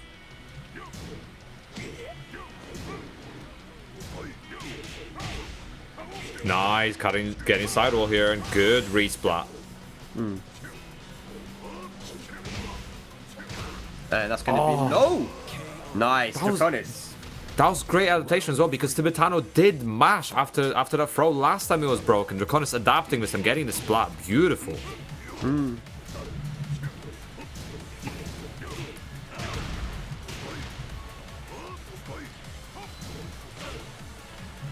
Okay, big life lead now for Tibetano.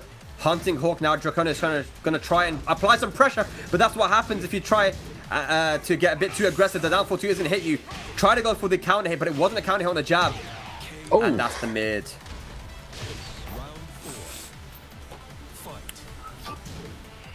All right, Tibetano's really good at making these comebacks. Did it last time. Yep.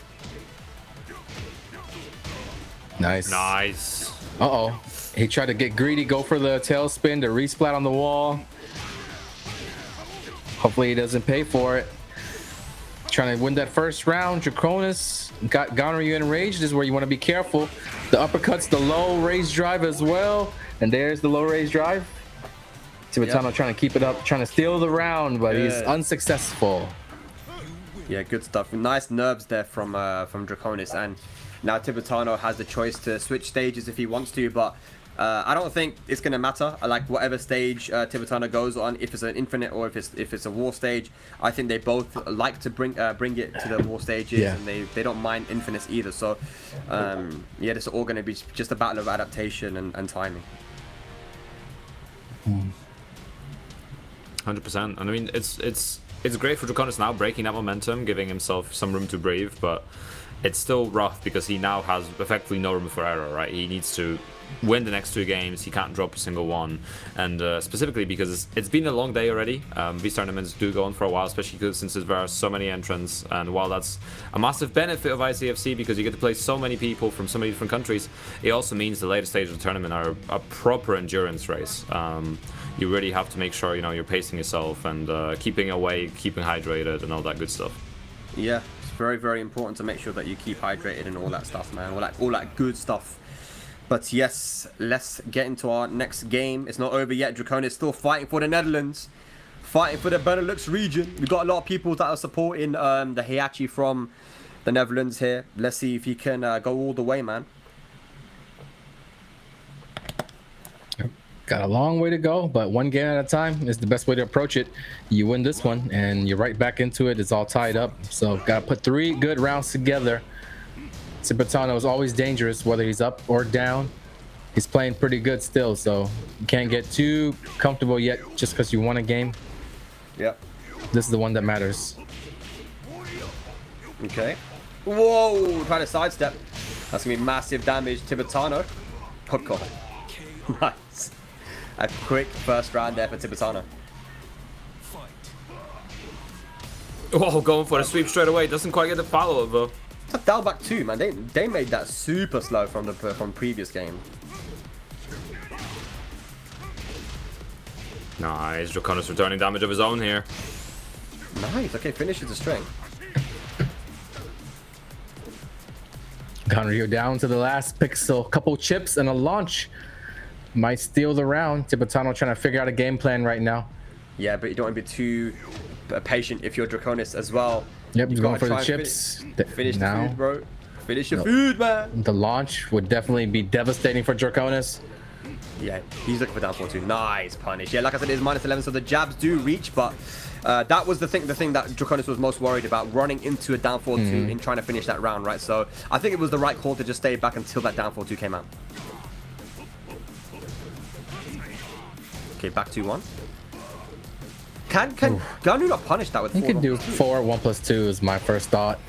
I think at some ranges it definitely will punish. It's 14 frames, we've got a lot of range, but they've got spring He might have rage just available. forgot about it, and definitely one of those things that he'll do the next time around. Yeah. Nice. All right, Tibetano moves on to set point now to move into grand finals for our first week of the fall season. Okay, here comes the pressure. He'll turn it up now with the life lead. Nice punish, headbutt to stop the pressure. Draconis able to keep it up. Now he's got Tibetano on the wall. Tibetano gets the knockdown, gets off the wall. Hey, he's got a slight life lead now to close out the set. Uh-oh. Draconis fighting for his life here. No punish still. Does he know? Maybe he doesn't have the practice. Anyways, last chance for Draconis. No go. Interrupted. He probably try to go for the rage drive. Yeah. Looked like. All right, well, Tibetano moves into the grand finals here. Beautifully played there by him and just showing his consistency. You know, it's not just a one-off, man. This guy's been playing so well in so many tournaments, man, and he definitely deserves to be where he is at the moment in that prime position to take the tournament. Is someone going to be able to take him out, though? Can someone stop that Ganryu from Spain? We'll wait and find out, man. But Draconis is going to be in the losers finals, and he's going to be playing the winner of Fran, I believe, versus the... who won between Pikah and Duelist? Looks like according to the Discord, they're complaining about Duelist's internet or something. that's a classic when it comes to Georgia. Georgia is quite far away from the rest of Europe, so that is going to be an issue. And if there are, then it has to be Looks brought like up. I think Pikah's complaining. Should I pull out how many people fear Georgians just because of the connection? I could put a whole ass wall of the screenshots. Why does he become Southern? You're talking like he's Southern, like from Alabama. I just put up my complaining ass voice, you know. Now these guys are posting up their connection tests. Pikah's got 123. Damn, he only got 6 megabytes upload. Damn, Pikah sound like he got this shitty internet. You got 6 megs upload, bro? Duel's got 80. To be fair, that's a problem in some European countries. UK has the same problem. Yeah, you can't be complaining about Duel. You got 6 megs up. That's your fault, homie. You don't need that much up for most games. Like you don't actually need that much uploads. It's fine. Like, I'm just, the numbers don't lie, my friend. You need it for online play. I know that. I ain't no expert. I'd rather still do a coin flip. As I said, you're used to playing in these conditions. I'm not. He said you're used to playing in laggy connections, bruv.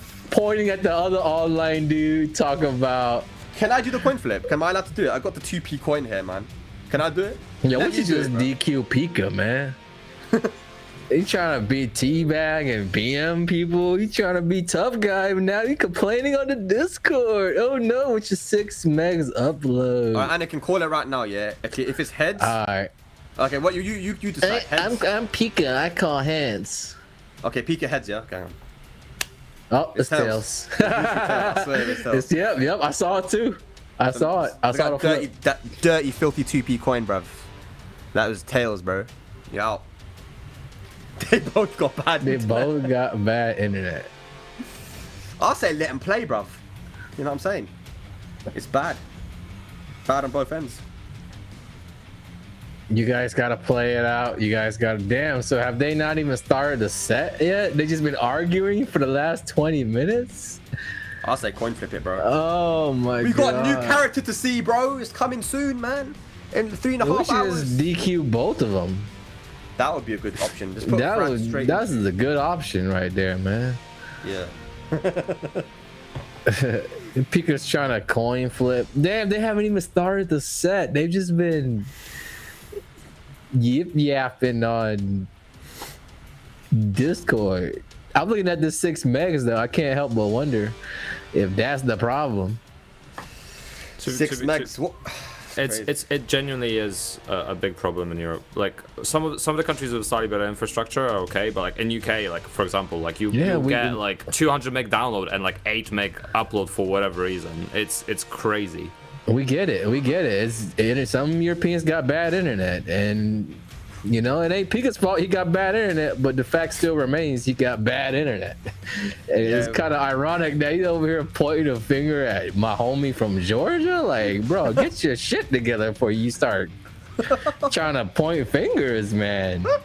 He got 13 ms lag latency compared to Duelist's 2 ms. Like, I'm looking at the tail of the tape, the numbers, man. I hate to put you on blast like this, but damn. Wait, are they testing to the same location? I don't know. Because the big thing as well about European. Pikah's thing got a lot of spikes. You know what I mean? Like it's like when the lie detector is going off, like you lying your ass off, the lie detector thing starts going crazy. might be jittering. But the big thing as well is, which is why European tournaments are really hard to run sometimes. There is a lot of routing problems around Europe. So let's say if you're trying to play Nordic to, let's say, I don't know, Poland or UK, like the cables go all the way around, even if you're not that far geographically, because the cable has to go all the way around a different place. Yes. Distance is massive. Interesting. The cables and the Nordics, but at the end of the day, bro, I get you trying to defend him. I'm trying to drop the data. It's not even defending Pikah. It's just dropping the data. Okay. We know internet in Europe sucks. We know it sucks. We know some guys sucks more than other guys, and we get it. They should have worked this out and played. They're making us wait, man. Now we got to we did the coin flip, bro. We did it. Yeah, we did the coin flip. Bro. Done it, man. Oh my god. I can't believe NA is dissing EU internet. What's happening? What's going on here? I'm not dissing EU internet. I'm just dissing Pikah's internet. I mean, Duelist's internet looks good to me. I'm looking at the data. You talking about data? I'm looking at the data right now. You guys want to see something cool? Look, a Tekken comic signed by someone. I don't even know who it's signed by, bruv. I don't know whose signature is that. Look at this. You guys want to see? Let's see. There's okay. It's pretty cool, isn't it? Yeah, it looks like he's driving in EU. He's driving on the right side. Yeah, that's the thing. That's weird. Paul, the American, driving on the right side. What? Would you guys want to see Kazuya? Let me show you Kazuya. Kazuya, bro, sitting on that chair. Wait. Is that the one with Anna as well? Yeah, can you read it to us or something? Like, do story time. These guys killing it for me, man. Okay, what's this? Let me read it. You just gotta ban them for next week. Story time with Spag. Okay. It's in English as well, luckily, because it's the UK Championship edition, isn't it? So, Ling Xiaoyu says, "We're in so much trouble, Panda." Yo, so how about we can argue about what it means to have a new character? I think that's on the bounty board, so we could at least do that. What y'all think of new characters? Listen, man, like Roger Jr., bruv. Roger Jr. coming like in 3.5 hours. Does it mean like a returning character, but it's new, or what's going on? I want to fight somebody over this. That's all I know. I'm trying to fight somebody fist to fist because they don't know the meaning of new. It doesn't matter if Fran wants to play. He plays Anna. His opinion doesn't matter. Zeno, Mr. Kershaw, okay? He's gonna wait, bruv. Because we're discussing now who's gonna be this new character that's being announced in 3.5 hours. Okay? Do you understand? Mm-hmm. Who is it gonna be? Panda, tell me right now. You have the data. Pull out some data. Tell us some data and shit. Yeah. But listen, my empirical evidence suggests it's going to be Eliza, however much I hate it. Pull up your charts and drop some stats, man. Eliza do your job, damn it, man. newly announced. She's not. She would be new to Tekken A, not new to the Tekken franchise, right? Nah, man. Semantic. Bro, don't kiss your teeth at me, fam. What's going on? It's gotta be Roger Jr., bruv. I'm telling you, they're gonna drop that curtain, and it's Roger Jr. Well, they took away Mario's Bob just to give him Roger Jr. back. That'd be crazy. I don't want to face that. But I don't know. The thing is, a lot of people they didn't play Tag 2 or the older games, so they don't actually know how strong Roger was, bro. That down 2. You guys think Dragonov's down 2's deep, bruv? It's Roger Jr. down 2. It was nasty, bro. The character was very strong. If they bring him back in the game, that's instant main. It was. Instant main. Down 2 was really good. Down forward 1-2 safe on block if you delay the string. 2-1 giant swing. You know, yeah, a lot of good strings. Down back 3. You know, launch. Very very good character, man. But yeah, we are gonna find out soon who's gonna be the character, and I'm staying up, and so I'm okay if this gets delayed because I'm gonna be up anyway. Do you know what I'm saying? I'm up anyway. I need my beauty sleep. So Pikah, if you could fix your internet, please. Restart your router. Yo, Bring your computer closer to your router. Man. I get more than 6 megs on the airplane Wi-Fi, brother. I get 10 down, 10 up. So what's going on? Yes, and Duelist wins. Yeah. Did he win? Yeah, he won. Nice. We should have done predictions on who's got worse internet. True than predictions, man.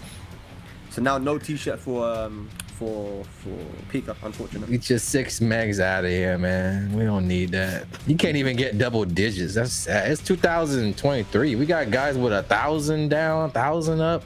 Let me do a speed test. Dude's working. This dude's playing Tekken 1,000 6. up and down. Yeah, man. 1,000 down. That's great. Yeah. I'm in London, that's the though, benefit right? of a proper connection. We learned that when he's actually doing teabagging, it's actually not him. It's his freaking internet going crazy. Was it rolling back?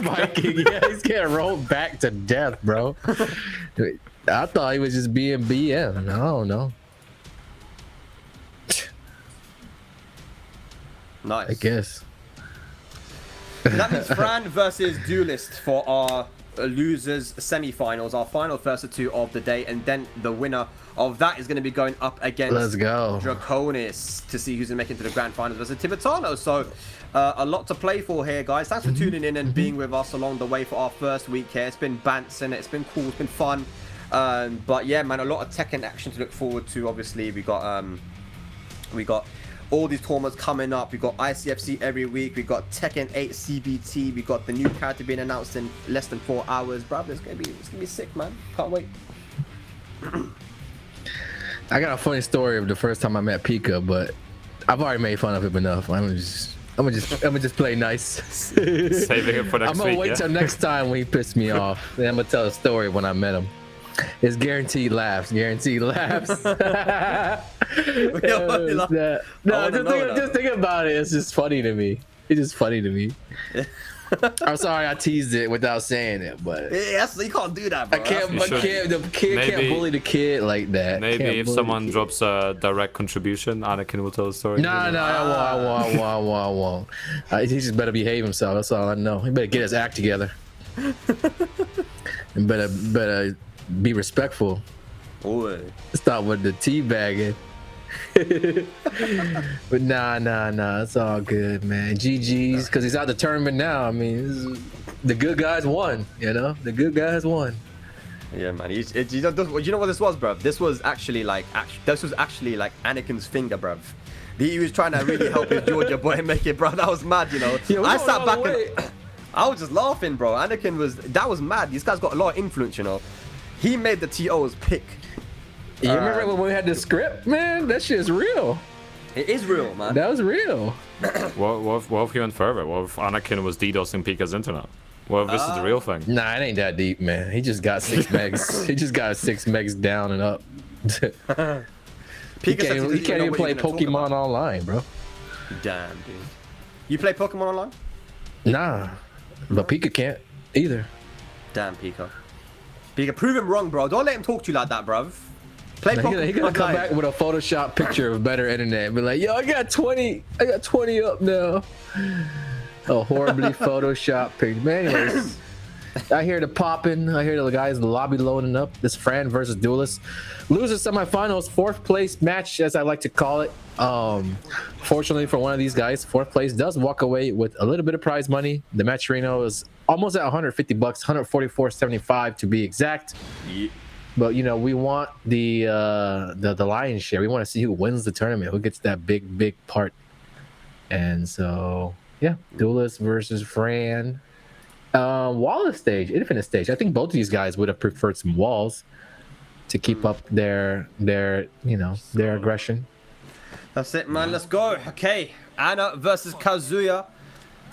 And he goes straight in with the low, man. Fran not messing about right now. He's a bit angry, man. He wanted the match to start like 10 minutes ago, bruv, and he was just listening to us waffle on commentary. So he's a bit angry. Look at that. He's going for a lot of lows. You tell he's pissed. Let me go to a stream and calm him down. Is he streaming? He's not streaming. Nice. First round going to Fran. I mean, two characters that do love a good old coin flip here. Casino Mishima versus Anna Williams. That's it, man. Who's gonna guess correctly? Messy guesses. That's a thing, right? In that's a term used in Smash, I think. Messy guesses, right? Really? Is it? You tell me. I'm not a Smash player. Smash thing. It sounds like a Smash thing. Let me Google it. I'm pretty sure. Hang on. Messy guesses. Messy guesses. Yeah. Oh, down 412 spam world. Okay.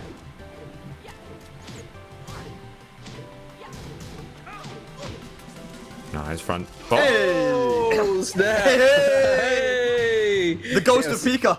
I know. I was about to say, who let Pikah in the lobby? Yeah, you disconnecting our matches and stuff, man. You can't leave us alone, dude. You gotta be this tall to ride the ride. You gotta have this many megs upload to play in the ICFC, bro. Like that should have been a requirement. We 3 years in to the ICFC, man. We gotta be more strict with letting these guys in here, man. He's on that 4G LTE. I'm not gonna lie, yeah. Pikah does have a bit of a leg to stand on now. He's kind of thinking, now he's like, yeah, bruv, see? If that was me, it wouldn't have disconnected, innit? You know what I'm saying? Pikah, hey, talk your shit, man. Hey, say something, man. You can't let him get away with that. You gotta start talking now, I mean, Pikah. This is your opportunity. This is your opportunity, man. This is your opportunity. From the grave, you eliminated, but you can still say something. It desynced. I swear that. Yeah, it happens. Yeah. It happens. So what happens? What was the round count?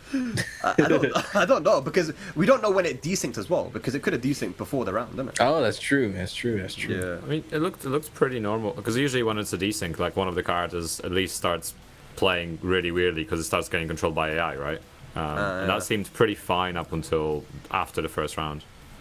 Yeah. So hopefully, Steam went down. No. Steam's down? Oh. Bruv, okay, more filling in time. Let's do this, man. I ain't done this for a while, man. Right. Spag, if you needed to bring a 2D character in from any game, what character would it be? Fuck 2D, bruv. I know, but you have to pick one. No, I you know don't, you're gonna bruv. suffer. Yo, we got direct contributions. F your 2Ds, bruv. Okay, we got 10-5 saying my triple elimination tournament is on Sunday. Watch as the players fight through winners bracket, losers bracket, and execution. Oh yeah, Wow. the triple elimination tournament. I respect it. $15 from Temp. Thank you so much, man. Gaming Ludes says, you know the drill. Goku will donate a big amount if Draconis wins grand finals. No way. What's the big amount, man? What does that mean, though? How much is a big amount? Chicken Chakra says $5 on Pikah.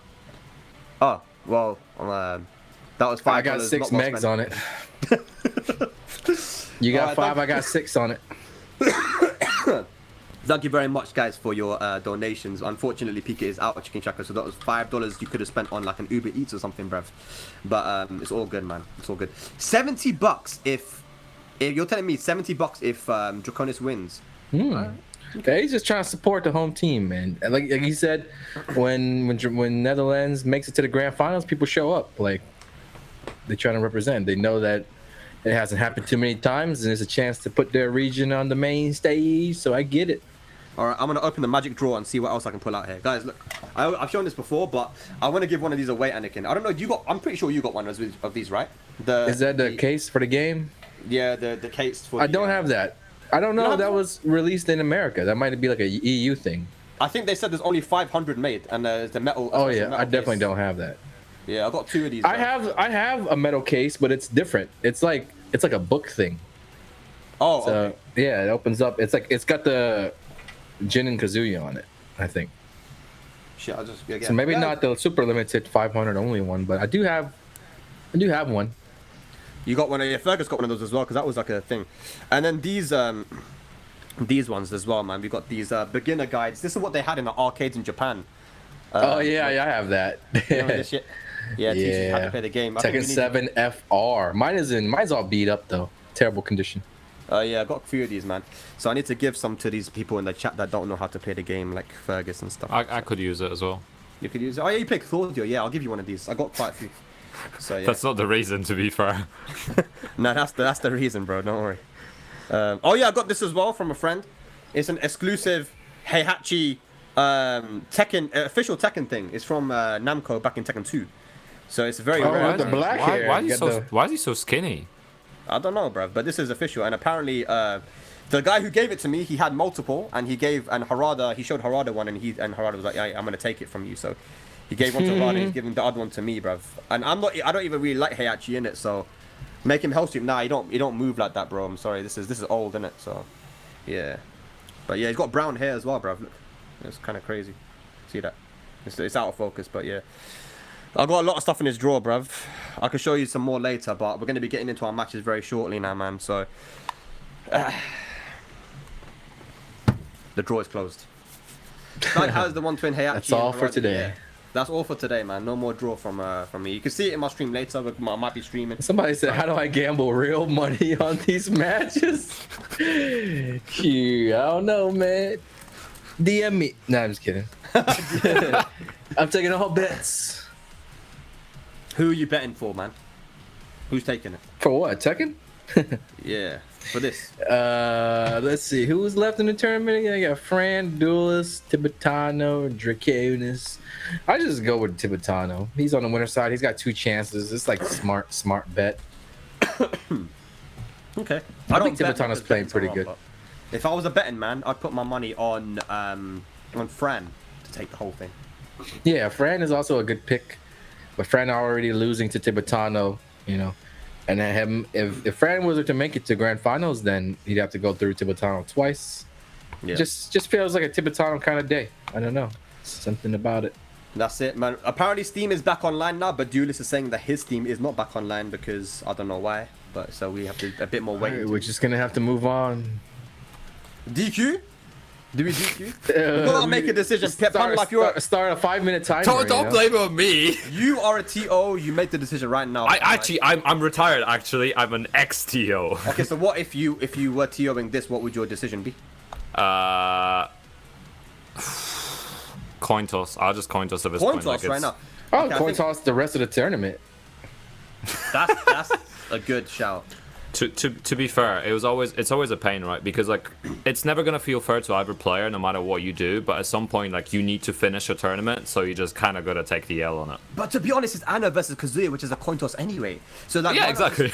yeah, why not just do a coin toss and just decide it that way? Because it's quicker, right? And then you guys don't have to stay awake as long. Coin toss live. But I got the penny right here, bro. Do rock paper scissors or something in Discord. I don't know. Yeah. Tic tac toe. Pick your game. Yeah. The coin toss can be first to three coin toss. If I was a betting man, I'd put my money on Pikah's internet bill so he gets 2 more MBs. Nah, you guys are harsh, man. You guys are deep. That's your own boy, bruv. Why are you cussing your own boy for, man? At least Anakin is the opposite. He's a Georgian, man, so he's allowed to cuss Pikah. You're not allowed to, bruv. That's your own guy, man. Connect 4? Okay. Connect 4. That game was To be fair, if it's first to free Connect 4, we'll be here for a while. Yeah. Nah, man. Nah. High Zeno, Kirsch, you're not allowed to do that, bro. You move like an ops, man. And you talk to Americans way too much as well, you know. I've noticed. Yeah, I don't know, man. You're like a secret. You're like a double agent, bro. I don't trust you, you know. Does anyone in the chat trust this guy? I don't trust him. I don't trust you, bruv. You talk to Americans way too much. You're cussing your own boy. It's not looking good, man. Run it on marbles. Yo, marbles. I need to do some more marble streams. I've already given away a couple of t-shirts. I have more to give away as well. Obviously Tenno giving away t-shirts. I've got my own t-shirts as well that I'll be giving away. The Spago shirts? No, look, I'll show you, bro. It's the Tekken 8 t-shirts, isn't it? Yeah, he said he wasn't gonna pull any more out, but he got plenty for y'all. baited him. Yeah. Yeah, bro. I got these. It says get ready for the next battle on the back as well. It's kind of sick, man. I got these as well. Everyone's got these though, innit? Like these nice little lanyards, bro. I got the merch, man. You know what I'm saying? I need to get more Tekken stuff. All I have is like TOing related stuff. Do y'all got these? Got what? These nuts? No, I was waiting for you to do it. You kept saying these. I was like, oh, this is perfect setup. Perfect setup. But then I had to take it. My bad. And just like that, you know, that resurrected Steam. So Has it though? Are we back on? I hear it. I hear the people tapping in. I hear people logging in the lobby, and I think we might be able to resume the match pretty soon. But that was pretty good though. I had you guys. I had the chat. Chat was like, what's Etiquette got? What's Etiquette got? Have you got these? These what? Yeah. Got them. I was about to praise NA Tekken as well. I was gonna say, like, I got one of these, like, those guys are trash. You don't gotta praise them. NYC Tekken and Elf collab, one of a kind coins for people that like participate in that. That was really cool during COVID. I got this one, the Joey Fury sponsor, the Love and Care Cleaners, man. I got that. See that one? Yeah. They gave me a sticker too. It fell off my jacket though. Damn. How'd it fall off, man? It's a really sturdy sticker, bro. It can't be falling off. It's good. I don't think an EU ICFC has ever taken less than 2 days like it's cricket. Yeah, I mean, this is looking like a test match right now, boy. 5 days, man. Shit. To be fair, usually it's because we have the most players in the bracket, right? Like, EU ICFC just gets numbers. Yeah, that's true. That is true. EU has always brought the numbers. I'm curious to what the numbers for like Street Fighter is, and then what. I mean, I'm pretty sure NA is going to dominate the MK stuff, but just wondering if EU is really playing it like that. The game looks beautiful, by the way. So yeah, if you guys haven't heard, we've been doing Street Fighter 6 ICFCs on Tuesdays. I don't know what days the MK stuff's supposed to be going down. I would guess that it's Thursday, but there will be ICFC. They call IKFK. And it's funny because we made that joke here when Mortal Kombat was going to come out. I was like, is it going to be the Intercontinental with a K? And it actually turned out to be. It's a Monday, ICFC on Monday. So we got the Monday, Tuesday, and Wednesday locked down. Pretty cool. Yeah, man, MK, bro. You know, like before, I think I was watching the stream yesterday and I thought it looks smooth, man. Because before, I felt like MK characters kind of move. Like I make the comparison. You know, like if you throw a cereal box, bro. Like it's very stiff. It's like these guys don't move like real humans, like Tekken does, innit? So I never really interested me. But now I see this game. They don't move like cereal boxes no more. You know, Cocoa Pops and cornflakes and shit. Nah, none of that. They move good now, innit? So I might even try it, bro. Like I'm not even lying to you. MK. There's a lot of crossover between MK and Tekken players too. There is. It's pretty similar mechanics, I think, in terms of just attacking, and they have juggles, just like Tekken has juggles. So yeah, when you play, I think you'll find that your Tekken fundamentals kind of do carry over a little bit.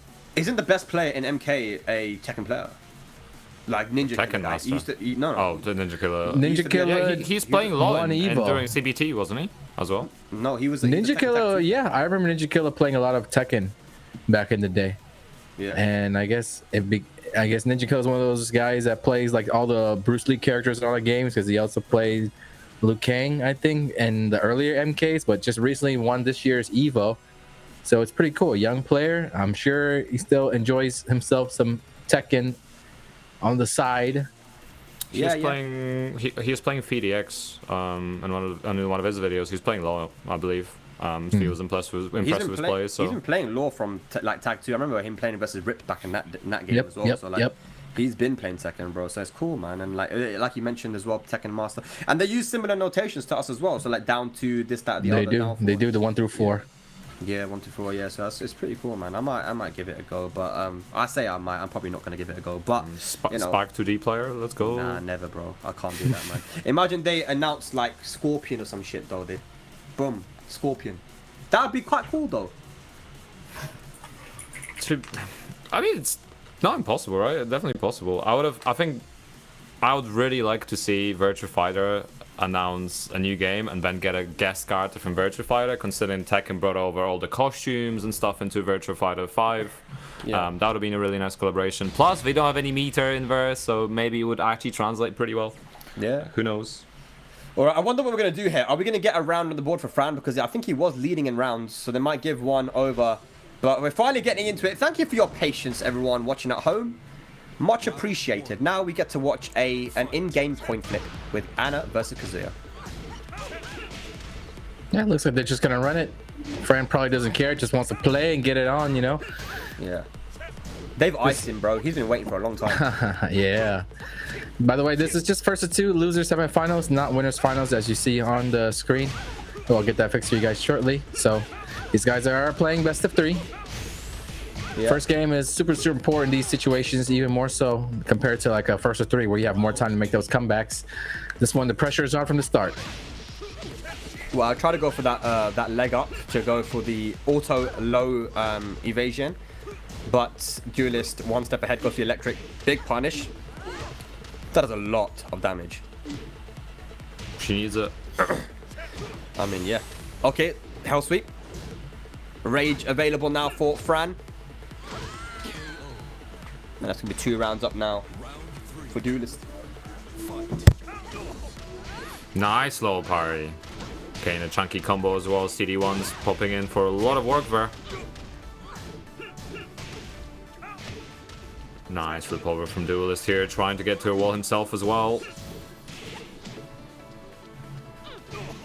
Oh, Tries to mix. all right, rushing it down. There we go.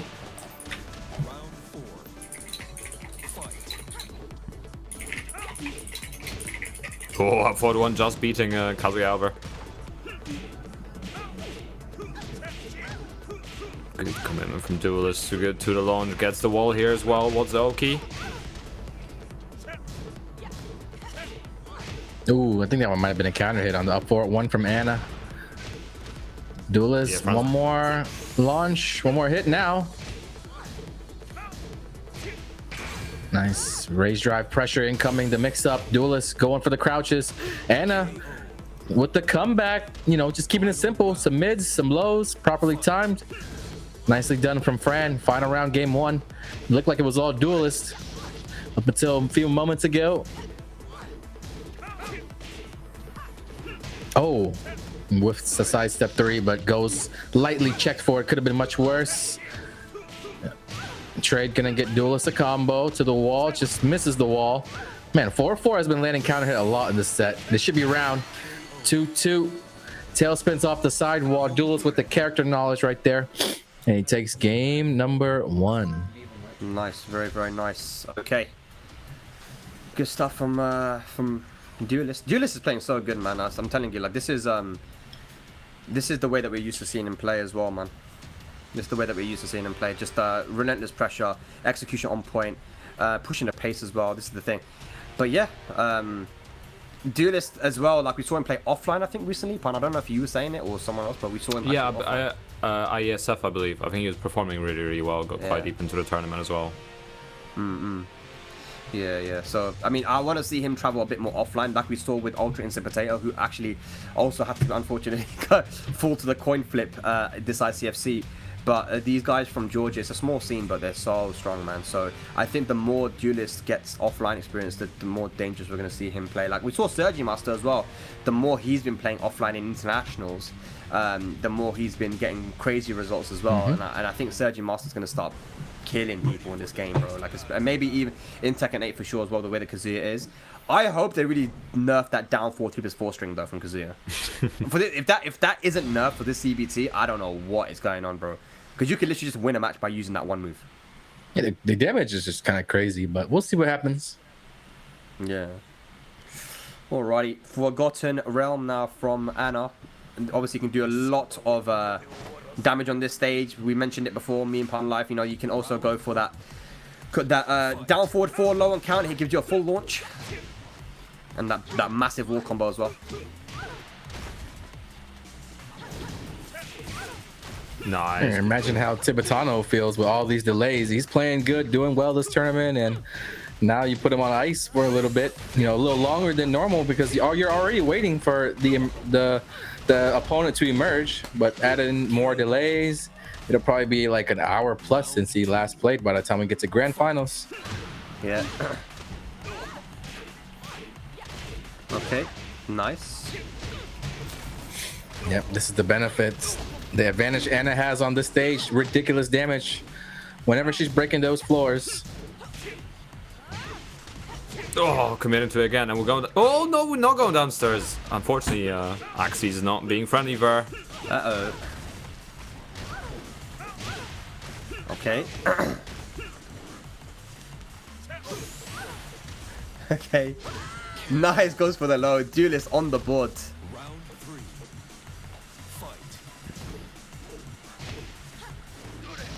Good sidestep once again. Does just a little bit too slow on the electric.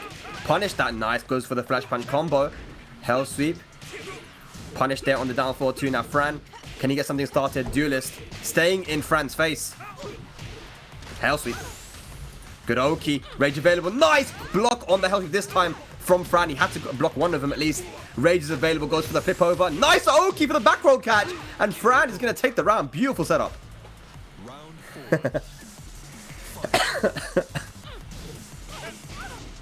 Nice, good punish. Oh, and the counter here as well. Yeah. Good conversion.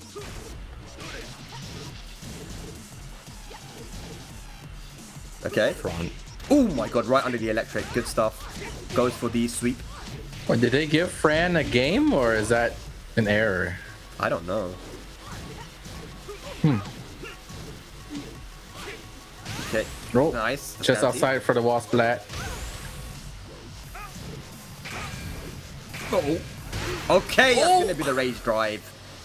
Fran taking it 3 rounds to 1. Does that move him up to 2-1 now? What's going on? I don't understand. I'm not sure. I know they were in the middle of the first game and he was up, so I do think that Steam went down, so you can't penalize Pikah, but not Pikah. What's his name? Duelist? Yeah, Duelist, yeah. If it So- was a Steam thing, yeah. Gotta see what happens. Oh, really? Okay, so Fran actually won a game off stream, I guess. So that is a first of 2, and Fran takes it. So, yeah, Georgia and Duelist out of the tournament. But a really good showing, a 4th place. So he did get some money there too. That's 10% of the prize pool. Really good performance, and get some points on the leaderboard for the ICFC leaderboard here as well for week number 1.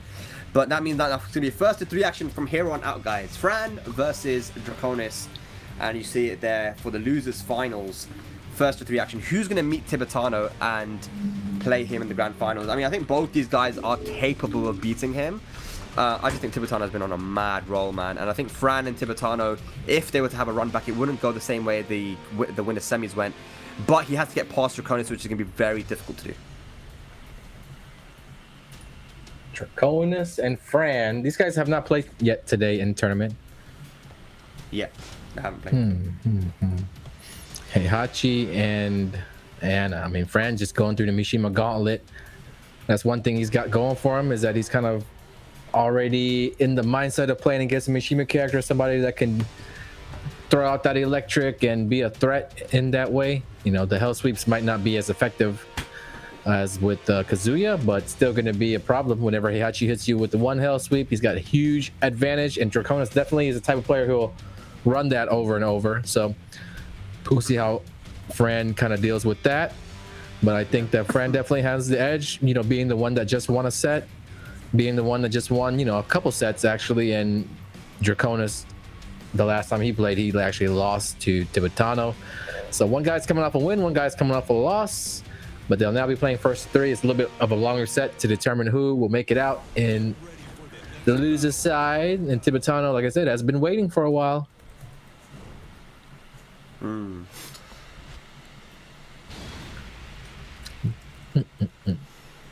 Yeah, I out of curiosity, I wanted to see if there's been any match played between these two. There's only one, according to FG Combo, from last year, from one of the ICFCs as well, where Fran took it over Draconis.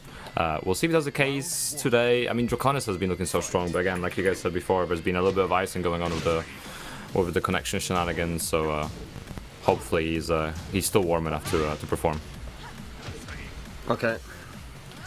Here we go, Draconis, nice block on the sweep initially. That's just to, you know, send a statement to Fran that I'm not going to let you go get away with these lows like that, bruv. Here we go. And Fran blocking his own big launch punishable low as well. Wow, took it all the way to the wall and low kick pickup. Gets the first round.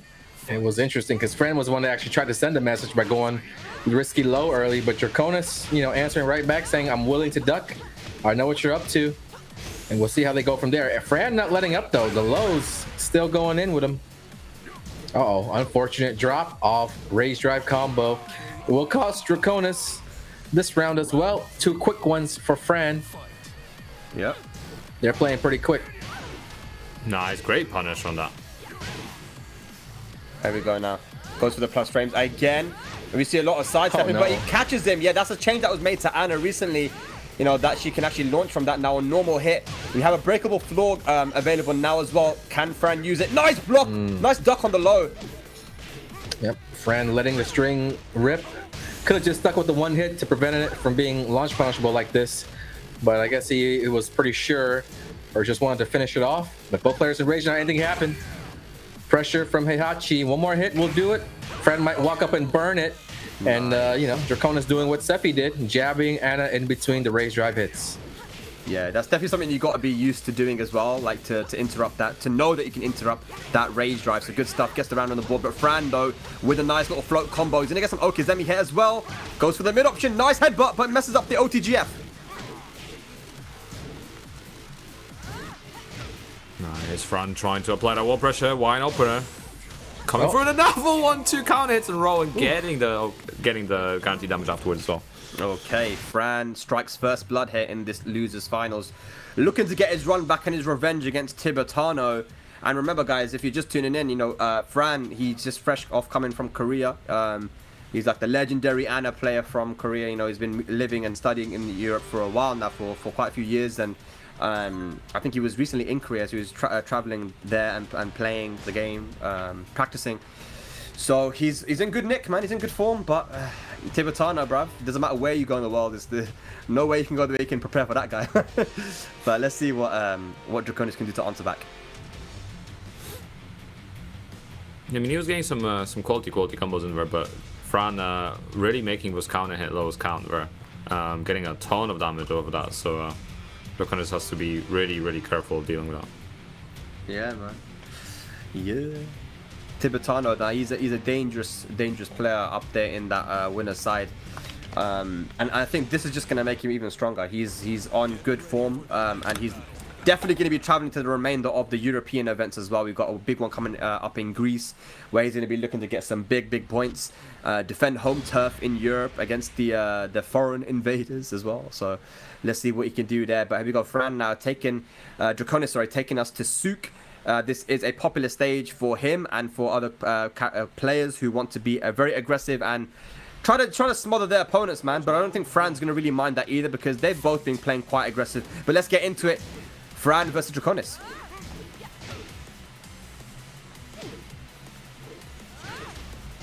Nice forward 2, guaranteed damage. Down 4-2.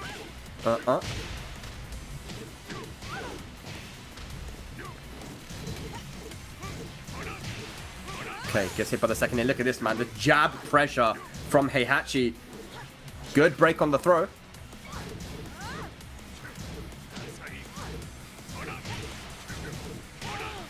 Okay, jab again. These jabs, man, they're working out so well. Heihachi, you know, it's not an easy character to use, but in the right hands is so dangerous, man. If you can string together all the offense, the execution, you see the throws now coming into play. Forward 2 catches Fran ducking, and that's gonna go to the wall for some big damage.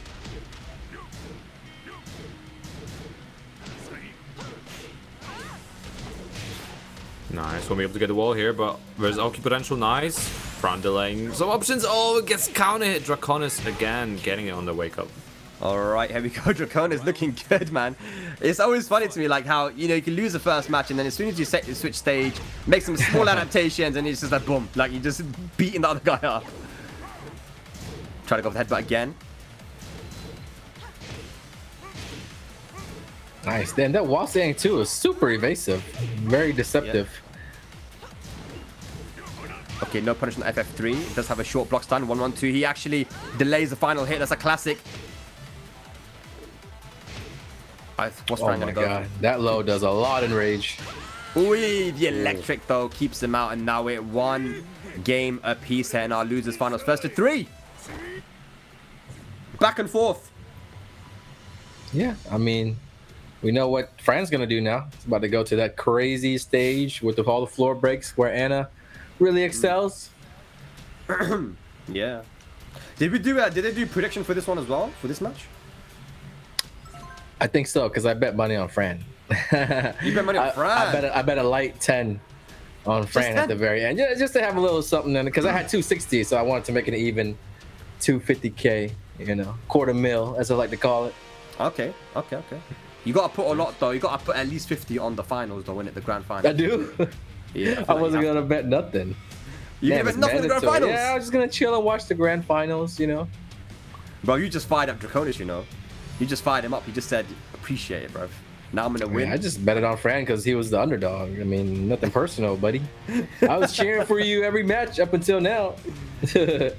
Nah, he's gonna play extra hard now. Draconis is gonna win and That's take good. away your money. You know what I'm That's saying? good. You fired him up, man. It's good as I won't rub it in if Fran wins. You know, I'm nice. Yeah. I already made a mistake and said that he never made it to grand finals. He got super hurt about that. So I was like, man, let me just chill. Get your facts straight, man. Well, actually, I made it to a grand final for 1 week. The ICFC. You need to put some respect on my fucking game, pal. I mean, I was getting those vibes from him. I don't want to get in trouble no more. I'm gonna just keep my mouth shut for the rest of the set. My bad, bro. My bad. My bad, bro. Oh my gosh. Man said perfect punk impression. That's mad. All right, let's go. Draconis versus Fran. Draconis fighting to get rid of Anakin's channel points. Let's see if you can do it. Okay. Natsu. Good. Look at that. The blue sparks, bro.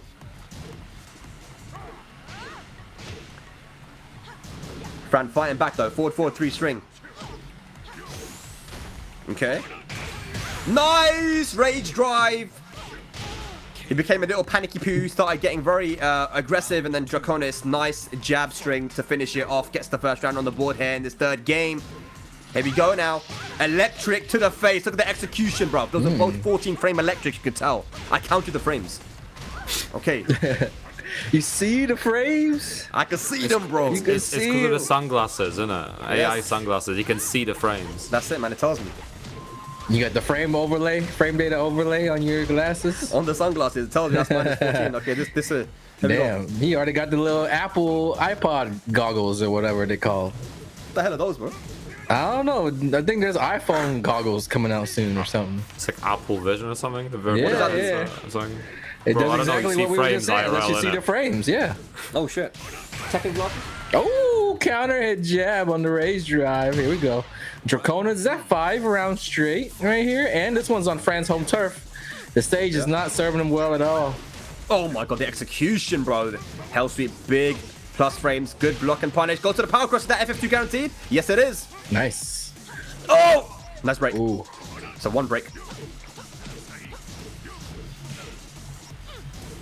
Not going for it anymore. Not ducking. Man, he's really punishing him hard. And that's 3 rounds straight. No round. Brown Draconis is looking very strong. He is 1 game away from making it to the grand finals and eliminating Fran from the tournament. Woo! Nice. Here we go. The winner gets to fight Tibetano. Both these guys lost to Tibetano already today, so they'll have to make up some adjustments in the rematch. But yeah, still, we got a little set right here. I mean, Fran needs to find some answers. Going for the lows. I'm sorry, going for the mids, but Draconis is not blocking low anymore, it seems, when he's in a full crouch.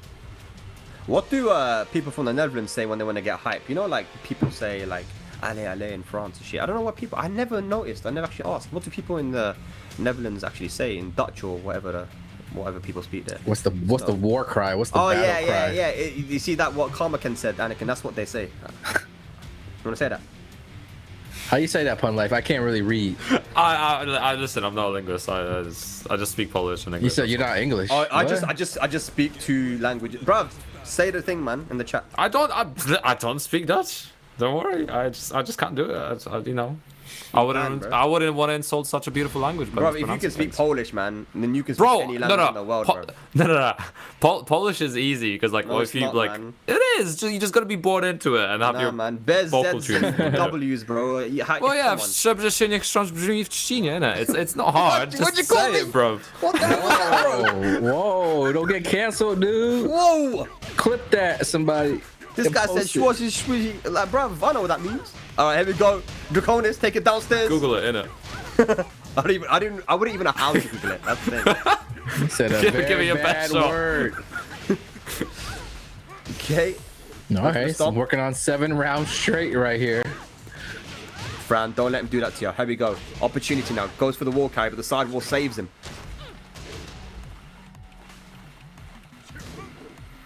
Oh, I mean, Fran and with the raise drop could do something. Ooh, what was that? It's a huge whiff in his face, trying to go for the lower. He got beat by the stance. Okay, Fran. This is a very panicky poo game style, man. It is. Dropped the opportunity. I think he was trying to do something to break the floor, but had a little moment and couldn't figure it out. Yeah. Uh-oh. Oh, so unfortunate. Uh-oh. Okay. Fran is Think getting quite unlucky with the stage here.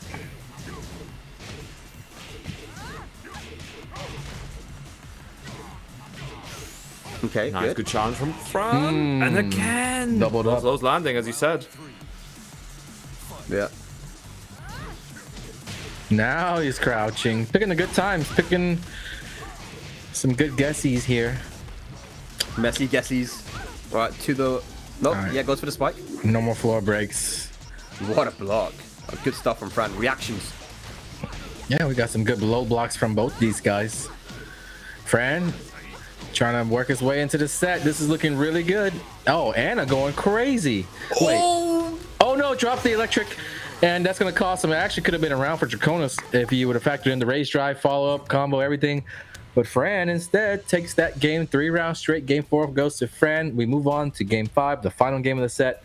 It's been back and forth. I mean, Draconis had a really, really strong patch where he won 6-7 rounds in a row, I think. And Fran was able to shut it down and force this final game. I have no idea who's going to win. It seems like Draconis is super motivated. But Fran, one of the best players out there and one of the best with Anna in the world for sure. So looks like he's finally figuring it out, you know.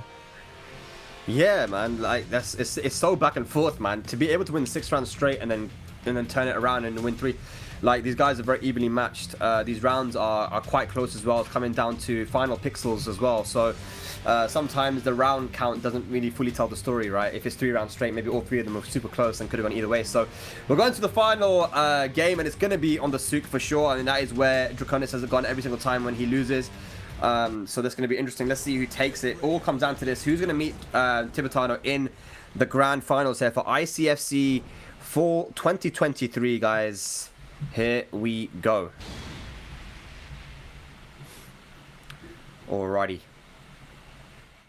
I do hope they bring back the random stage select rule for the next World Tour for Tekken 8 or something, because I want to see more stages, bro. You know what I'm saying? And I feel like some characters really do get a big advantage on some stages as opposed to other characters. To be fair, if we have, you know, more or less equal backdashes, it probably isn't as much of an issue, especially Forgotten Realm isn't in the game anymore.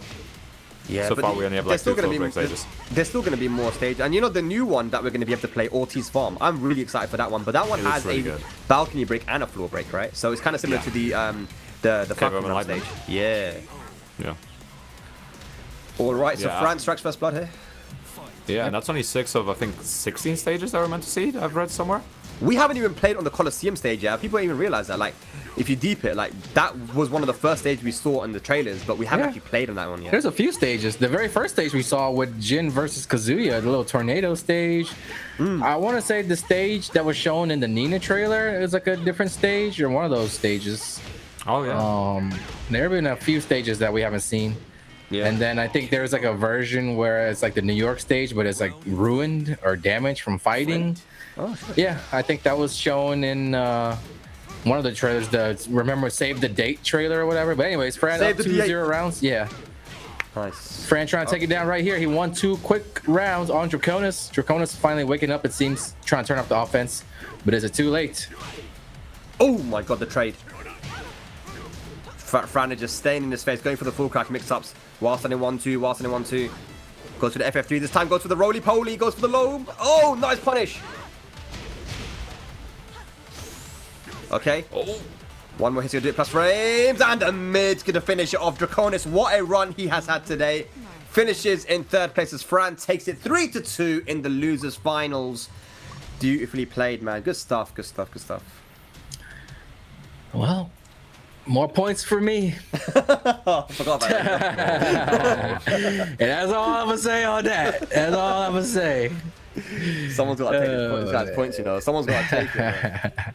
That's mad. He's getting too rich. Anyways, you know, it's, you know. moving on to the next match. Moving on. It's gonna be Tibetano up against Fran. This is a rematch from the winners bracket top 8 match. Tibetano, I didn't see that match. That was the one where I stepped away actually. So, but just judging from the looks of things, 2-0 looks quite dominant.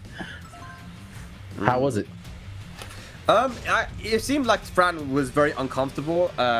He didn't feel confident. Like it came to a point where Tibetano started to guess right on a lot of his full card mix-ups and stuff. So he started to doubt himself a little bit, became very passive, and then that's when Tibetano kind of went in there and just did his thing, and played quite aggressive and did what he does best, right? So I think if Fran can turn it around and start to just guess correctly on some of these mix-ups, then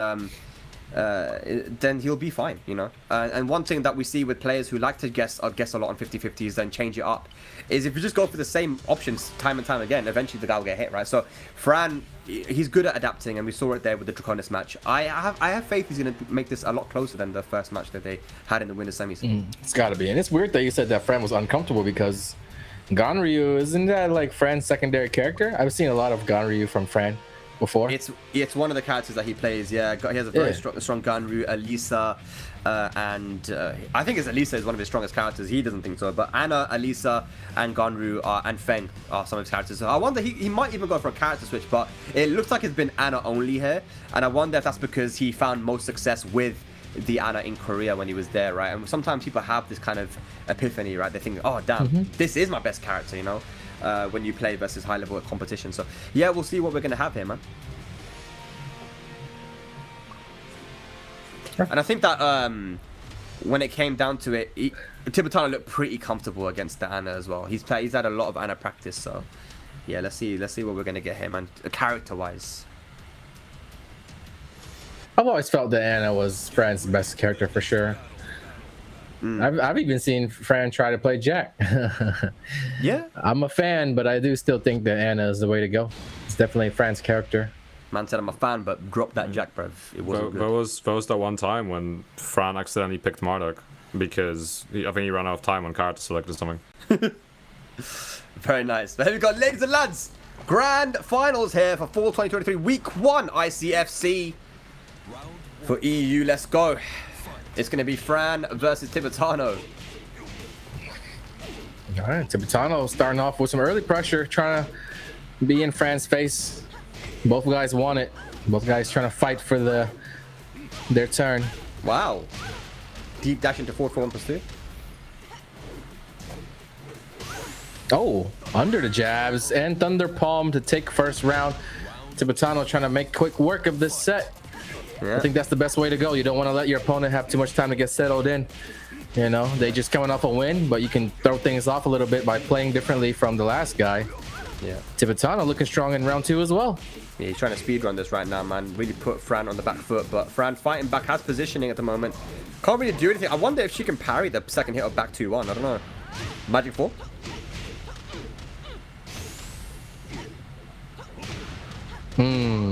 Nice. Alright, good stuff. 1 round apiece. Oh, second hit clipping. That's so unfortunate. I'm telling you, that string is so good, especially online as well, man. That forward 3 string, hate it, man. But nice. Tibetano managed to get to Fran's back. Fran was a little overconfident on that combo. Went for a really difficult one, but with the angle and the off axis, maybe he could have simplified it. Low parry, dude. To the wall. That's looking like some cheat engine, bro. Very nice low parry. Okay, one more. He's going to do it. Goes to the power crush. Oh! Oh! What? What an option! I mean, that's one way to deal with the pressure. I know Fran was definitely not expecting that. Oh, Nice. snap, under the high. The roll does crush any high attempt you might throw out. Try to go for the booty, but gets hit by the 2-1. Here we go. Fran going for it. Oh, the rage art! The Tibetano special. Here we go. Can he make the comeback though? It's not gonna give him the life lead, but it's gonna do a It's considerable gonna amount do of a damage. lot right here. It's gonna take it down to one final, maybe launch or low mix up if he chooses the right one. Yeah. Oh, he really wants the down forward yep. too, but not gonna get it. Nice. Was trying to force it a little bit too much. They could have, you know, gone low a couple times and then see what's up. But he wanted to win in one step. And there's the uppercut. I mean, double-edged sword. Sometimes it works, sometimes it doesn't. This time it worked out. Wow. FF3. Yep, out of the Ganryu stance. They're about even on life right now. Fran now with a slight edge. Back and forth. Nice. Oh, no. Gonna get the full. That's massive damage. Oh my god. The mid. Tibetano. He's looking for that one hit. Nice. Good patience Yep. from Fran dashing into the block. 3 rounds to 2. Fran takes the first game. Definitely a good start of an uphill battle. Obviously, at this point and at night, I guess it's Fran's nearly 1 a.m. over there in Hungary. So it's going to be a battle of endurance, especially having to win 5 more games to win today's ICFC. Is going to be a tall order for sure. Yeah, man. It's gonna be a bit mad. Especially if all these games are down to the wire like that one as well. Yeah, I'm good, man. I guess yeah, look, I get to watch Tekken and I get to watch it while waiting to see this new character in Tekken 8, man. So it's all good. I know Anakin's got to play in the ICFC, so he's got a shift in front of him, bro. But I'm good. I know. I'm not even halfway there yet. Bro, Wednesday's a shift for you, bro. But, you know, is what is. Yeah, I'm off next week from EU though, so if I decide to play next week, I won't have to go into it doing a whole commentary shift. But yeah, depending on what time we finish here, I'll have a little break, so it ain't too bad. You know, it's more chill to play in the tournament than to commentate, because it's like I'm sitting here for the entire time talking. You know, I'm playing one, then I'm taking a break, then I'm playing one, then if I make top 8, I'm only playing one every once in a while. You know, it'll be more chill tonight, I think, especially with the new character reveal or whatever on the way. That should be pretty exciting night. You're staying awake though, Spag? I want to, but I mean, my brothers. I'm not in Birmingham. I'm in London, so like, I don't know if I'm gonna have access to this room because I'm using my brother's room to stream this shit. But I'll try. I'll try kick him out, innit? But you're not allowed in your own room, bro. New character. It's gonna be Roger Jr. I have to see it. All right, here we go. Tibetano. Can you make the comeback? Nice sweep from Fran.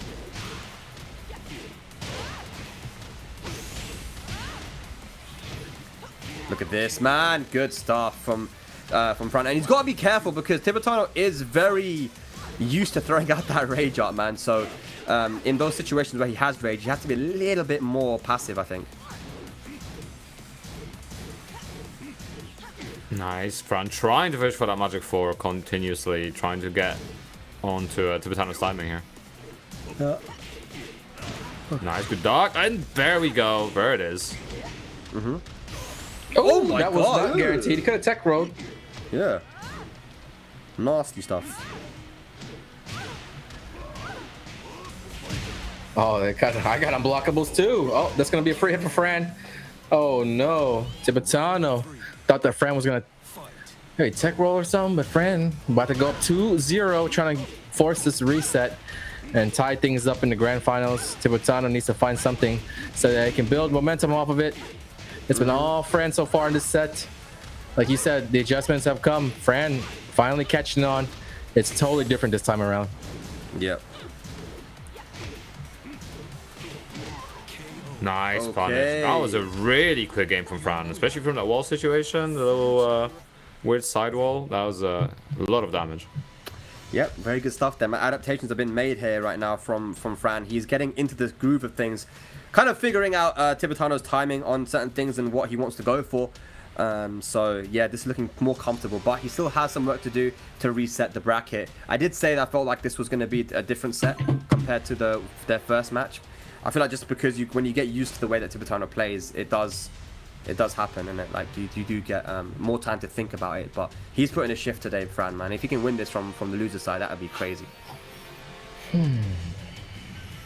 I mean, he's in the right mindset and position to do it. I suppose it's if you're gonna win 2 games really quickly in that kind of fashion, it's definitely puts you in a good position to go further. And then even if Fran wants, we know once they get the reset set, they can even switch character. So there's that option on the table as well. Yep. Okay. Let's see what Tibetano is going to do. He does have access to other characters, but I'm pretty sure he wants to make the Ganryu work. That is the main character. Let's see if he can do it. In our final game, potentially, of this first set. Grand finals, he's looking for the reset. And it's going to be the Geese! He's going to be the Geese. He's made the change. And I feel like it's a good thing to do because you have the cushion to, you know, even if Fran wins now, maybe you know you have a better chance with the Geese. And even if you don't, you know, you lose. It takes Fran's mind off the Ganryu for a little while, you know. It's more difficult to switch to Geese, you know, in the first game of the new set because you're kind of blowing a game if you end up losing that one too. So better to, you know, kind of test the water, see where it's at right now. Who knows? Maybe you might make the comeback, maybe you might not, but at least you'll have a better idea of what you actually want to pick going into the reset. But if you lose with Ganryu here, then pick Geese. You're already down 1-0 should you lose. Yep. And Fran just still continuing going in. Yeah, man, he's doing his thing at the moment. It's looking like it might be a reset here, ladies and lads. Yeah, Fran is ready. Fran knows that there's a good chance that Tibetano might be uncomfortable with this matchup, so he's letting Tibetano, you know, make all the mistakes, giving him enough space to make all the mistakes so that he can kind of capitalize. Okay, this is looking all Fran at the moment. Nice sidestep on the down forward 1 though. It doesn't have the best tracking, and this could be dead. No! It's the inexperience, the unfamiliarity of what to do in these clutch situations. Yes, this was his old main, but I don't know how much Geese he has been playing recently. Here we go now. Tibetano. And Fran on set point now, to reset point.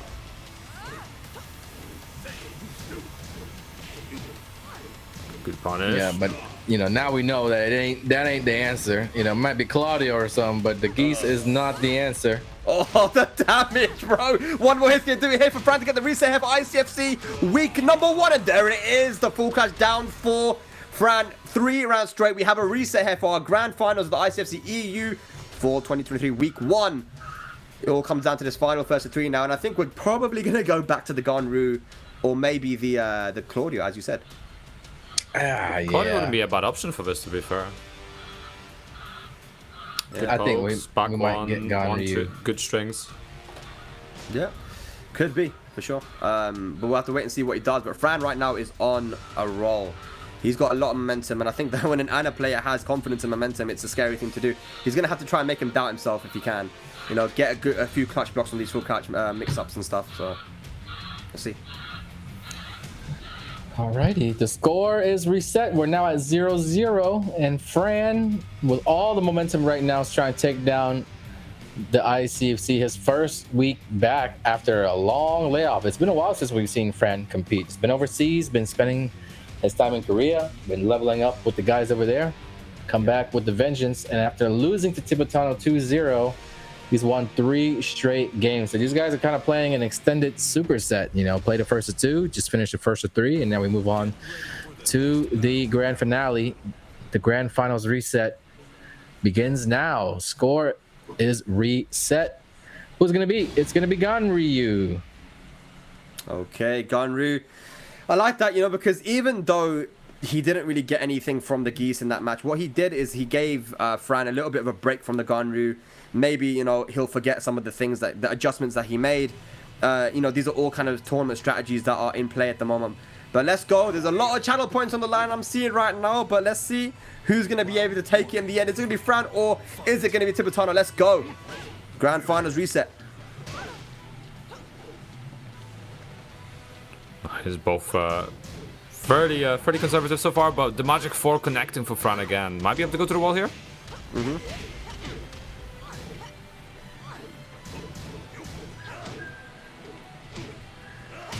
Nice. Oh, what an option from Tibetano.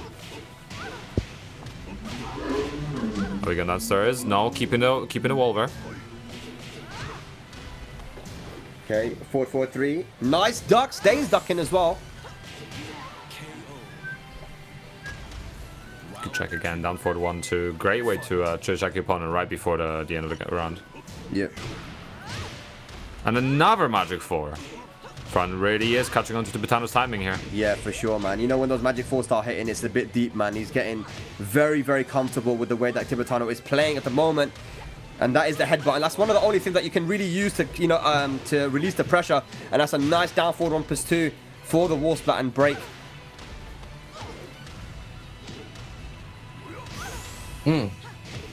Tibetano needs this round to build some confidence.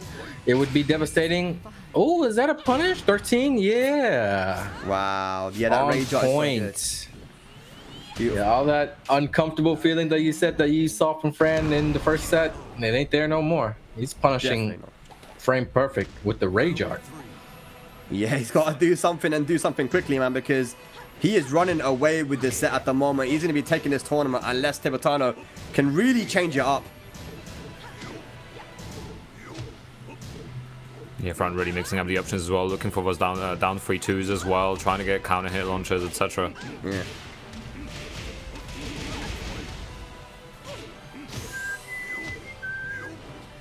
Nice, good backdash, not quite getting the whiff punished, but the pressure's no. still stacking up. Oh no, oh no, oh no. The lowers again. Oh, but nice interrupt with the 1-4 this time from Tibetano. He had to do something. It was a risk, but I mean, he definitely had to ease that pressure.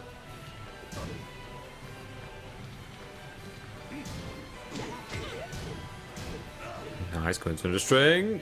Good spacing from Fran as well, just not quite getting whiff punish on the headbutt. Oh no, getting caught.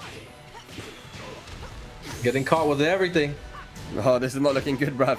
It's not looking good. One more hit's gonna do it for Fran, and he goes for the down through the low. And here we go now, Fran.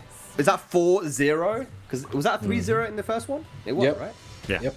It's not looking good, bruv. It is not looking good. All right. Tibetano, what's he gonna do? What would you guys do in this situation? Do you try the Claudio? I mean, do you just stick with your guns here, man? I mean, I'd go to Claudio. Yeah. But I would have went to Claudio at the start of the set, to be fair. So I might be a bad person to ask. Yeah, Yeah. same. I would have been Claudio in the first game and then go back to Ganryu, but now that you've already locked in Ganryu, to give away a game with Claudio here, I mean, unless you're planning on playing both games with Claudio, you know, and just giving him a shot to see what happens, but you've beaten him before with Ganryu, so with that in mind, if you think like that, you should always be able to feel like you could do it again. You know, the answers are there. There is a way. It's just Fran's making it really difficult right now. Yeah, man. And if you can't think of what to do, right? I mean, he's tried here too, right? To try and see what the answer is. Doesn't seem like he can find out. So, you know, this is where you start thinking that maybe the character switch will do something. He tried with the Geese, that didn't work. But he does have other characters in the back pocket, but he might just think to just stick with the Ganryu at this point. You know, it's not looking good for you. Let's see if you can pull something out with your main. To be fair, I feel like Claudio would be quite a good option, right? Like, obviously, the strings aren't quite as good as Ganryu's, but tracking pokes, back freeze quite good. You got standing 2, you got a slightly slower Magic 4, but it's still there. But Tibetano opting to stay on that Ganryu. Yeah, I agree with this, man. Just, you know, stick with your main character, and if you can, this is valuable experience either way. If you're able to make the comeback, you know, it's a puzzle that needs to be solved. So we're going to the Souk now. Let's see if you can bring it back. And again, that one option's really a lot of damage from it for Fran. Yeah. Nice delay beating out the parry as well. Fran's really rushing Tibetano down here. Even the trade in Fran's favor there. Oh my god, dude. Alright, here we go. Magic 4 again. And Fran is just, at this point, he's just having fun, man. He's having a lot of fun. You can see. And he's playing with a little bit of anger as well, I'm sure. He was made to wait quite a bit. And he's like, you know what? I'm winning this no matter what. Here we go now. Down jab to interrupt. An opportunity for Tibetano. Rage available. Looking for the finish. Oh, did he press on your breast? He did! Oh! He's giving tons of damage. He could have got a t-shirt. He was one pixel away from a t-shirt, you know? If that was like a 1-2, that might have actually killed as well. Oh my god, dude. Nice. Okay, finish it with a low. Tibetano normally blocking low in those situations, but, you know, Fran, so brave to go for the down 4, finishes it. And we got 2 rounds up now in this second game of the Reset Grand Finals.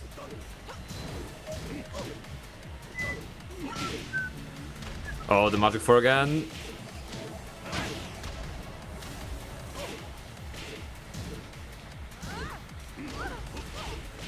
Beautiful low parry. Tibetano finally, you know, committing to dealing with those lows. Yep. Okay. Get around on the board. Yep. Let's see what happens now. Okay. And the uppercut finds its mark. We'll get to the wall here. Small stage. Yep. Tibetano trying to get something started. Hey, went for the low against the auto parry stance. Nice. Tibetano coming to life. This is not dead yet, but we'll be very, very close. Tibetano trying to tie things up. Okay, Nice. now we got a real match. Good. This is what we like to see. This is the one that matters, though. You get this, you tie things up, you put the pressure back on Fran, you give him some flashbacks of that first set. Yeah. All right. Oh, no. They're just trading counter hits right now. The wall will be here somewhere. There it is. Tibetano. Okay. This is going to put Fran in a very uncomfortable position. He can't afford to guess wrong on the following mix-up here. Oh my god. Okay. Oh, he goes for the jab into the low. Beautiful. Tibetano stays alive. He definitely needed that. I mean, it's quite obvious he needed that, man. But what a way to do it, you know. Keeping his wits about him and tying the game. Very impressive fashion. The 3 straight, too. I mean, just worked his way back 1 round at a time. It is very, very hard to do that. When you've already lost 3 games to get reset on and you lose the first one and then 2 straight rounds, for Tibetano to mentally stay in there and not give up, it's very, very impressive. And like I said, it's going to put a lot of pressure back on Fran now to play very well this next game. And Tibetano is the one that actually has the momentum. You know, having made that comeback, that is a big statement to your opponent.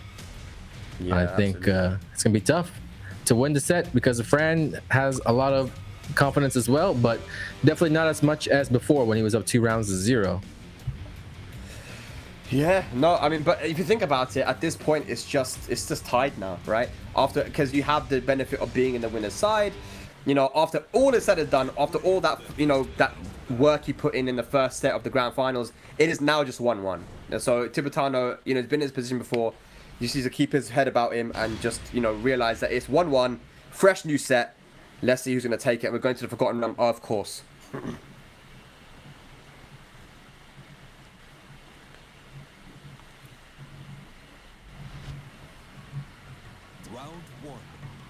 Alright, let's see how Fran adapts now. We're going to be seeing less lows. Again, getting that Magic 4 round start, but drops the combo. Yep. Down 3-4-1, really good string. No break, though. Going downstairs. Mm-hmm.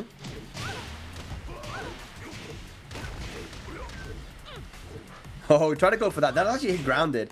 Normally it does, but Yeah. that situation, it didn't. It's happened a couple of times now. Okay, Tibetano back in control. He's got the lead in the set now again. One more hit. No more hits. Doesn't need it. That was enough to kill. Beautiful.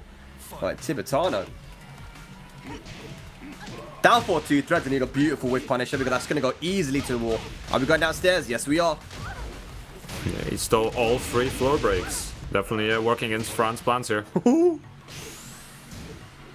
we go. This is what Tibetano likes to do, man. In your face. No punish on the power crush, but gets a punish on the headbutt. Here we go now. Still trying to disrespect the frames. Good break on the throw. Fishing for that counter again.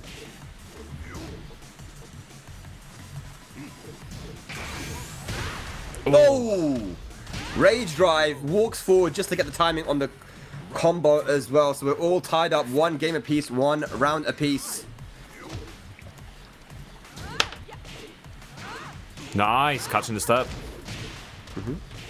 Get the wall here quite easily. Side wall though.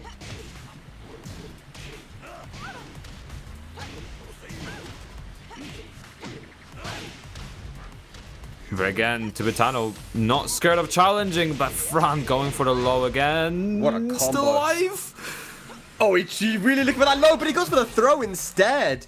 Tibetano could see he was trying to low parry any low attempt at the end of the round, but Fran rightfully not going for it. Big launch on a Magic 4. Really, really nice from Tibetano here. Uh-oh. Where's the damage again? Okay.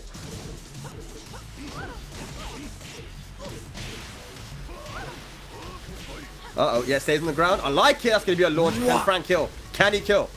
He can with the spike combo. Fran up 2 matches to 1 now. Looking good, man. Looking good. It's getting closer, though. It's super close, man. Yeah. Tibetano can do it. That's for sure. Yeah. He can do it, man. He can do it, but it's going to have to be now. You know, we're going to be going back to the Super probably, or any stage. I don't think the stage really matters all too much, but even if he wins now, he's going to have to win another game on the final game on the Forgotten Realm stage. I wonder if we're going to get a stage like that in Tekken, a multiple floor break. I think those stages are pretty cool. Yeah.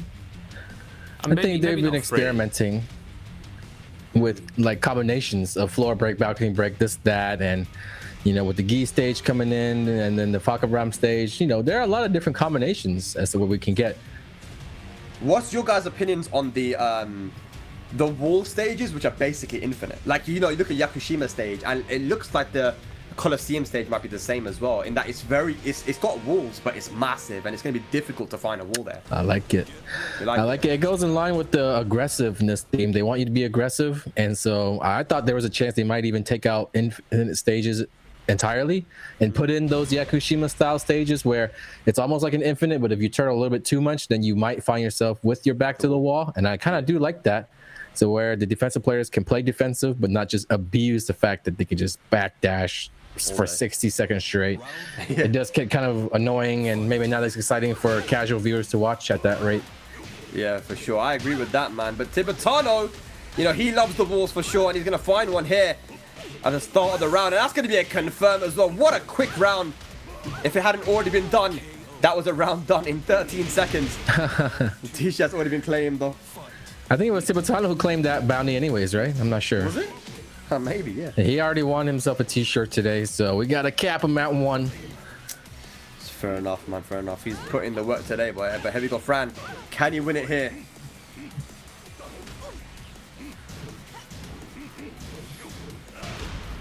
Okay, count hit. Man, I feel like we might be going to a final game, man. But Fran, he's going to get a combo. Let's see what Fran has to say about that. He's got the wall pressure. We'll be able to mix things up. Tibetano's defense has been really good. The Ganryu keep out is super strong. Uh-oh. One more hit. Be careful, though. Nice. Tibetano has been pulling out that rage art in the clutches of times, so you never know. You ain't know until it's over. But Fran really threatening the tournament set right here. Switches sides as well. I think he's noticed that Fran's been going for a lot of jabs and magic fours and, you know, using that soul upper to kind of go underneath it, right? And it's been working. Nice reverse psychology there, punishing the low in a way with the launcher. Oh my god. Oh wow, dude. Comeback? Is it happening? Nope. I don't think so. Yeah, nice. Goes for the safe low. Tibetano now 1 round away from taking to a final game of our Reset Grand Finals. Oh wow, Tibetano. He's pushing hard. I mean, he could have given up. He could have just said, you know, second place is good enough, but you could tell he really wants to win. Fighting all the way back. But he's in Tekken World Tour mode right now, man. Nothing is acceptable but a win. And that's going to be a magic 4 to the face again, Fran. Oh, what's Fran going to do after? This is what's important. The combo won't be enough to kill, but maybe a down 4-4 will. A down 2 it is. Final round, Fran on tournament point. Tibetano could force a final game here. He's been getting off to quick starts. Whoever gets off to that first launcher has been the guy. And Fran is the one to start it off here. The counter hit low. Man, Tibetano has yet to land a hit on Fran. There it is. He's got the positioning right now, but that might be it. Yes, Fran is going to be your EU4 2023 ICFC Week 1 champion. taking it from the loser's side beautifully. After losing in the winners semis as well versus Tibetano, he gets the run back, he gets his revenge, and takes the entire tournament. GG's to everyone. Really well played by Tibetano, and of course to our champion Fran. Must feel really nice to beat the guy that put you in losers, to avenge that loss, to kind of negate it in a way. You know what I mean? Like, you might have lost, but you came back, had the last laugh, won 2 straight sets. It was looking kind of dominant there for a second, but hats off to Tibetano for making it a fight. He was 1 round away from really putting the pressure on Fran, really making us sweat, going to that final game. I think, you know, had it just been a little bit longer of a set, Tibetano definitely would have been in there for sure. They were starting to go back and forth from what I saw.